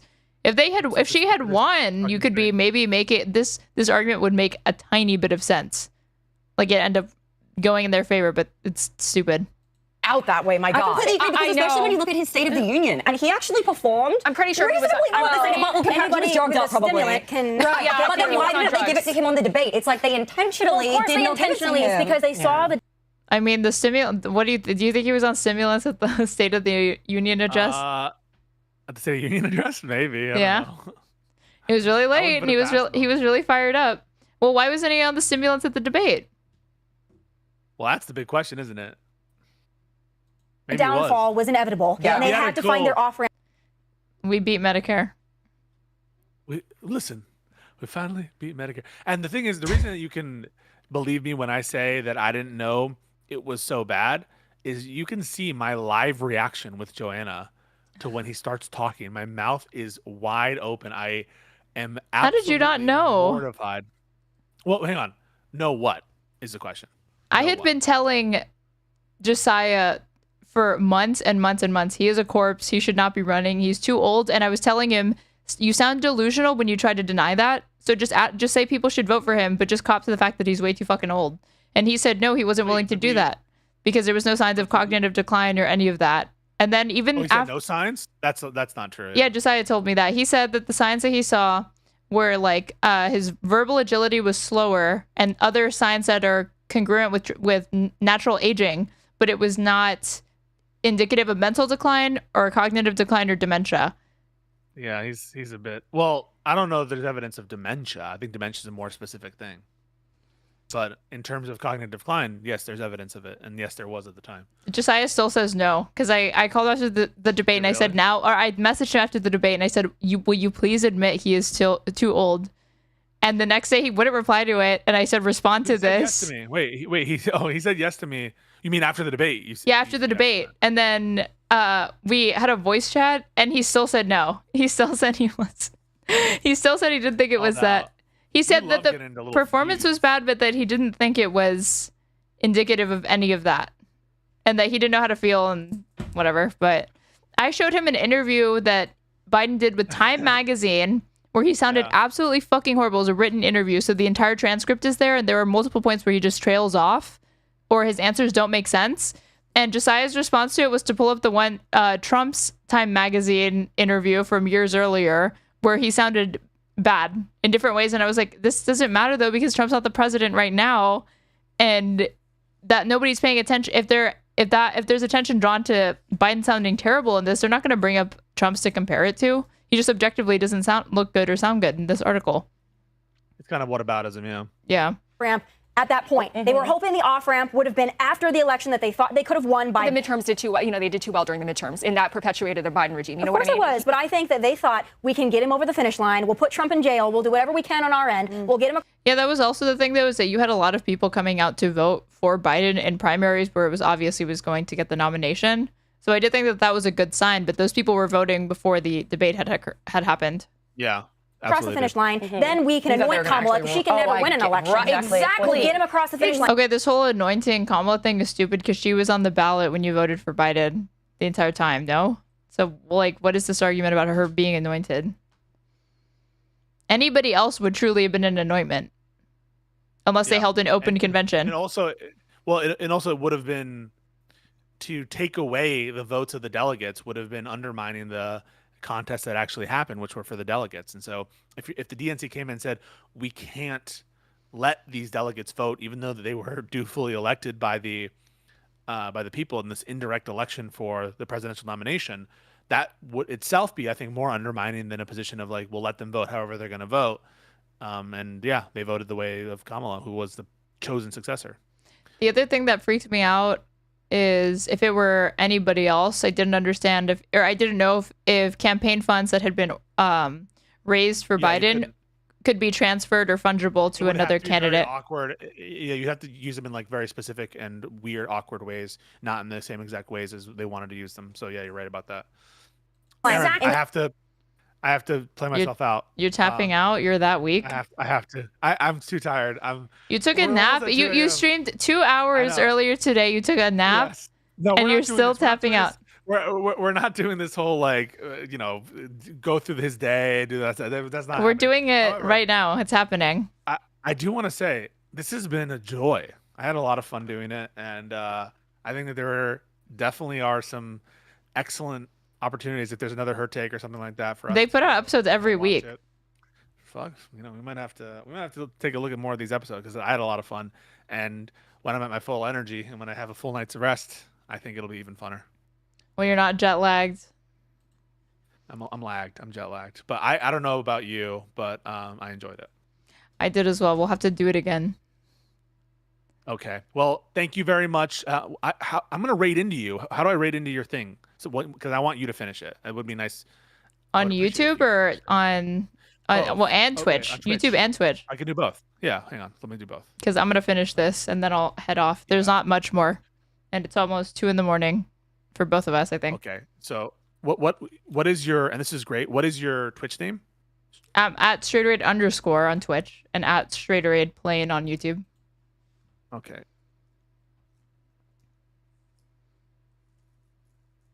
All right, so you guys are gonna need to follow straighterade on Twitch, and then for YouTube, let me just do that one real quick. So YouTube people, don't go anywhere until it's time. All right, Twitch people, you're about to leave. You're about to leave Twitch. Twitch people, and then YouTube people, you're about to go as well. But just give me a second. I'm honored to get the raid on YouTube. Yeah, 100%. Thank you so much, Sanmo, for the help there. Be your channel, YouTube Studio. They make it so hard to raid in YouTube. It's like literally impossible. I don't understand. I don't think I can. I think it's like I don't know that I qualify to do it. It's like a small channel. You're not allowed to raid into someone? I don't know. 1 second. Say something funny while we do this. Thank you for the follow, whoever followed me. But Pisco's camera is covering it, so I can't see who it was. That's kind of funny. Here's something else that's funny. Y'all ever notice that Pisco looks like Wario and he gets really sensitive and defensive about that? Fuck you. Redirect. Raiders press refresh to get counted in the Twitch algo, according to Critical Rad TV. Thank you. The more you know. Nice. Okay. I'm done. You did it? Thank you very much. Yep. It'll happen in a second. You guys, all follow Straighterade, and yeah, much love, and thank you for doing this, Aaron. Really appreciate it. All right. Bye. Peace out. All right, guys. Let's finish this shit. Until it became obvious they could not get him across that finish line, they had to do something. They pulled the ripcord. They had him debate in June. Then they tossed him around across. They pulled the ripcord? What does that mean? Out in the wilderness. And they're like, Kamala, that's our only option. We've DEI'd ourselves into this position. Let's see if we can make this work. I agree with you. I love that. I do want to a little bit different. As I'm sure it is. Go ahead. Yeah, I just want to say, I just think the Democratic Party has a problem in disagreeing within the party and holding each other accountable. What I mean by that is, once Biden said he was going Hello, Straighter-Raiders. I hadn't even thought of that until now. Wow, I'm kind of ashamed. To run for re-election, that was when the party should have weighed in and said, no, bro, you're already a little up there in age. But then you would have had a primary, though. You would have had a I'm primary. suggesting they didn't want that. But they didn't want to go against Biden. I think that's a huge issue. And the people surrounding Biden. Again, Anna ends up coming off she's some super genius here, but in reality, the others are just morons for actually thinking that the Democrats would have orchestrated that scenario for the primary and general election. It's so stupid. You and Pisco have the most interesting chemistry together, unintentionally hilarious. So I'm glad to hear that. Administration, it's a good time. And their White House jobs. Donilon wanted that $4 million that he got paid from the campaign to run Biden for re-election. There's a financial interest. Can't give subs. No, you can't give subs because I'm not monetized on YouTube yet. But if you guys subscribe and like my stream and do all that good stuff and comment for the algorithm, then I will get closer to it. Because I'm less than 1,000 watch hours away from being able to, and then I need 1,000 subscribers for a certain type of monetization and then 1,200 for a different type. I don't know what unlocks what. but I don't know if super chats or memberships comes first. But you can give subs on Twitch, where you can join my other subs and their lovely emotes. Power motive or power involved motive. And I think it's not really conspiratorial. It's about ego and it's about self-interest. And in the end, the people who got screwed. Thank you for subscribing. Were the Democratic voters. Postman. And American people, frankly. And that's precisely right. Let's look at the cast of characters here. These are uniquely Biden creatures who knew that they would not be hired, even under a different Democratic regime. Yeah. They needed Biden specifically, right? And so they were riding this gravy train for as long as they possibly could. I do want to mention, though, this is something that's completely irrefutable. Primary in July was way too late. Biden would have needed to drop out April latest. Well, the issue was that nobody, according to Jake Tapper in his book, there really was no opposition internally or pressure for Biden to step down. But that also goes into the fact that his aides and his inner circle were intentionally obscuring were tightly controlling his public appearances and even his appearances in private settings. Like he always had, what is it called when they're reading, like a teleprompter, even at like donor events where he was just expected to speak for like 10, 15 minutes. They would have teleprompters for him. Irrefutable. Everyone thought that Kamala Harris was... Lindy was literally one of those Biden creatures. No, she wasn't, because she fundraised for him completely for free because she says she never actually took money for them for doing that. And she was also a surrogate for him. So why she did it for free, I have no clue. I guess power, notoriety. Deeply incompetent and stupid. Yeah, but they controlled her, though, and I think they knew that. She would have done whatever they said to do. She'd read anything off a prompter. She'd sign whatever they told her to sign. She couldn't even read off the prompter. She's an empty vessel. That's why they wanted her, because they could literally make her reiterate anything they wanted. Think about a primary, by the way. Think about a Democratic primary with Newsom. You destroyed California. Kamala, no, you destroyed California. There is no way they would have eviscerated each other in that primary. That would have been great. And they would have lost the election. I don't think the Democrats could have survived a primary. I really don't, which is why I have my whole theory. The reason why they couldn't do that is because they were captured by their DEI base. And there was no way the black women... Okay, no, I thought she was actually about to say something true, because every now and then they start touching on subjects that I can tell she just knows way too much about because of her background as a Democratic fundraiser. But this is just shamelessly lying about they're captured by their DEI base. This is why they couldn't do a primary. What DEI base are you... That's fans of Joe Biden? That wouldn't vote for another candidate? Like, what do you mean? And who basically constitute the foundation of the Democratic Party would have allowed Kamala Harris to be shoved aside. That's actually correct. Oh, okay. So she's saying if there had been a primary, they wouldn't. The DEI base, aka the black voters, in a not so subtle way, would not allow anybody other than Kamala Harris to prevail. And they were very vocal about that. It wasn't just about the base. The Congressional Black Caucus made it abundantly clear. James Clyburn's like, it's got to be Kamala, and if it's not Kamala, we're going to have an issue. Exactly, especially since they were moving South Carolina up in the primary calendar. So you know who forms the Democratic base in South Carolina? Black people. Can I ask you a question? Always wondered this. I'm surprised I haven't asked you yet. Well, at least she said it. She said DEI base at first, and then she was like, you know who's in that base? Black people. You know how people were saying that the Obamas weren't supportive initially, but then they broadcasted that video where she was on the phone with them. Yeah. Were they actually unhappy about it at first? They were deeply unhappy, and Michelle Obama didn't want to get her hair and makeup done. That's why it was on video. Yeah. That's hilarious. Wow. Okay. And the whole thing was absolutely staged. So glad I asked you that. Yeah. She was basically begging for the endorsement, and she begged for Biden's endorsement the day of, too. That wasn't going to come. That's why there was a 30-minute delay. Wow. All right. Yeah. Well, we didn't have time for Maha this week. Maybe next week. But I would simply say, I feel like I have to get this out there because I'm so pissed about this. I was like, what the hell is Maha? It's Make America Healthy Again. The report. This big, beautiful report. I want to make it clear that everything in the report simply requires you to default to common sense. And here is what it alleges. That the rise in ultra-processed food, the increase in a sedentary lifestyle, the over-medicalization of our health care, and toxins in our environment have created the problem where we are getting sicker and fatter and more infertile year after year after year. What report is she referring to? I hear a lot about this report and all the mistakes that were in it because it was created by AI, which is absolutely... Why? Do we have 5 minutes to litigate this? Can I? I'm going to take 5. We're going to go a little bit over because here's the thing. Okay, so in fact, Nat, can you pull up the Guardian article? The HHS report. For me. Here's what happened. They had AI. The big, beautiful report. Oh my gosh. And because of that, AI hallucinated certain studies it thought would exist. It literally predicts. I swear to God, it's insane. It screwed up citations, and it made a bit of a mess. It attributed wrong authors to wrong studies, and of course, big ag, big pharma, big food, all the Democratic senators like Senator Warren jumped in. We need to rescind this. This is bullshit. We told you. There's nothing to see here. They made up all of this stuff. And so for me personally, I'm super duper pissed that they made these mistakes because you've allowed the devil in the room to tell you, no. Drink glyphosate and eat fluoride tablets and chow down on your kid's red marker and don't worry about what's in your water. You do need to worry. The fact that they F this up, get it together, guys. Like, really get it together. You're not doing Kennedy a service. You're not doing Trump a service. And you're certainly... The idea that this is like a mistake, I mean, like, they intentionally...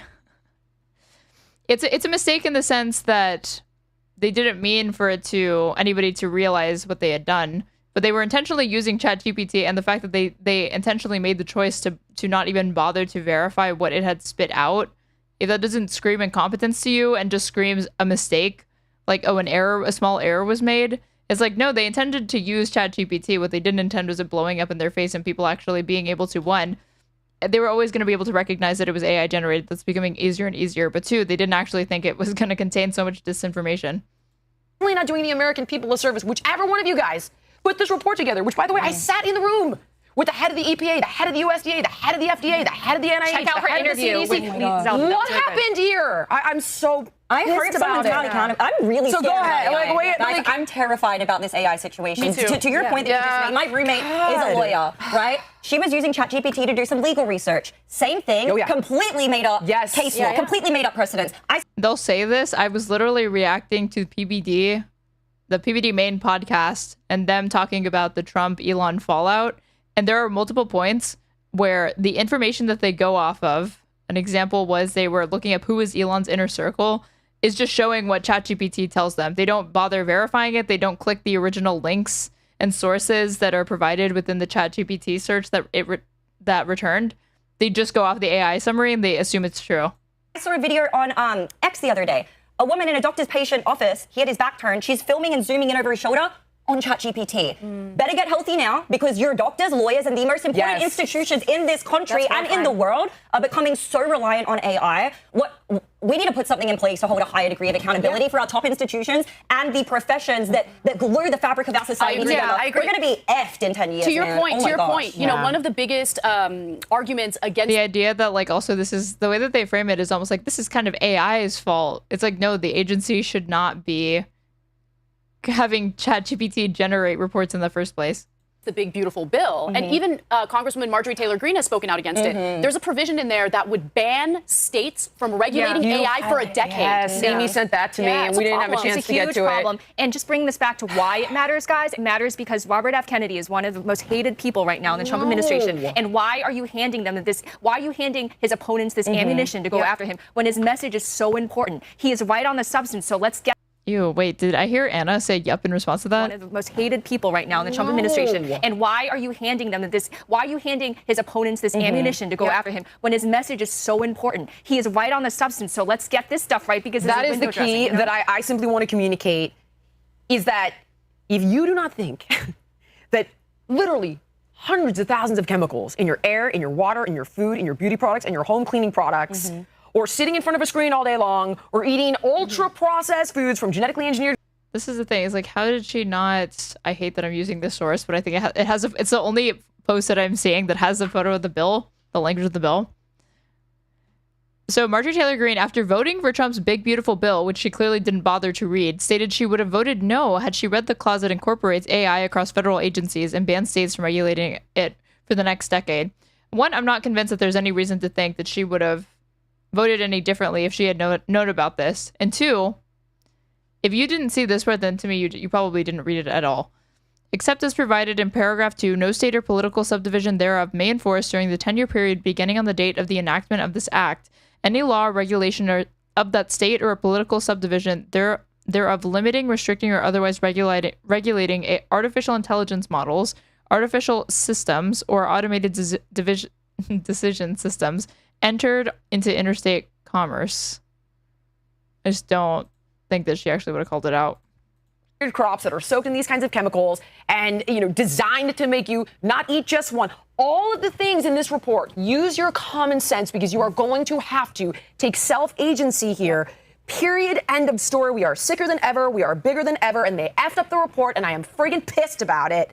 But you got to use your common sense because the points that the report makes are spot on. And I've been doing that line of work for 30 years, and I've written numerous books. And I promise you, my research is rock solid, and it backs up those 4 pillars in the report. Jillian, in terms of sabotage, that someone did that intentionally to then... The lack of self-awareness to say that RFK is crazy, but you should trust me, a random fitness guru who I'm pretty sure doesn't have any sort of technical training, any sort of degree related to anything more than like exercise science. Validate the findings inside of the report. I think corporate interests, I really do think corporate interests rule this country. Yes. And I'm sorry, at the end of the day, they're buying our politicians. I would not be surprised if there was some, squirrely business going on. Not only that, how many of them are still Biden loyalists? How many people are in HHS? Nobody. I just went on her Wikipedia page, and it says she attended Carolina State University, Northridge, supporting herself as a bartender and personal trainer during that time. And I was like, okay, what's her degree though? But if I put graduated, there's nothing. I don't even think, is degree going to return anything? Nope. So some of the high school education you should trust to accurately write a book about health and science information.